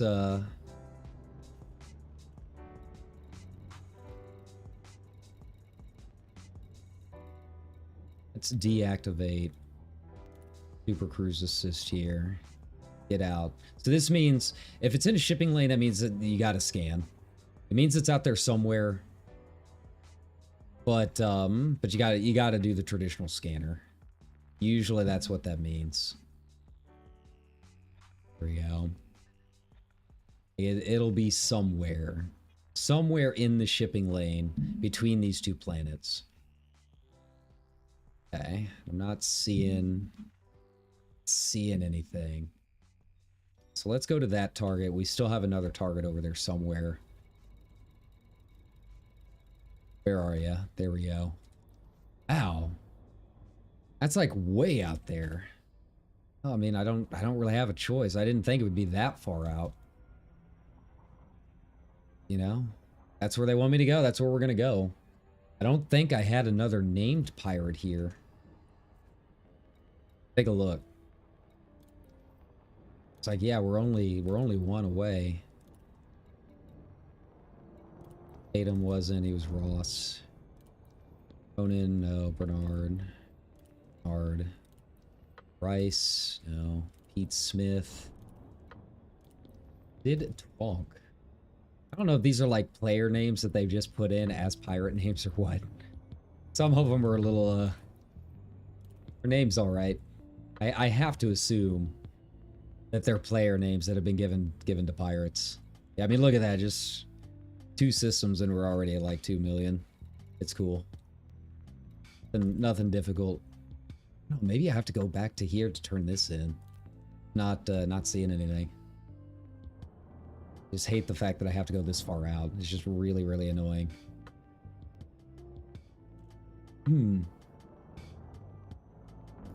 Is there a planet that far out?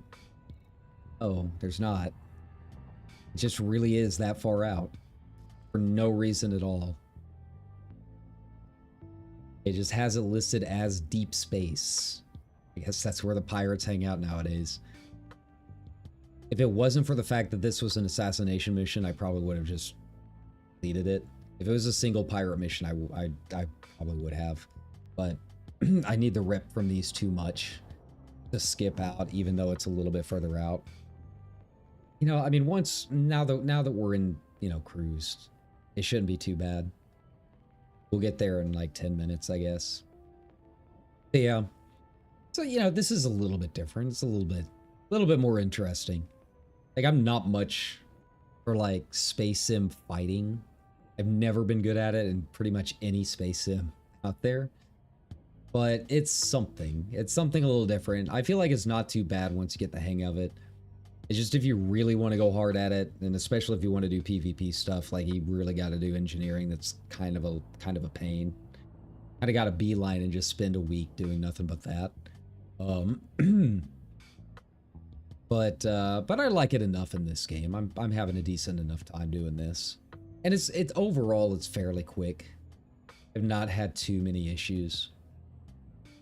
So yeah. I think this is the last mission target. Like I said, I don't think we had another named. So it should be easy enough. We literally just need to kill one more. Just one more pirate. Then we can make our way elsewhere. Probably stop, gas up, get some more bullets. Right.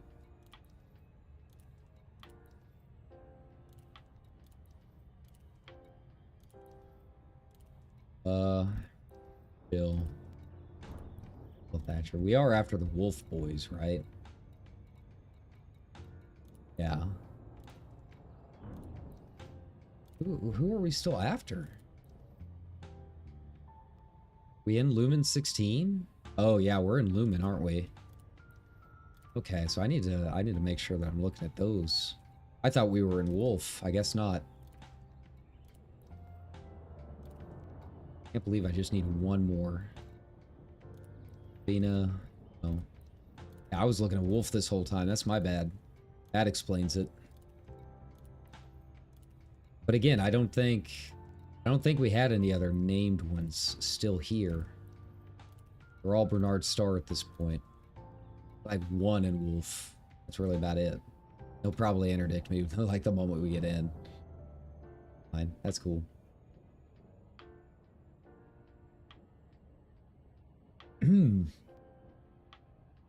But anyways, yeah.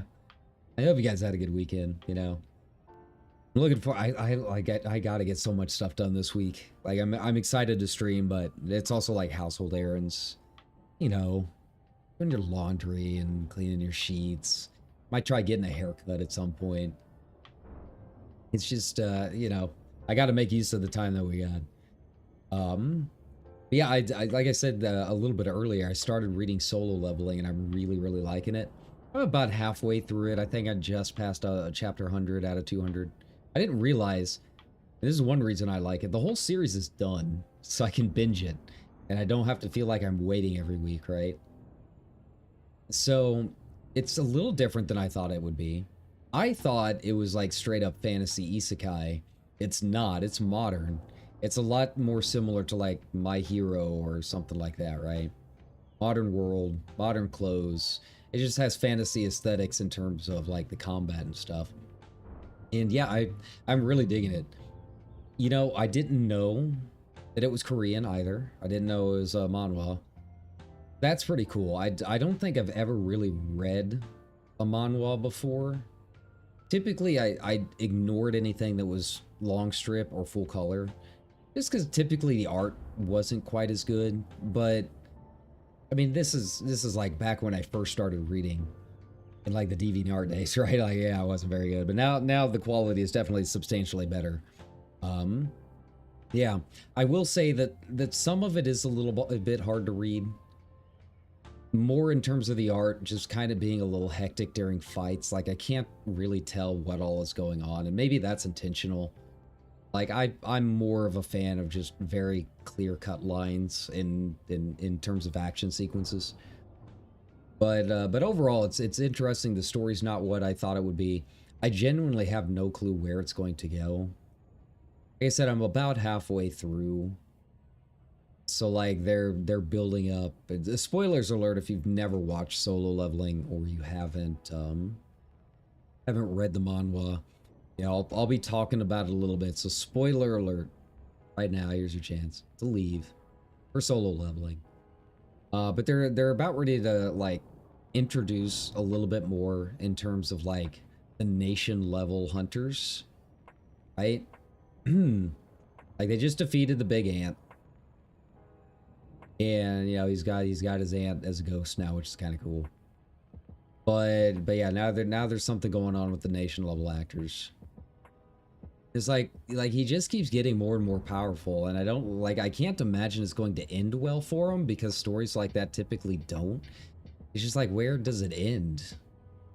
You know, does this guy become a god? Like what happens? Like there's a limit to how far it can go. I am curious how they're going to spin the second half. I genuinely have no clue. Obviously, there's a lot going on in terms of like it being a game, or like his dad's out there somewhere and knows something that's up. There's clearly like someone pulling the strings. I kind of like, I don't know who I'm rooting for in terms of the love interest. I kind of like Cha, the S-rank hunter, but I also am kind of like, you know what? Just go back to the demon realm and hook up with the demon lord chick. I mean, that seems like, I feel like you two would get along. I liked her. I was very glad that nothing bad happened. The series is very good about like drawing up tension so that you might think something bad is going to happen to a character that you instantly like. And thankfully, it draws a good line in terms of managing that. But it's also like not all of the time a cop-out, because like things definitely do happen to characters that you've gotten to know a little bit. So, you know, it's interesting how it does that. Oh yeah, I'm digging it though. I'm gonna spend a little bit of my time off, definitely catching up with it. I mean, it's only 200 chapters, which I was really kind of surprised about. Here we go. All right, who you got? Who you got?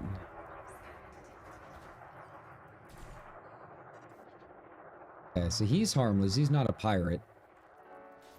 Doesn't look like it anyways. There we go. That's who I needed. Arcs. Gotcha. And then Alan Lum, I guess. Goodbye.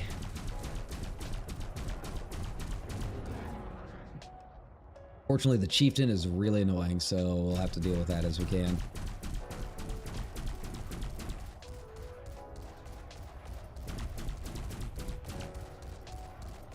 I like to burst through all of my, there we go. Just the last guy, there we go. It looked like the other two ships might have been friendlies. I can't really tell. They didn't have warrant, wanted status, so it's hard to tell.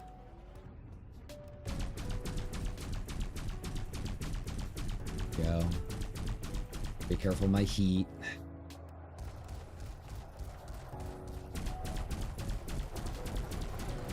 Oh, this is a python. All right. All right, that's what I'm talking about. This is gonna be a fair amount of change. I'll take it. That's surprisingly easier than I thought it was going to be. Cool. All right, well, there's that. That's cool. So I think we're done. I think that's it. I don't think we have any more here. Yeah, we're good. Let's head over to Ross. We need to... Actually... No, yeah. I was gonna hit up a station before we went there, but I don't think I've got the option.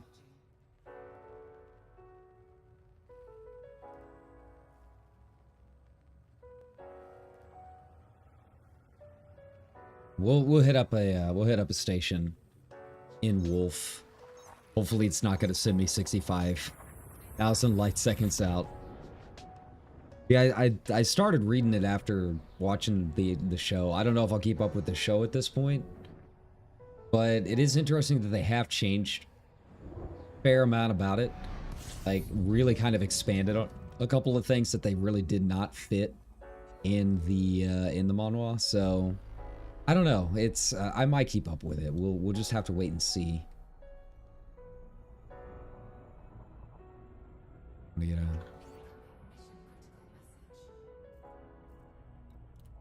And so Tatum will probably interdict me here, interdict me at some point.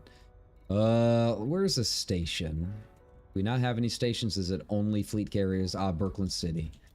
All right, we were there a little bit earlier. Too long ago. It's cool. I don't mind. Not on the other side of the planet.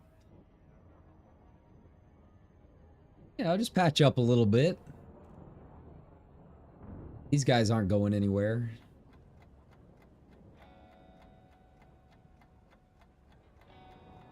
Probably be kind of close to the planet, though. I'm kind of worried. We're gonna go around. There. Hey, that makes it easy. That makes it real easy. Alright. Yeah, man. What's going on? What you got? Oh, you're just opening shots, huh? That's cool. Using a Cobra.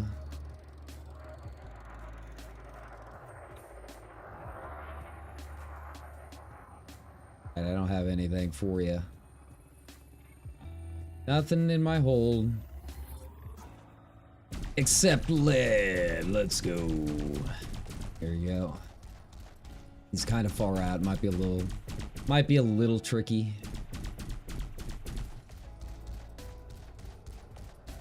He's definitely got some shields, so we gotta be aware of that. He's a threat 3, so it'll be a little bit harder than the last couple, if I remember right. I think he's a threat 3.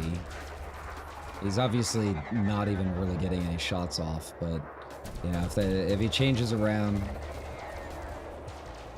if he turns around, that could be an issue. There we go. Nice. Right now, who's attacking? Who's at me? Who's this? Who's this new face? Pete Smith. Ah, I forgot we had Pete here to worry about too. Cross 154, boys. Your turn.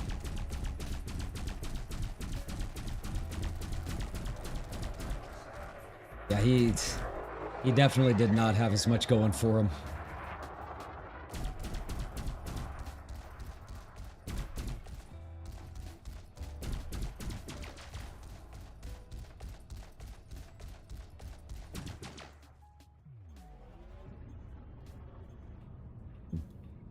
I've got more than a fast enough cruise to take care of this.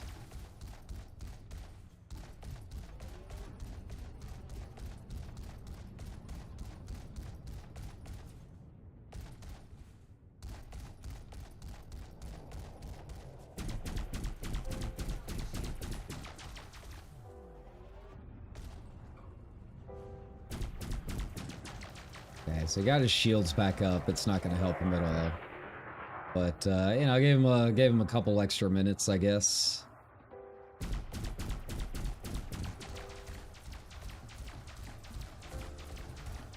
He's really putting up a fight. There we go. Nice.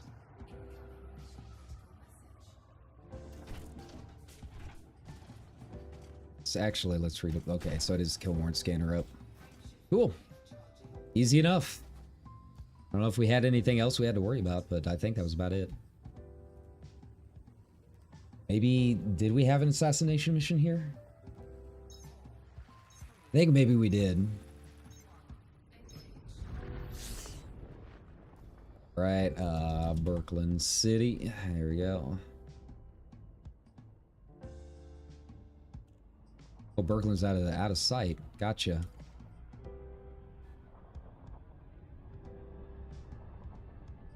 Line with target destination. Why is Birkeland City so close? There we go. Why is it so close to this giant gas planet? That's ridiculous. Who built this? Where's the ocean inspector on this thing?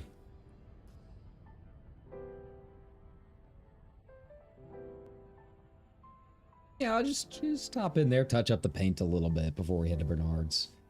I think we still have a couple more pirates we gotta kill here. They're really not gonna be much of an issue. Yeah. Ate him. Yeah, we killed him.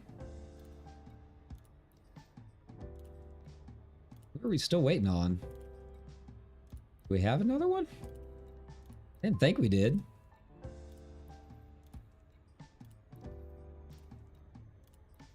Got Pete Smith. Oh, we need Sid Twonk. Whoever that is. Alright, that's fine. That's fine. We'll be okay. I think, yeah, all of the rest are over there. And who knows, maybe he'll interdict me on the way. That's cool. I don't mind. Make it easy on me.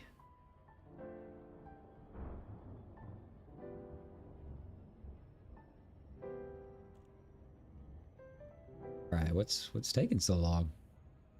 You okay there, buddy? My poor little Fer-de-Lance. Okay, so it doesn't look like... Hey, that's what I like to see. Yeah. If I can get this done and end on a high note. Yeah, you know, make my... Oh, this isn't him. It's fine. Yeah, I'd like to make my way like to Birkeland last thing in this system, but I don't know if we'll have that option.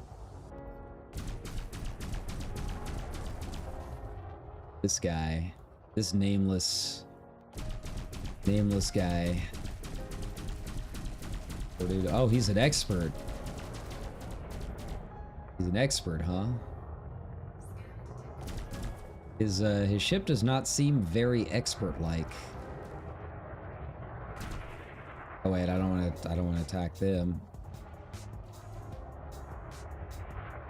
See, they'll use chaff launchers and stuff, but those are easy enough to avoid. They just turn off targeting, right? That, and then do it manually, but it is a little more annoying.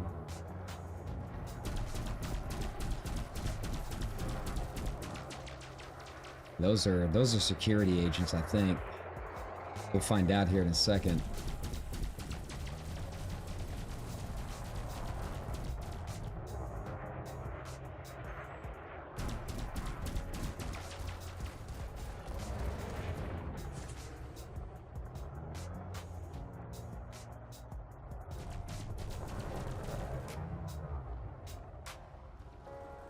His flight is expert.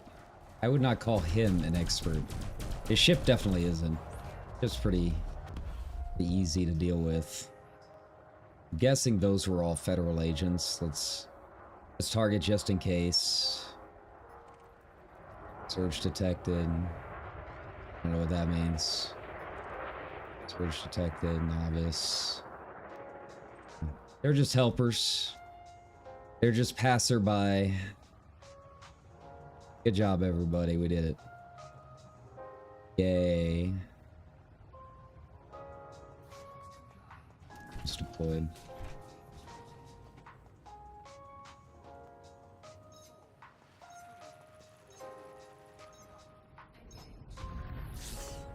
Yeah, I guess maybe they're local friends. Assume. Have to assume. There you go. Well, we can deal with our last guy here in a bit. I don't think it'll be too much of an issue. That guy was a little annoying, but was not nearly as strong as I thought he would end up being.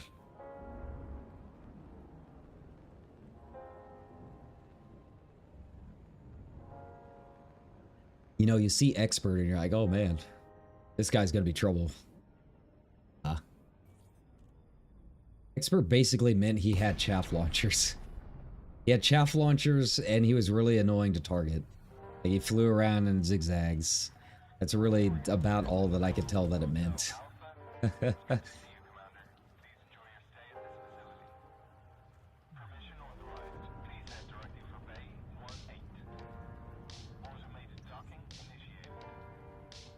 I still don't think that was the guy we needed, was it?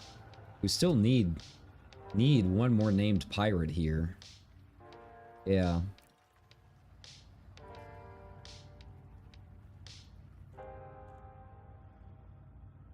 But I mean, you can already tell this is going faster, right? Like, I hope you can tell. I can tell. I mean, we didn't have quite as many missions, but just the hyperspace travel and going back and forth, like, it gets so annoying so quickly. I feel like we're just doing a much better job this time around. And time-wise, my voice isn't holding up, as you can tell, but you know, 3 more problems. Actually, I think it's more of a customer service problem than anything, if we're being honest. Once again, like and subscribe, help me escape retail. Let's make our way up to 1,500 subs, and then beyond that, up to 2,000, hopefully by the end of the year. We'll just have to wait and see. Alright, bounties. Boom.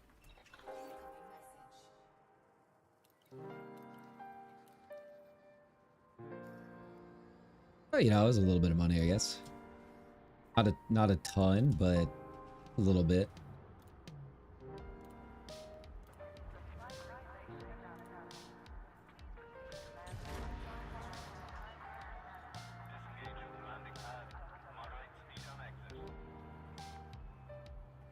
Right, I did refuel my... Okay, well, we'll find out.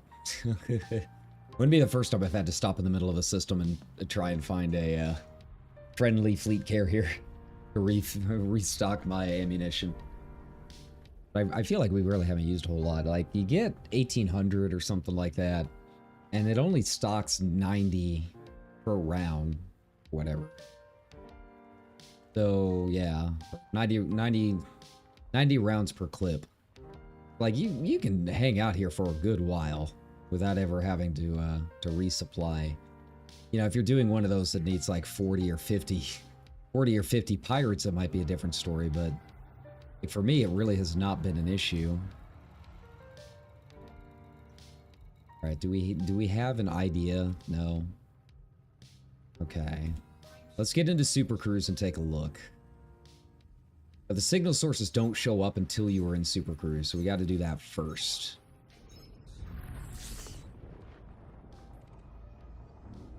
Discovered a mission-related signal source. All right, where is the mission-related signal source? Please don't send me a billion miles out again. It was doable, and it feels like it's not even that far away. Be on the other side of the starport. I got to be kind of careful of that, but it's doable.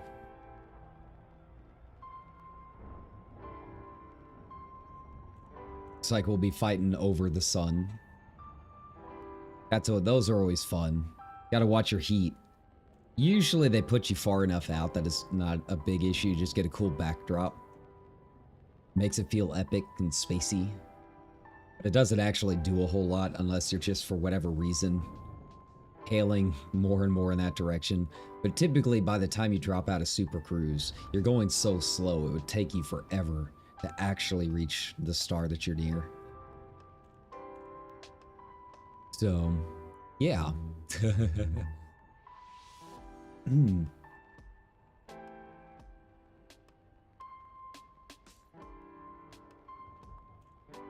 All right. Taking a little bit of time to speed up a bit, I guess. There we go. Now we're cruising. Now that we're we're slowing down because we're passing a planet. Okay, that's fine. It tricked me. I heard my engine throttle and I was like, yeah, give me that speed. Kind of want to try the Mamba, but it looks kind of weird to me. There you are, Sid Twonk. What did you bring the Pirate Lord? Are you a Pirate Lord? Are you really? We'll see about that.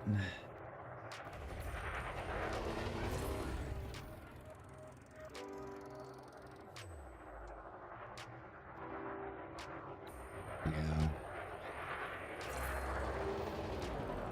He's speeding around again. Not letting me scan. What's that?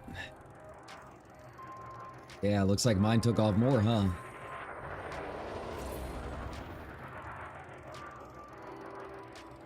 There we go.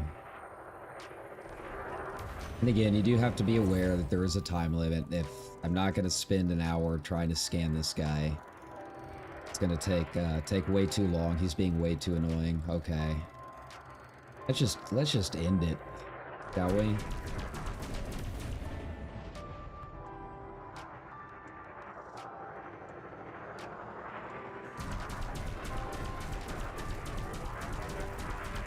Maybe I can scan him at the last second now that he's running. Yeah, he's just too annoying. Let's just end it. Let's get the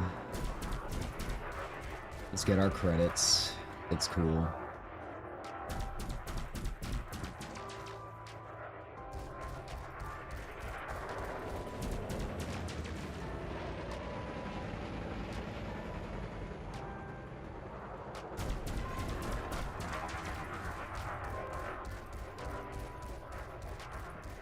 I don't know what he's doing. He really thinks he's going to be able to outrun me or what? Cool. So I think that was the last one. So let's go ahead and jump to Bernard's. This is where it's going to get spicy. This is where it's going to get fun. Yeah, we'll just have to... How many pirates do I need? So I need 25... Okay, so this is going to take a while.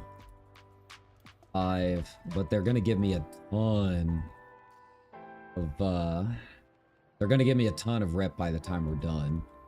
So yeah, we might just need to find some high, you know, extraction sites and go from there.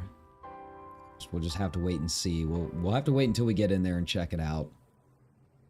Low security, so I'm not super confident in whether or not it's going to work. We'll give it a shot. We'll try. Usually someone comes to help me out. I'm really just worried about the 4th threat level. mean, if I have to just keep rebuying over and over again to get it done, that's fine. As long as I'm able to take out 1 or 2 at a time, that's cool. All right, let's take a look, see where we got first.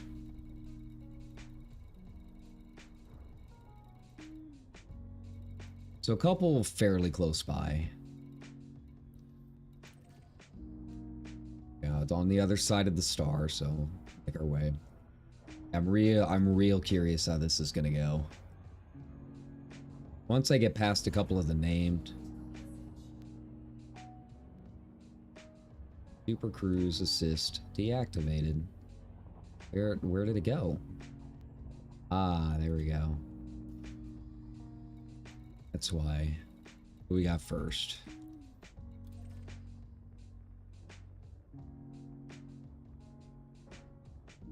We know someone's around here. All like hanging out right next to the star. That's why. I don't know if I will have enough time to super cruise assist these guys. We'll give it a shot.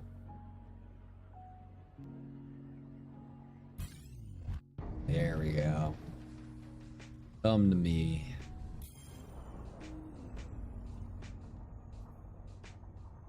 Submitting to interdiction. Okay, are you not gonna crashing on me? There we go, there we go.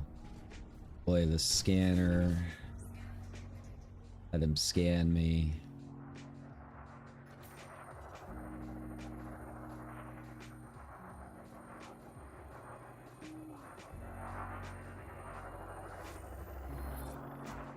Definitely in a Cobra. Kind of disappointing.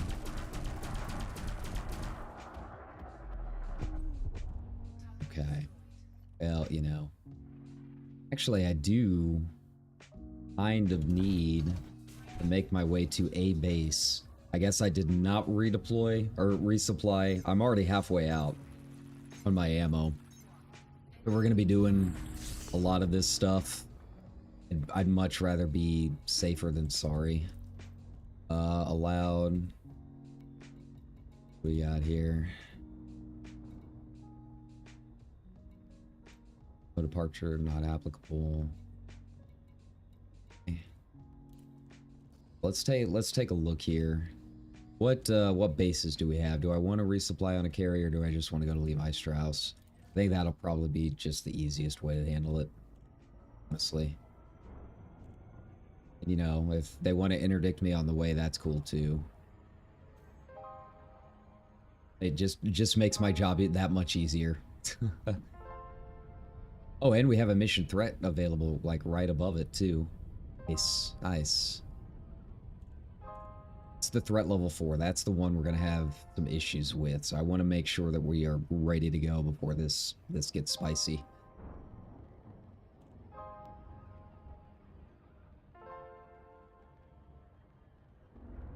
I will be honest, I am not completely sure we're going to survive this.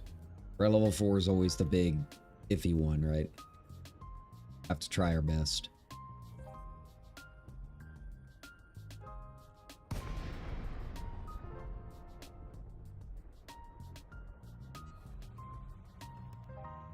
Okay. Dock for me, perfect.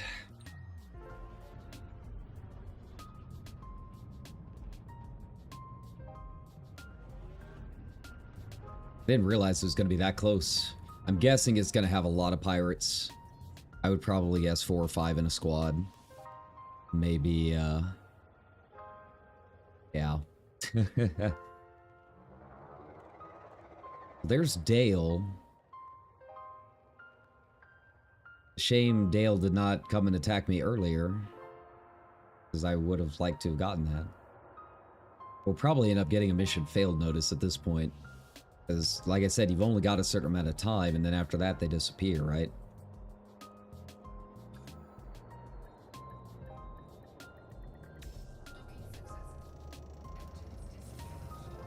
There we go. Much better. See if Dale is still out there. Not confident he is, but we'll give it a shot. Like, why didn't you interdict me while I was coming down? Like, it's would have been so much easier, Dale. What are you doing out there, man? Maybe that's him above me. You see that ship up there? We'll take a look and see. Hope so, because I'd really like to get him down. I don't want to lose him. As long as we're out of the no fire zone, you know. Is that you, Dale? That's a federal agent. I do not want to attack the federal agent. Okay. That's cool. Let's just get into Super Cruise then.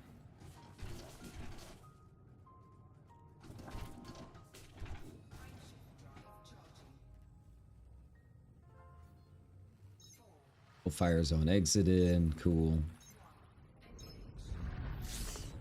Alright, and then where was that mission signal source?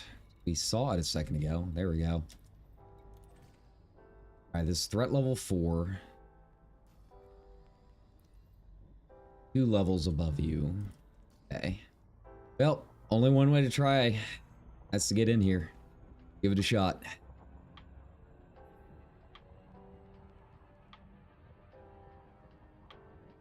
I'm confident. It's going to depend on how many are in the squad, honestly. If there's 4 more, it might be trouble. Just one big beefy guy, I think I can handle that. I'm pretty maneuverable overall. Aside when I'm trying to scan them and it's not working.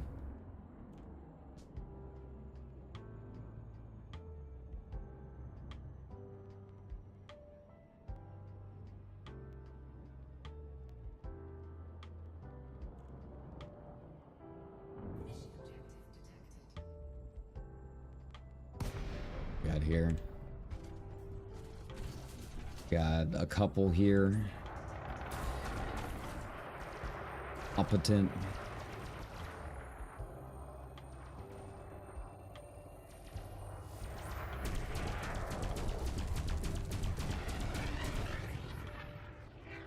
And it looks like I've got a couple here helping. That'll help out a little bit. Wow, they are chewing through my shields. Okay, yeah, we're not surviving this. There's no way. There's absolutely no way I'm going to be able to survive this.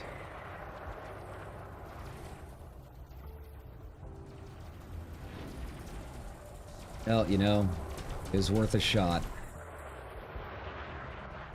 Look at how many there are, man. There's so many. Like, they all just open fire.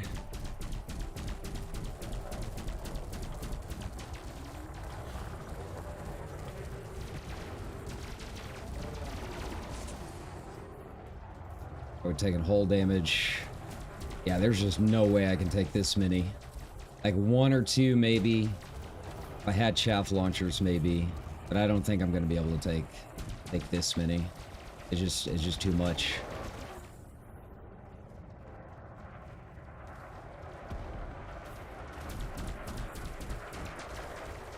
Like, he's got to deploy chaff launchers every 2 seconds. There goes my pit canopy.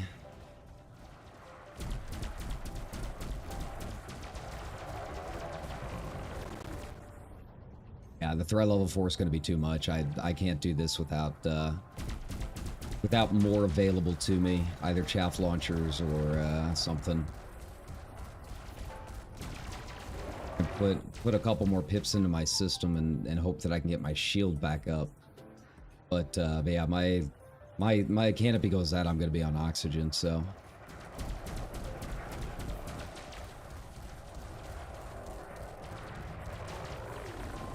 If I could take down the crate, it might be a little easier, I don't know. It's a tough ask though.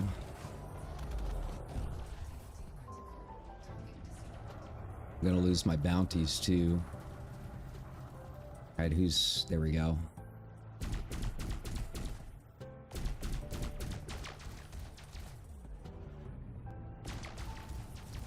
Yeah, I don't think I can get away in time. I could try.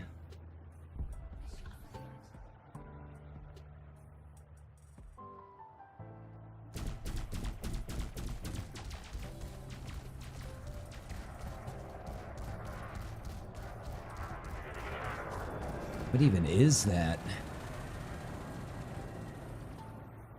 You firing it at me?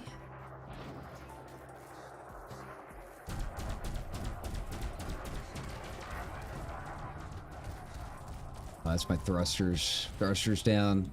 I'm going down. I'm trying.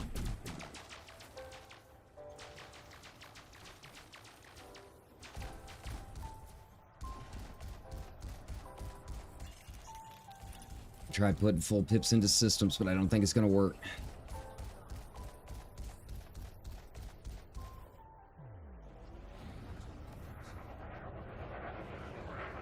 Yeah. I'm down. I'm dead. Goodbye. It was worth a shot. I was hoping the system authority would help, but I guess not. I thought having a big old Corvette would help out a little bit more, but they really didn't do anything, did they? They really just kind of sat there the whole time. Lost the bounty. And it wasn't that much of a bounty, but it's still kind of disappointing, right? Where am I redeploying from?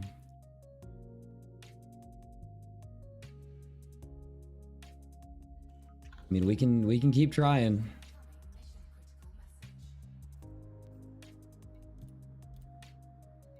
Okay.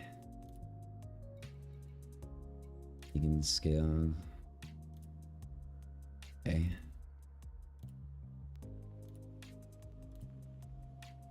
Okay, so I think we lost one. It was Dale. Dale Thatcher contract failed. Okay, discard that one. Okay. I mean, we did pretty good overall. Put another one down. We got 3 down.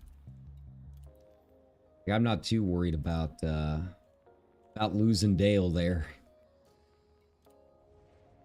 I'm more just angry that I missed the bounty. Well, I'm mad about losing that and having to spend my 6 million to redeploy. I mean, I can do this literally 100 something more times and it'll be fine. But again, I want to make sure I have the money to buy the Corvette, right? In analysis mode. Right. So it did look like it was a federal security system helping me.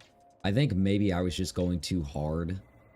Like maybe I should have like hung back a little bit and let them handle it, right? Probably would have been the play.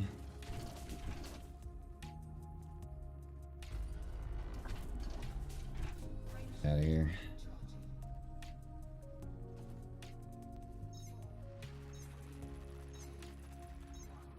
If we ignore the threat level 4 one for now. Okay, there we go. So let's ignore the level 4 one for right now. Assuming I can. I don't entirely know if I can. We'll take a look. I think that was it. Mission target. Okay. Threat 1. Okay, this is gonna be nice chill breeze after the storm. And then yeah, we'll go hit up some extraction sites and see if we can get our 20 pirates that way. Cause yeah, that's too much rep to ignore. I don't want to skip it.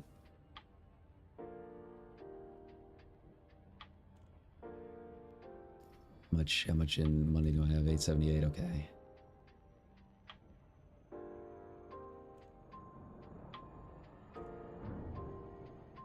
Who's it gonna be though?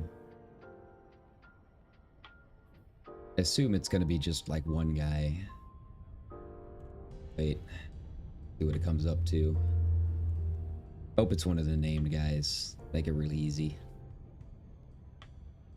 Does not have an exclusion zone, so we should be able to fly over it. I go into orbital cruise, but that's fine.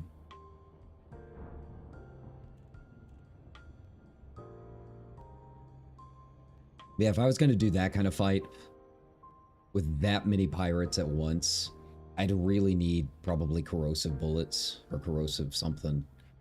Because that shoots through their hole like that. It just chews through it, right? And probably need some shield boosts. I mean, I can see the build in sight that I would need. I'm just too lazy to go make it. Oh, I don't want to do that. The other option is obviously just let the federal agents take care of it. Because I'm fairly sure that was a drop ship. Either drop ship or a Corvette, I couldn't tell. It was big, whatever it was, and it was on our side.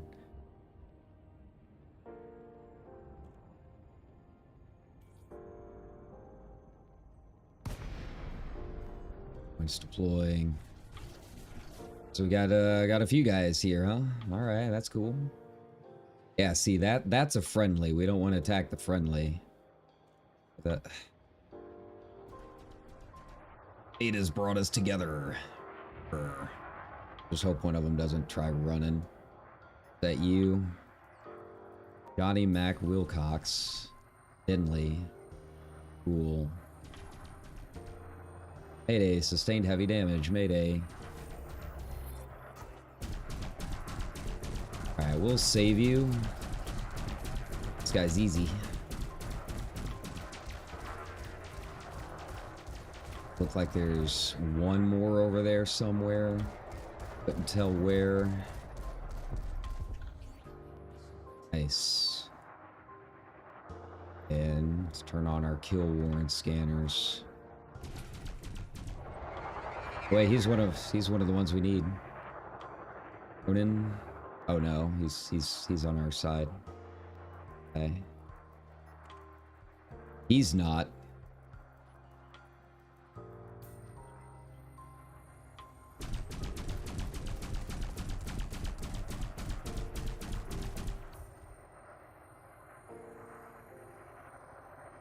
Guess we'll get the bounty for it.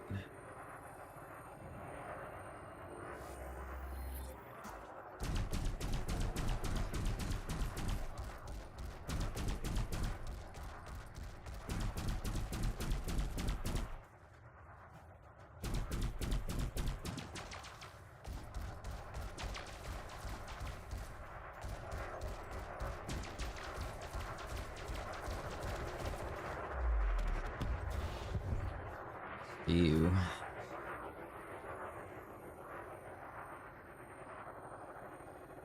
He was not a friendly, gotcha.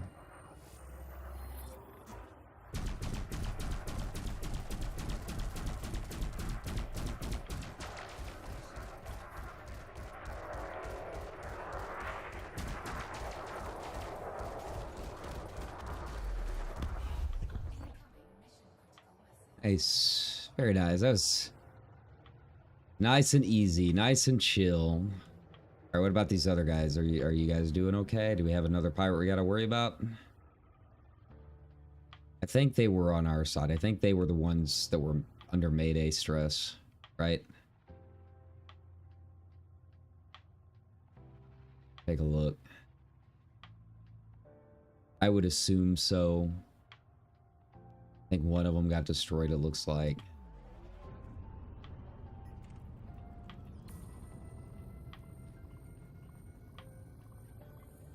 Clean. Alright, so they're all good to go.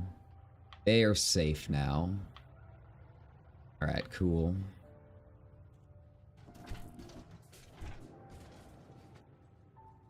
Get away because I don't want to be mass locked.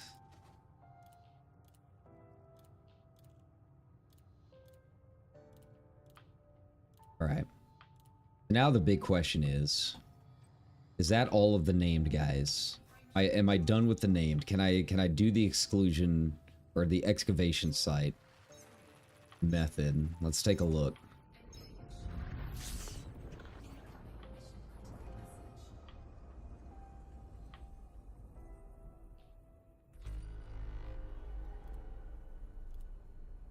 I think we should be good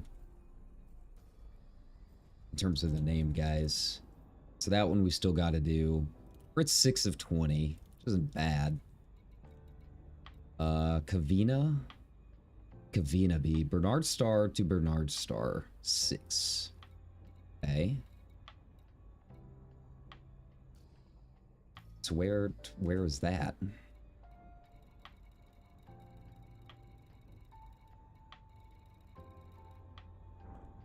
Bernard, there's Birmingham World. Where's Bernard Star 6? There we go. So that, the rank 4 we're skipping for now. There we go. Now the problem with the excavation site method is I am not entirely sure what's going to work and what's not, in terms of whether or not they're the right faction and all of that stuff. Like, that's the tricky part, making sure they're the right faction.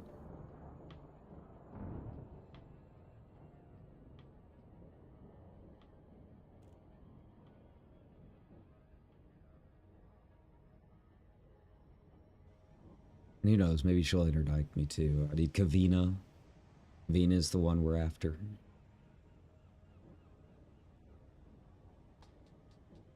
Make it real easy. I don't mind the interdictions. That makes it super simple. Yeah, I'm just really kind of curious how we're gonna handle this with that threat level 4. I think it might be too much, but man, the rep is just too good.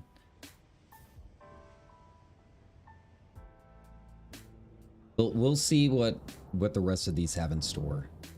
I don't even know if there are any extraction sites in Bernard Star. I thought I saw a couple last time, but I was kind of scrolling through really fast.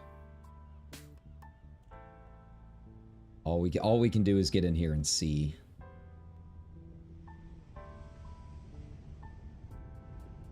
I mean, we're doing good. We've restocked ammo, got full shields, pretty set. And in all of this, and I don't even know if it's going to be enough. I really don't. I don't think I'm going to be able to get 50% just off of this few. Especially since we lost one, too. We lost a little bit of rep doing one. That's rough. You can see it went down just a slight bit. I mean, I'll make that up with like one support mission turn in, but it's still disappointing.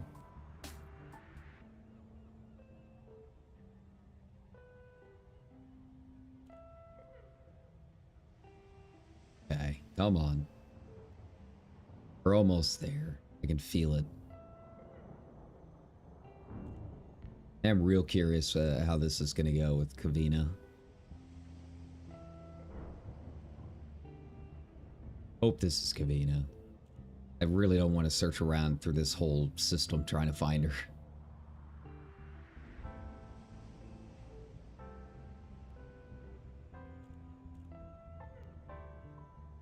We're almost there. Thankfully, like, these mission targets have a greater range where it drops you out. You don't have to get like a right on top of it. Some of them are pretty wide. You can be almost an entire light second out in some cases, and it'll still pop you in. Those are the best.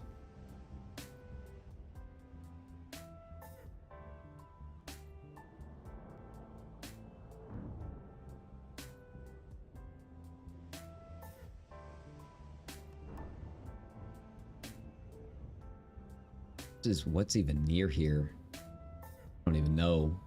Like, I feel like we're kind of out there, right?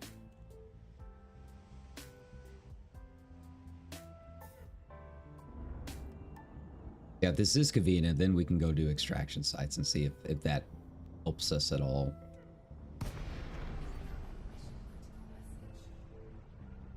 Oh.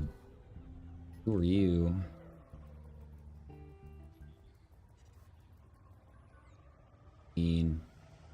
Usually the pirates are going to be out a ways. There we go. There you are.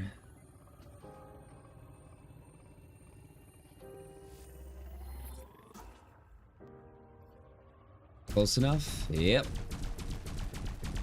All right, let's take her down.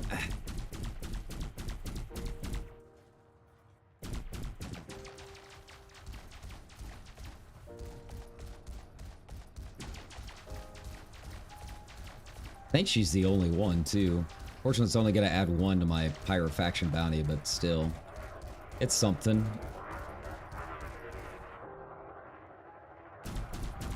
Goodbye. Nice. Nice.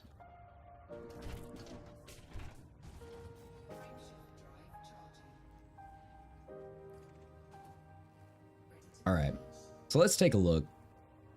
Let's see if I can do the extraction site method. I don't know if we can or not. I'm not entirely confident about what we've got here. But we're going to take a look anyways. All right, what's our options? A lot of signal sources, which I don't care about. Conflict zones, no.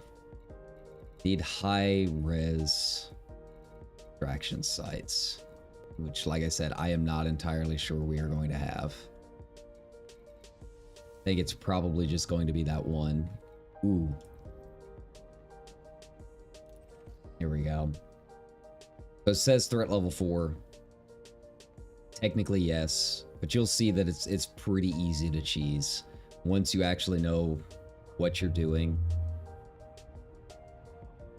Like, you can actually attack and make it go a little faster if you want, but you really only have to pop it with, like, literally one chain gun hit or multi-cannon hit, and you're pretty much good to go. The question is how many pirates are going to be there. Like, that's the tricky part. We want pirates. We want a lot of pirates. And I think that's why that one was threat level 4, right? Is because it just had so many pirates. And that's going to be the hard part, is getting enough to actually get it done. Like, 20 is a lot. It's not a small amount at all. We're 7 there. Need 13 more, right? And again, we can just keep going to that one site over and over again till we get to 20, paying 6 million each time to redeploy. Not exactly the best method, in my opinion, but it's a method we can try. An option. And the thing is, I feel like I wasn't even killed by anything like targeting me. I think there was just so much laser fire going around everywhere that I just kind of got caught up in it. Not entirely sure. That's sure what it felt like.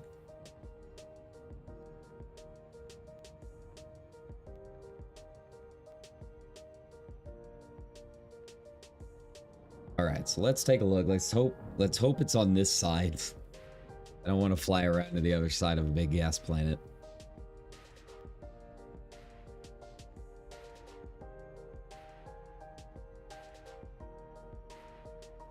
Usually you kind of have to hope that, like, security is already there. Like, you'll be able to see if people are fighting out there in space.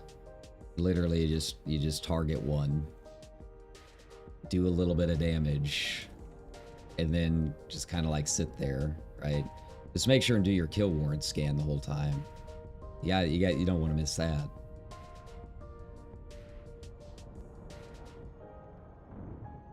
Oh, that's kind of cool. It's got like a little mini moon. Oh, it's like right in the middle of the ring too. We're giving it a shot. All we can do, you know, if I take down 1 or 2 and redeploy, that's fine. It's really not going to take me that long to make that money back once I get back into exploration mode. But man, it's just annoying. I mean, you know how it is. You get a new toy, you want to play with it. I don't want to buy my Corvette and then not be able to do anything with it, you know? It's got some dark rings too. Kind of creepy.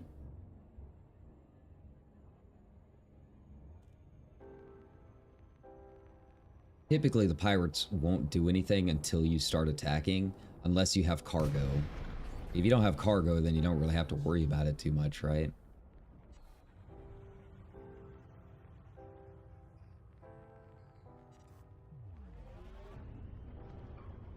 Oh, I'm so far away. Let's get out of here and do a little bounce, shall we? Let's go up and then go down. That might be the way to do it.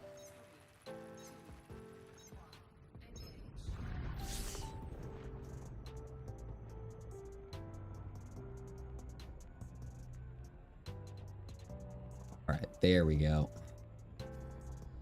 Then back to this. Assist. There we go. That way I get a little bit closer this time. Instead of sitting there waiting. Trying to slow boat it. Hit it directly, right? There. Let's see what we got. Now, these are always kind of scary. Because, like, we are in the middle of an asteroid field and I can't see jack. Right? Like, I cannot see a thing. I can't see anyone to target. That's a federal agent. But the others around here. Federal agent, competent. State Phantom, federal agent. I'm not looking for you. Where are you, Boo? Boo Booster Baggins.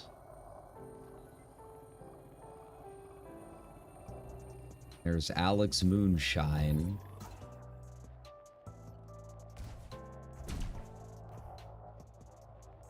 He's in a clipper too. So we gotta be like kind of careful.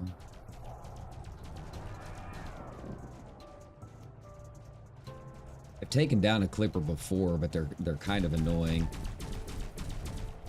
Especially because he knows what he's doing.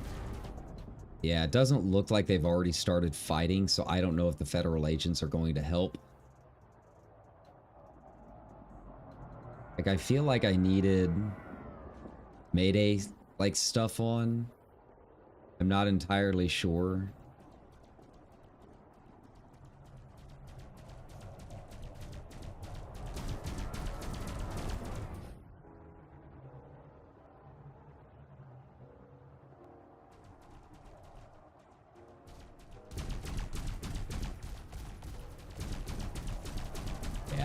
I think I'm dead again. I think I'm not getting any help from the agents. Typically you want to find them when they're already fighting, but like I can't see jack here, right? Like we are out in the black. I got no eyes on any of this.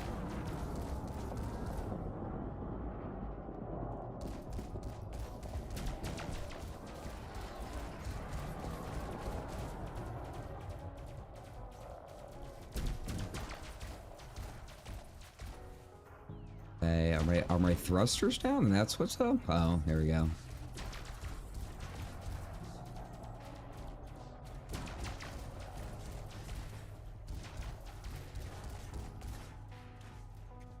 What is going on right now? I can't tell anything that's happening.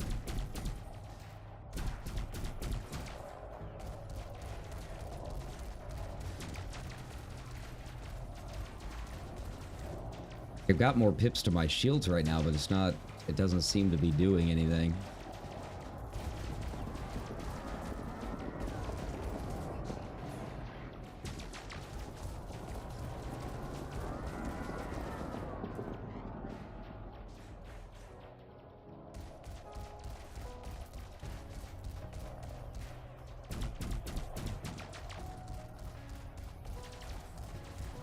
Weird part is, like, I feel like I'm winning the fight, but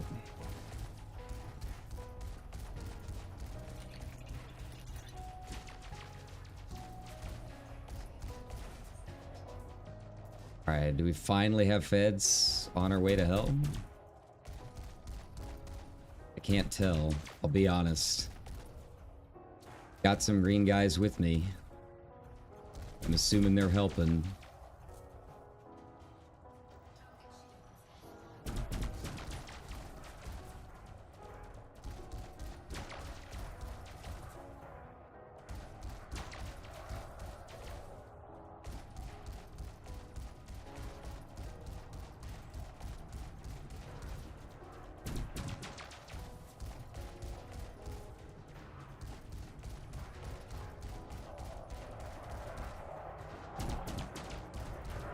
I'm probably not going to be able to put out as much damage as the feds are to this guy. But, you know, we've officially won, I guess you could say.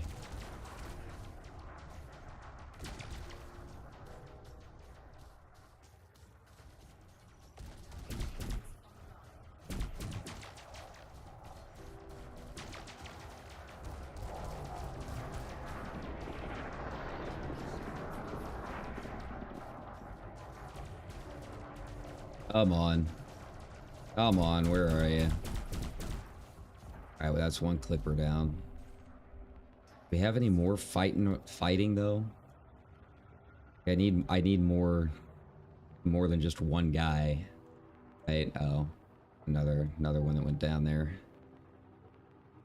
Any others? I think that was a federal agent here. Yeah.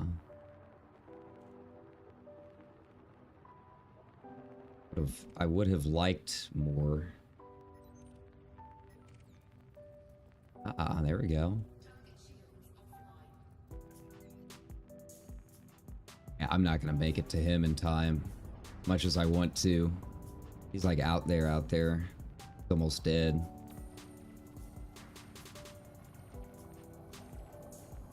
He is a master, but still.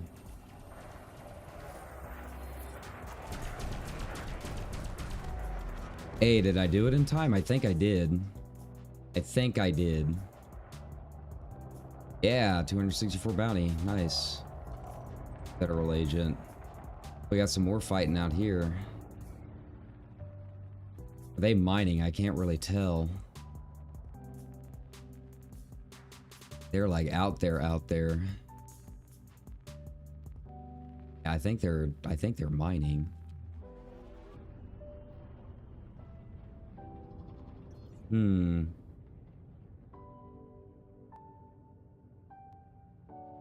Hard to tell. Like, I cannot see Jack right now. It's so rough. It's so rough.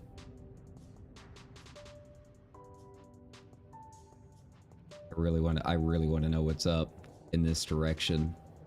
Like, I see shots of something. I can't tell if it's something that's going to help me or not. Doesn't look like it. I think that was probably federal agents. Who are you? An angel. Well, who's scanning me? Who is this mysterious person? That's a federal assault ship. Sidewinder. Alan Brooklyn.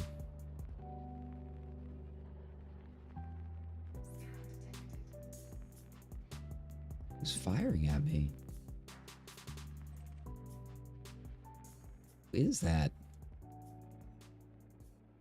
Woody, anything nice for me? I don't know, is there?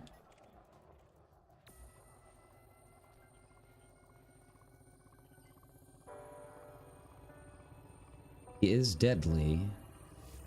Give it a shot. I think he's probably out of range for me. Probably gonna end bad, but we'll see. Now that I know the feds are on my side, right?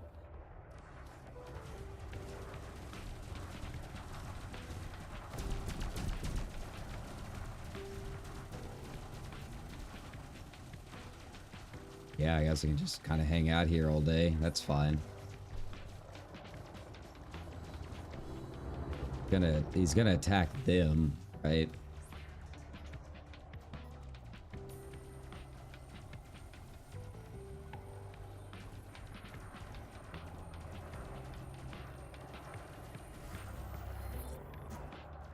Right, all right.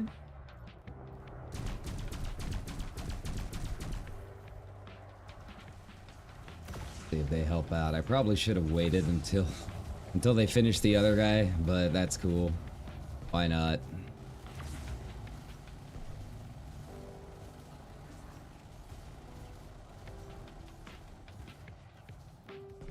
He's just chewing through me. mean, it was worth a shot.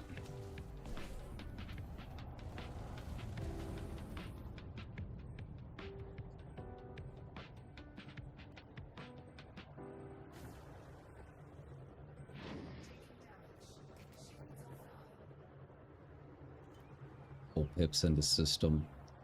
I get my shields back up before this guy takes me.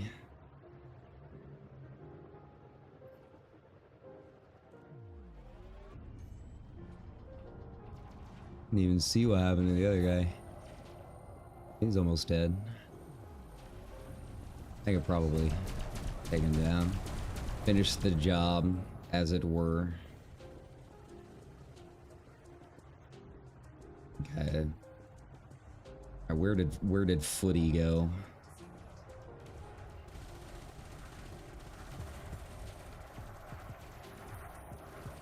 Oh, you know. Now he's got bigger things to worry about, huh? That's cool. So this is how you do it. You know, obviously I rushed it a little bit. I probably should not have attacked a second guy before the first guy was even down. But yeah, at this point the feds are just going to take care of essentially all of them. Anyone that attacks me is going to immediately get lasered, as you can see, by like 5 of these guys. So that's cool. One of them's Anaconda, so that's nice.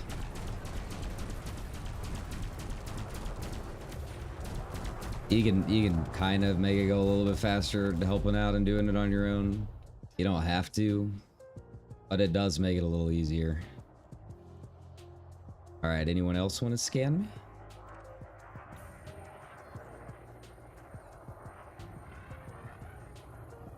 Oh, Miguel was wanted, so here we go.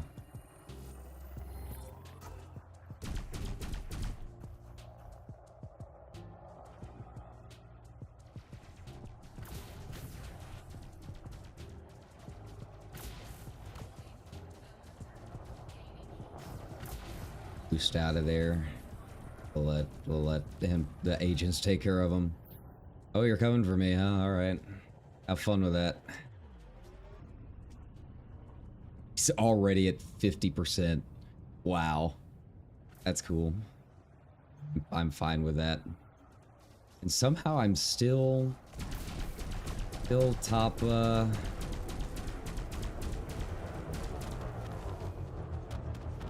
goodbye. Yes. Anyone else? I'm cool if anyone else wants to attack. That's fine. Probably just hang out here for a little bit. Did that even help me with my mission? I think it did.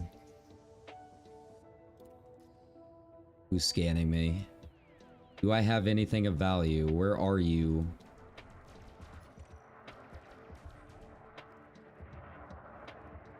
Who was that guy? Gerard Peter Hunt.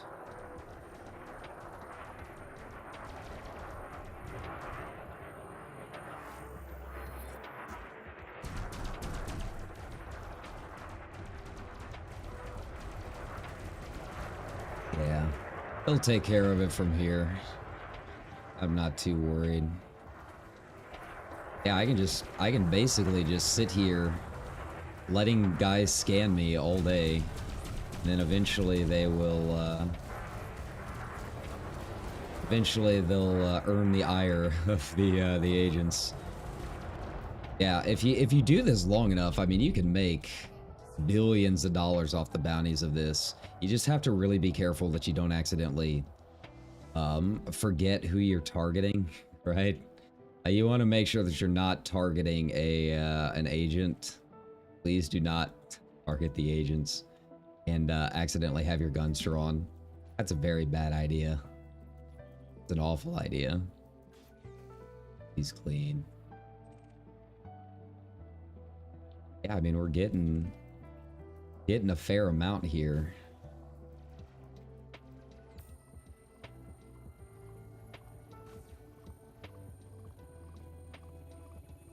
These are in the ire of one of them. Like, the agents aren't really to be messed with, to be honest. They're a lot stronger than you'd think, at least at the high resource sites. I don't know about the other ones. I don't even know if they even help at the other ones, to be honest. I mean, we can sit here and just kind of do our thing for a little bit. Because we got a wanted guy targeted.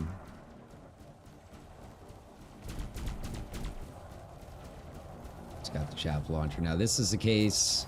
He's got the chaff. He's got the chaff out. You still don't want to lower your target on it. That's a bad situation when you got all of the agents nearby. But who else is attacking? Who else they got? Oh, another guy.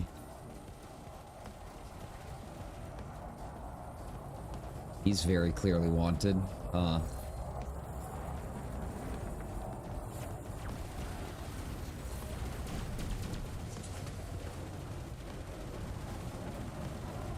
Ooh, did I bump him? Did I bump him enough to count? We'll see. Hopefully.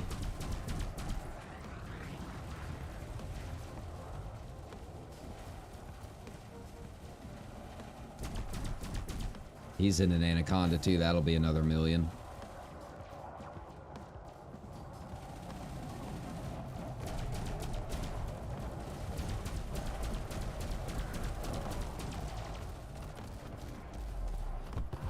Cool. Now who's attacking me? Who is it this time? Is it you?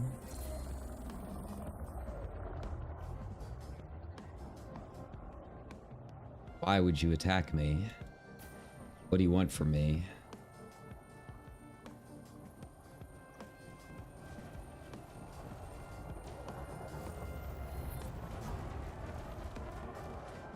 We'll slow down a bit. I'm going a little fast. I don't want to get caught in the crossfire of these guys, right? Hi.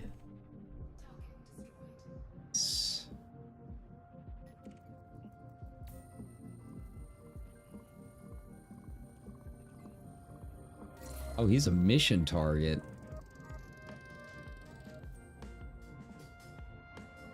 Wait, I think that just might be in general from the Bernard Pirates mission.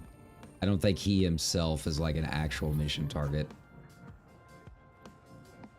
But, you know, why not?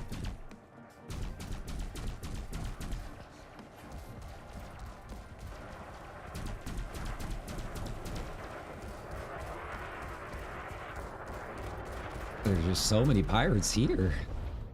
Like, I knew this was good. I've never had this many just back to back to back. Usually I get like one or two kind of derpy guys. And then that's really about it.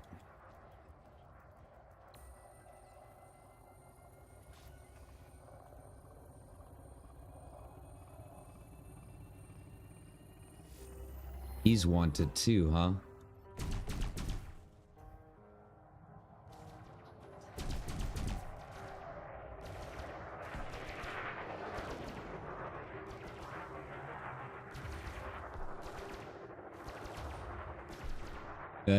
That didn't take long. They were on him.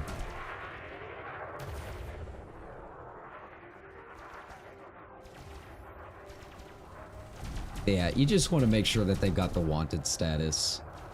You can see it down there. After that, it's not too bad. They'll fly around for a little bit. They'll kill him before I can even really do anything. And everyone gets paid.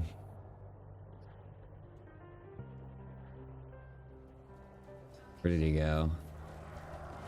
I don't mind helping out. Why not? Once their shields are down, like, my guns are as good as any. It's really how beefy their shields are. I would say that's probably the biggest difference between the ranks of piracy.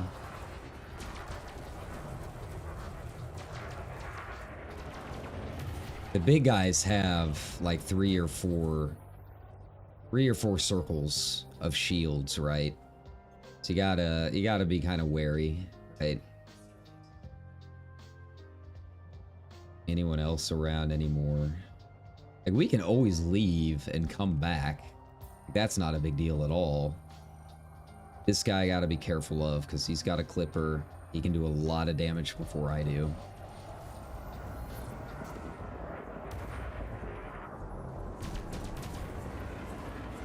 Cool. Now we wait. We'll let the agents take care of it because they do a lot more than I do.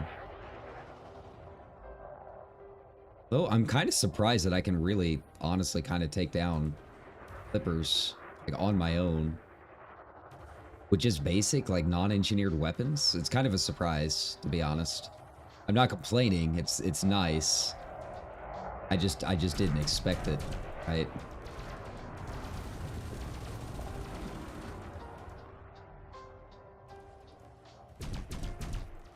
Let him get rid of the chaff. It's cool. Why not? It's just a thing now.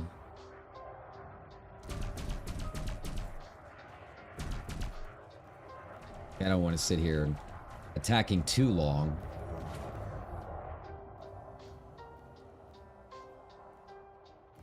I want the agents to keep the aggro, you know. That's the tricky part. It's making sure that that's not going to be a problem.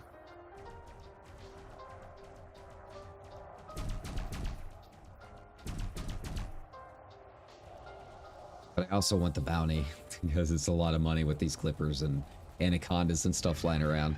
You know, we might have to go back and try the threat level 4 eventually. Like, what am I even at this point? I don't even know. The past couple, I don't know if they've been mission targets. It's kind of tricky.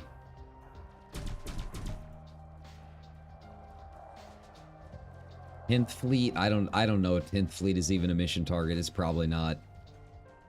Probably doesn't count because it's not Bernard's Pirates or Bernard's Boys or whatever, right?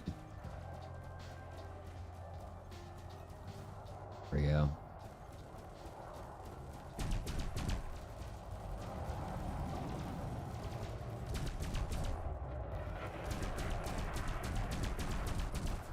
And I can finish it off. That's cool. Nice. I mean, look at that. That's just the bounty claim. That doesn't even count the kill warrant, I don't think. I think those are all just like regular miners. Cool. All right, so let's go heal up because we do need to heal up a bit. Get out of here. Find a base.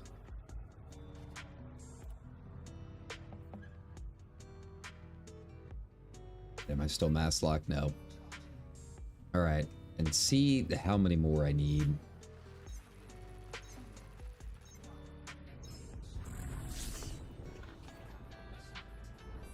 Like, the thing is, you can go back there anytime, and it's really not a big deal. It's pretty easy. And there's a lot of other resource sites too.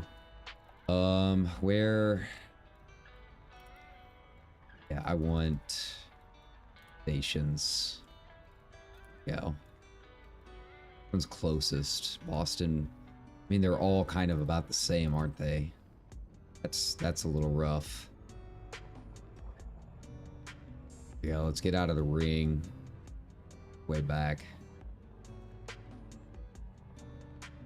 Heal up. How many more do we need?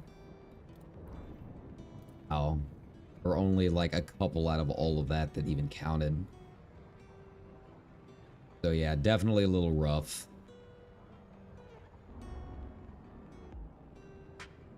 We can try the threat level 4 again. And hope that a couple of those guys were Federals that might come in to help us. Like, there's apparently a mission to do a Mayday signal, but I don't know how it works because I don't see it like on here at all. In terms of like my ship. Beacon. I guess. Off. Okay, yeah. So I'm not seeing anything with that. But Reflight checks. Report crimes against me. There we go. Yeah, I can turn that on. And then hopefully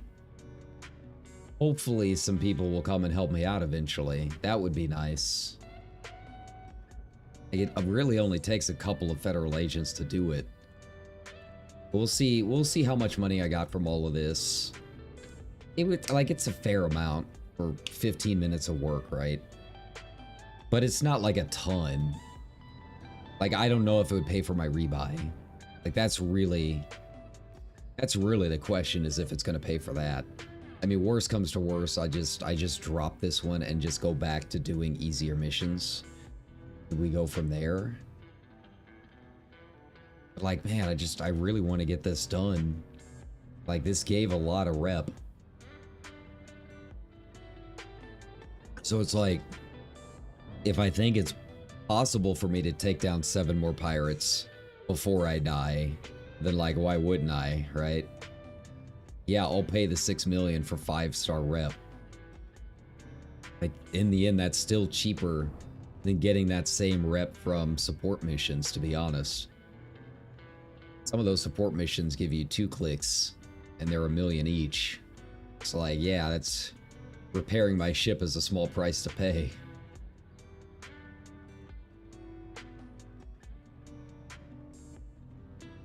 Yeah, that extraction site was like out there, wasn't it?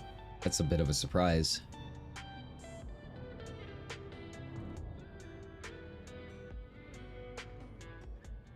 I mean, worst comes to worst. We go back, we check and see how much rep we actually even got to start out with, and then kind of make our decision from there. Yeah, if I abandon the mission, it's kind of like I lose a little bit of allied faction rep, but that's not a big deal. That'll make up pretty fast. In fact, I might even be able to make it up just stopping at this installation and seeing what they got. In fact, let's deactivate Super Cruise Assist here, and let's go to Boston Base, because Boston Base will have everything. They'll have a mission table. They'll have the full repairs. I mean, they'll have it all. If I'm going to be able to burn in a bunch of stuff, it'll probably be there. Normal service, okay. Line. What about Miller Depot? Yeah.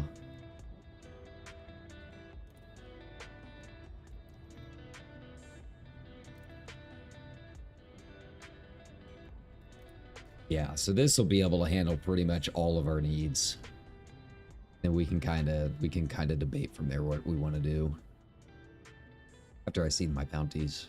I don't know how much it's going to add with all the kill warrant stuff included. Got the bounties, but the kill warrants add an extra little bit.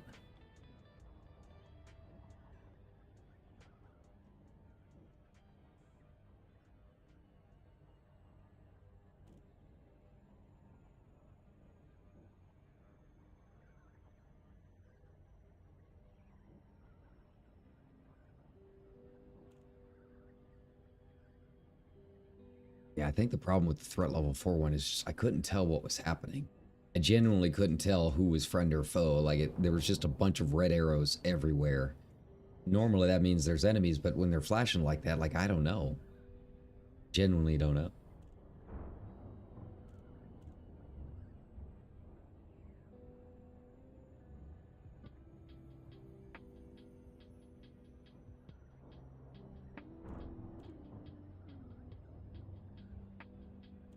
Let's repair. Then I'm gonna head back to Seoul and see how that goes.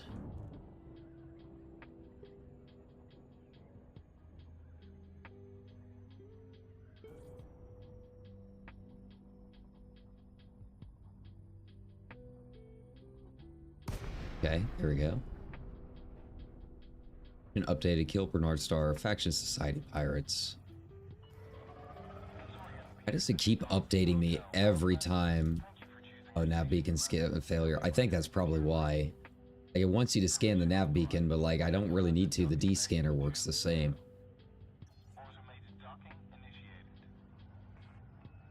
And how much is my repairs going to be, I wonder?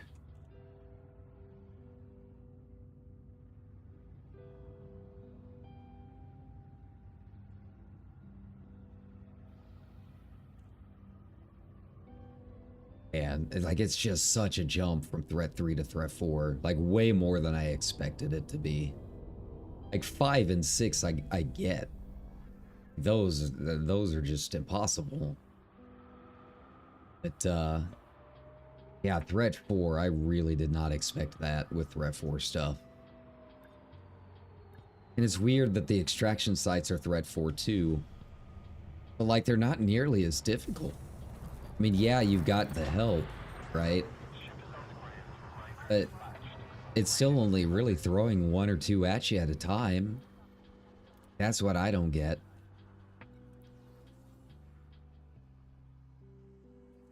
Okay. Let's check the mission board. Are either these roll? No. It's fine. Alright, let's turn in all of this. I don't think bounties help me at all. Wow, only 7 million after all that work? Surprise. Star Alliance. Huh. Yeah, they have to be that Bernard Star Alliance. That's the hard part. Alright. You know what?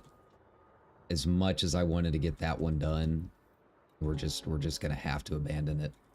I don't think I can get it done. We've still got a lot of missions here. We got a lot done. I don't think it's gonna be enough by any stretch of the imagination. We might as well just go ahead and see where we're at, because we'll get all of that rep back from these turn-ins. Right. Then yeah, if we need to, we'll just go and do some easier ones. Sucks that I can't take them. I need some engineered guns or thrusters or something. No dirty drive thrusters are apparently pretty popular. Now I can make those. They're from Farseer as well, if I remember right. But I don't have any of the stuff to make them, I don't think. I've got a lot of materials. I don't know if I have those materials. I'd probably have to trade for them.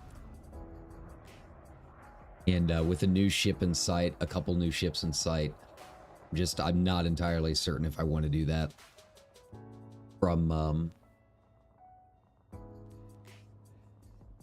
here we go. When I have another FSD drive, then I'm going to need a 5 grade.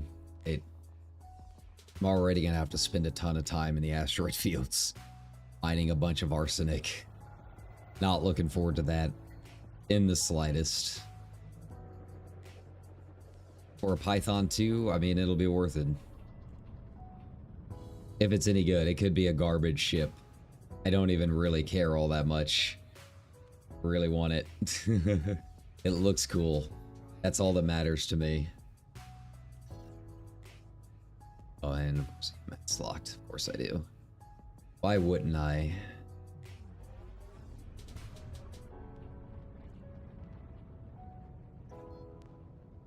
There we go.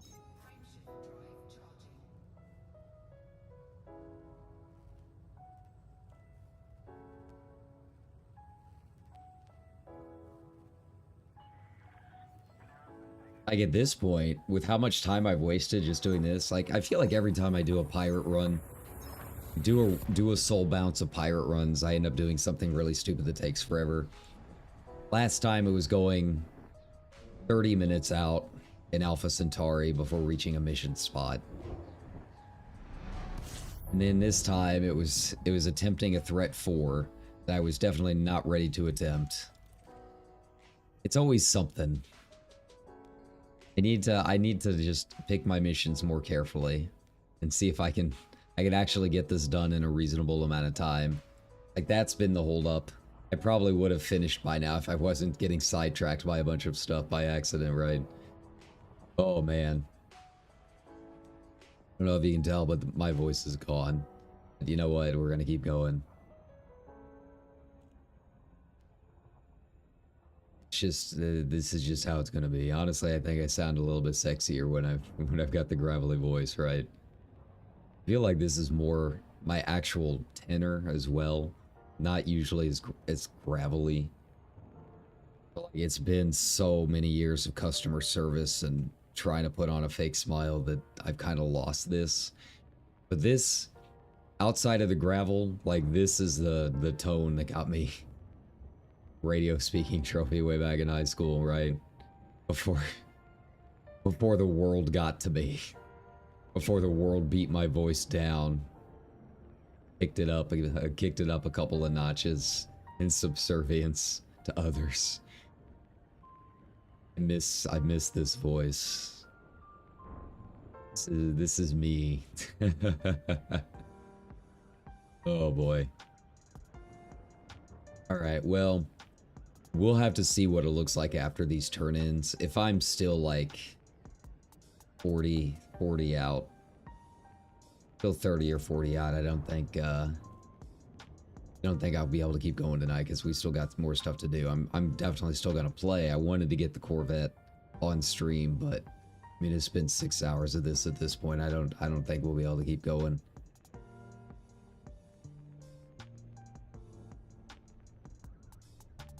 God, I still haven't gotten food.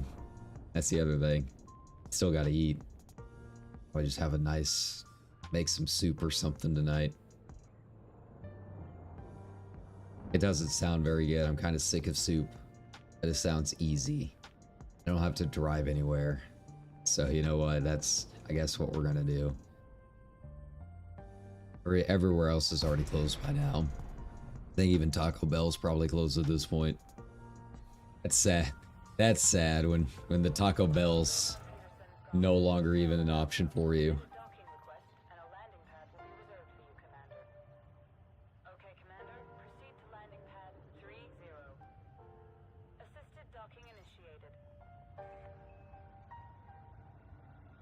Alright, help me out here, buddies.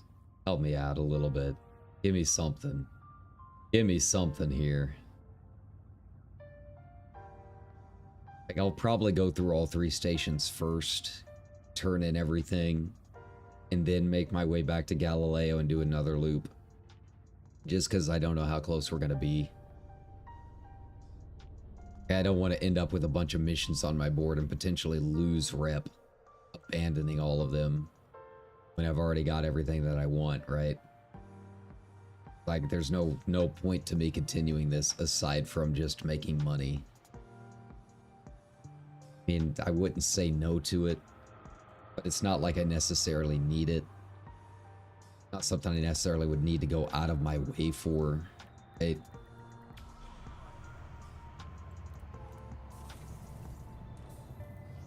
And now I can't remember how many Galileo had. How many? 5. That'll be a fair amount of options for my... Ooh, we did get a fair amount from this. Nice. Oh, nice. Sid Twonk was worth a lot more than I thought.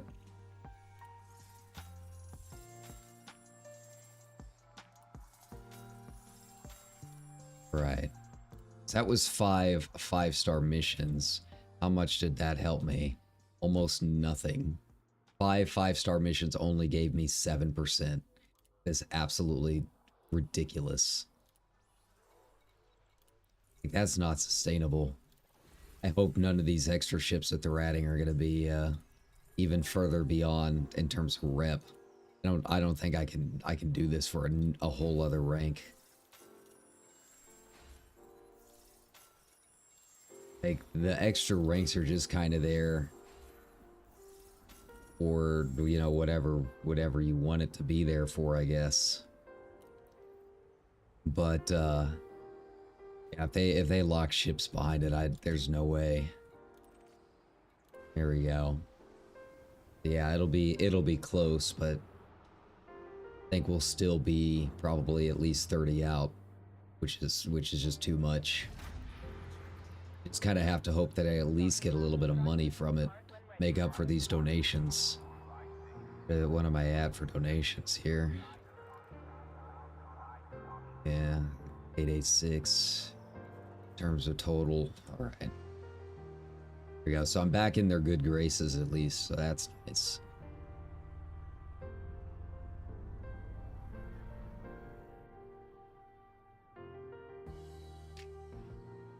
Yeah, I don't think I would last another round in these guys on stream.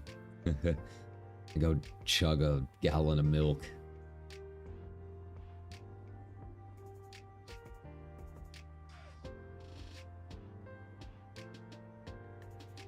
The worst comes to worse.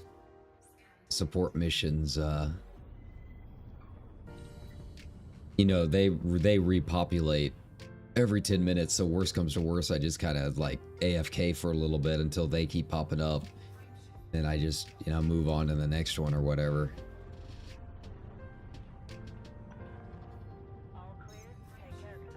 It'd be a slow way of doing it, but it would be a way of doing it. See, this is the problem that I end up running into. It doesn't matter how far out I get, I'm still mass locked for no apparent reason. Like, what's going on here? Like, I'm far away from the base. There's absolutely nothing around me.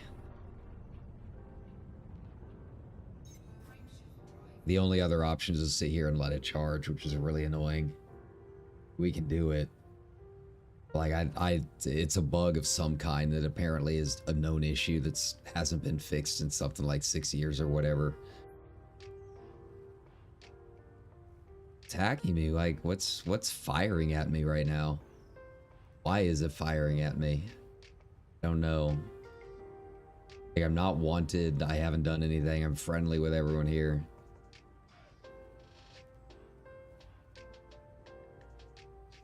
Like, I don't, like, it must be a pirate or something. They've got to take care of it. I really don't know. It's just very annoying. I think you can still charge. It's not going anywhere.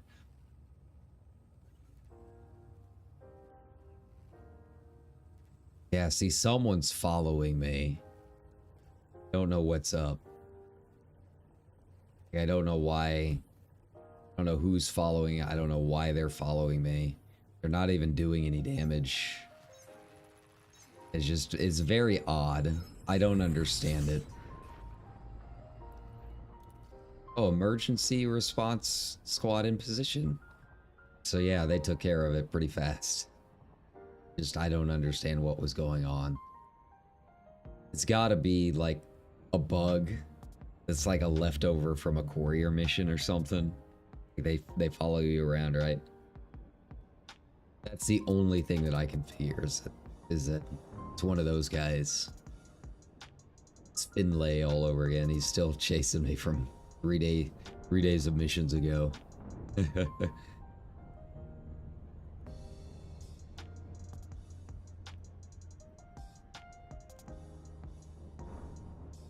Like, the way they're positioned, I think that it's someone. It's like leaving after me for whatever reason. Or leaving the dock after me, like how I kind of leave after other people sometimes, as you've seen. For whatever reason, they're just like, sure, the birthplace of humanity with pretty much all of the Federation's military might sitting here. That's a perfectly fine spot to do some piracy, right? How did they even get in here? How did they even get the permit to get in here? That's what I want to know.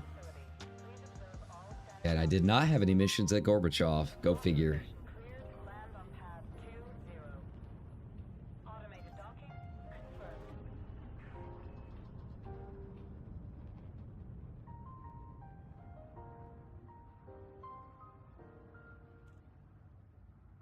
I mean, since I'm in my fertile lance, if it happens again, I might just turn around and like see what's up. Once I'm out of Fed range, once I'm out of the no fire zone, yeah, just pivot around, target, kill warrant scan, and see what's going on. Why are they attacking me? I don't understand.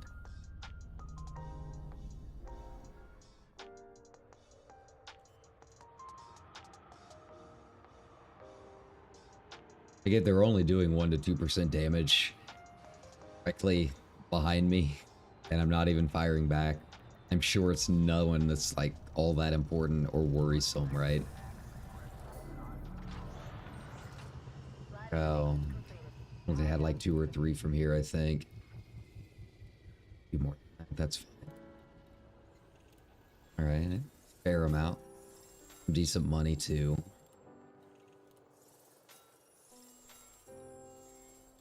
Oh, you know, I still made a little bit from Bernard's faction. That's cool. I won't say no.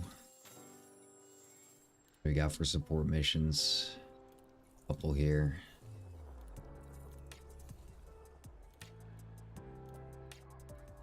Wrong button.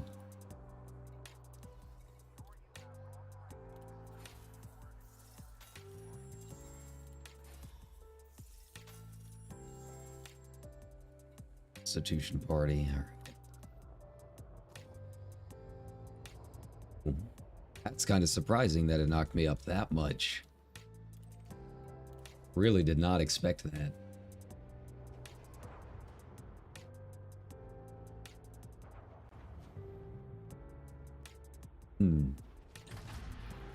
Well, maybe we can get it done. I don't know. It's gonna be so close. I mean, either way, I probably gotta go get my dolphin anyways. 'Cause I, yeah, do a courier mission real fast. Probably what the trade-off's gonna be.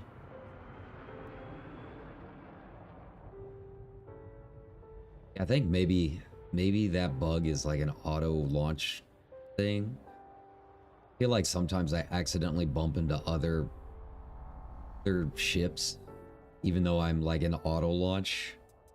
Maybe that's what's causing it. I genuinely don't know.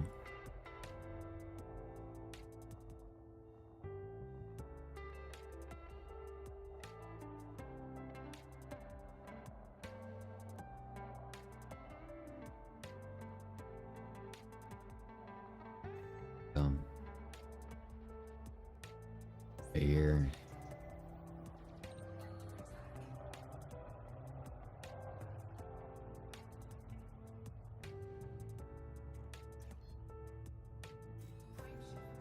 Alright, yeah, so it's a disruptive mass. Someone. What did they say? See when I'm outmatched? I don't know what that guy was all about.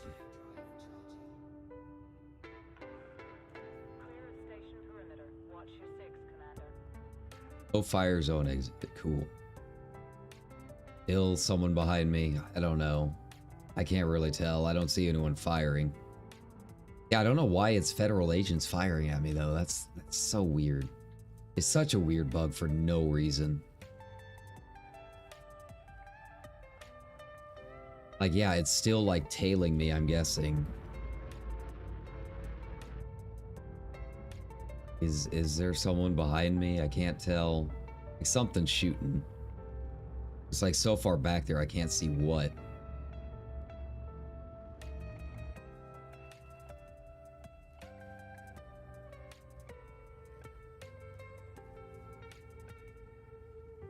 Come on.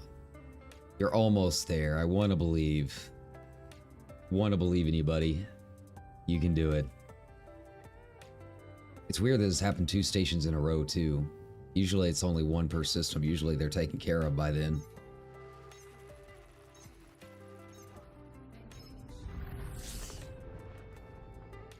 That's kind of why I think it's something to do with docking and undocking.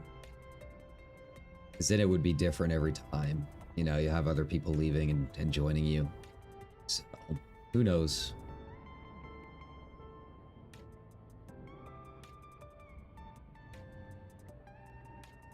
Alright, Earth.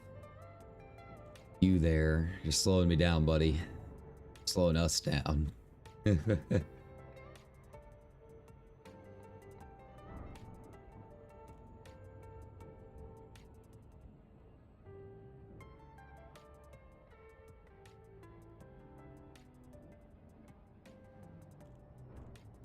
There we go. We're almost there.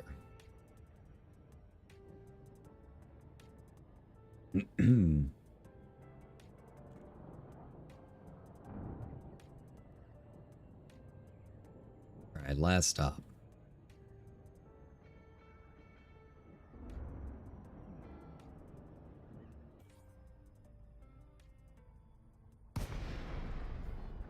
Nice.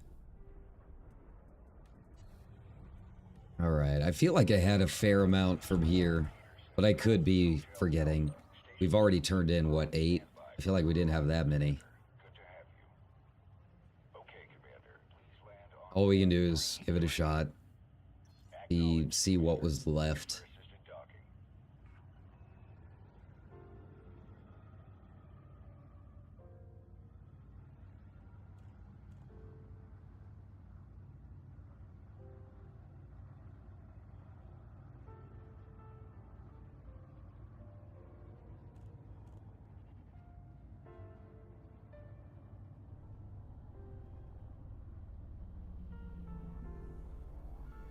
Nice.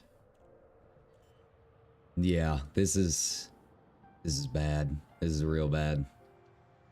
Like, if I'm being quiet, genuinely don't know if my voice can keep going. I don't know why it's like this. Like, been working.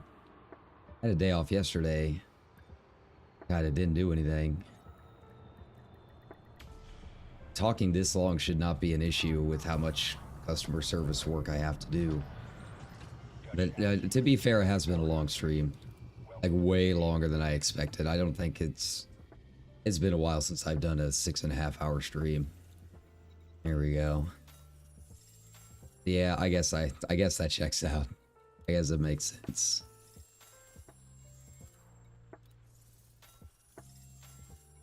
Right. And these were all 3 stars. If I had a couple 5 stars mixed in, might have done it. Yeah, now we're so close. Yeah, 70%.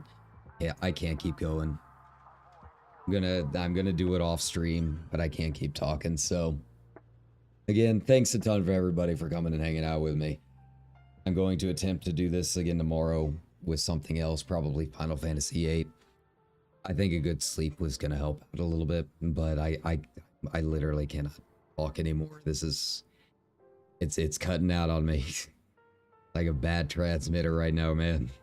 So yeah, thanks a ton everybody for coming to my 6.5-hour Guerilla stream that I started for no apparent reason, just because I wanted to say hi. So yeah, you know, like and subscribe if you want to see some more content from me in the future. Again, I'm at Wesor on pretty much all social media platforms, but I mostly post on Blue Sky these days. But yeah, let's make our way up to 1,500 and beyond in the next couple of months. Let's do it. I'm ready for it.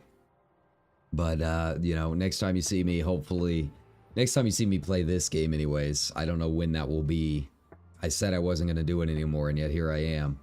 Next time you see me in the game, hopefully I will have my Corvette ready and primed to go. Hopefully with a cool skin. We'll see. I don't know what they look like, but we'll have to check it out. All right, take care, everybody. Have a good start to your week, and I will see you next time. Bye bye.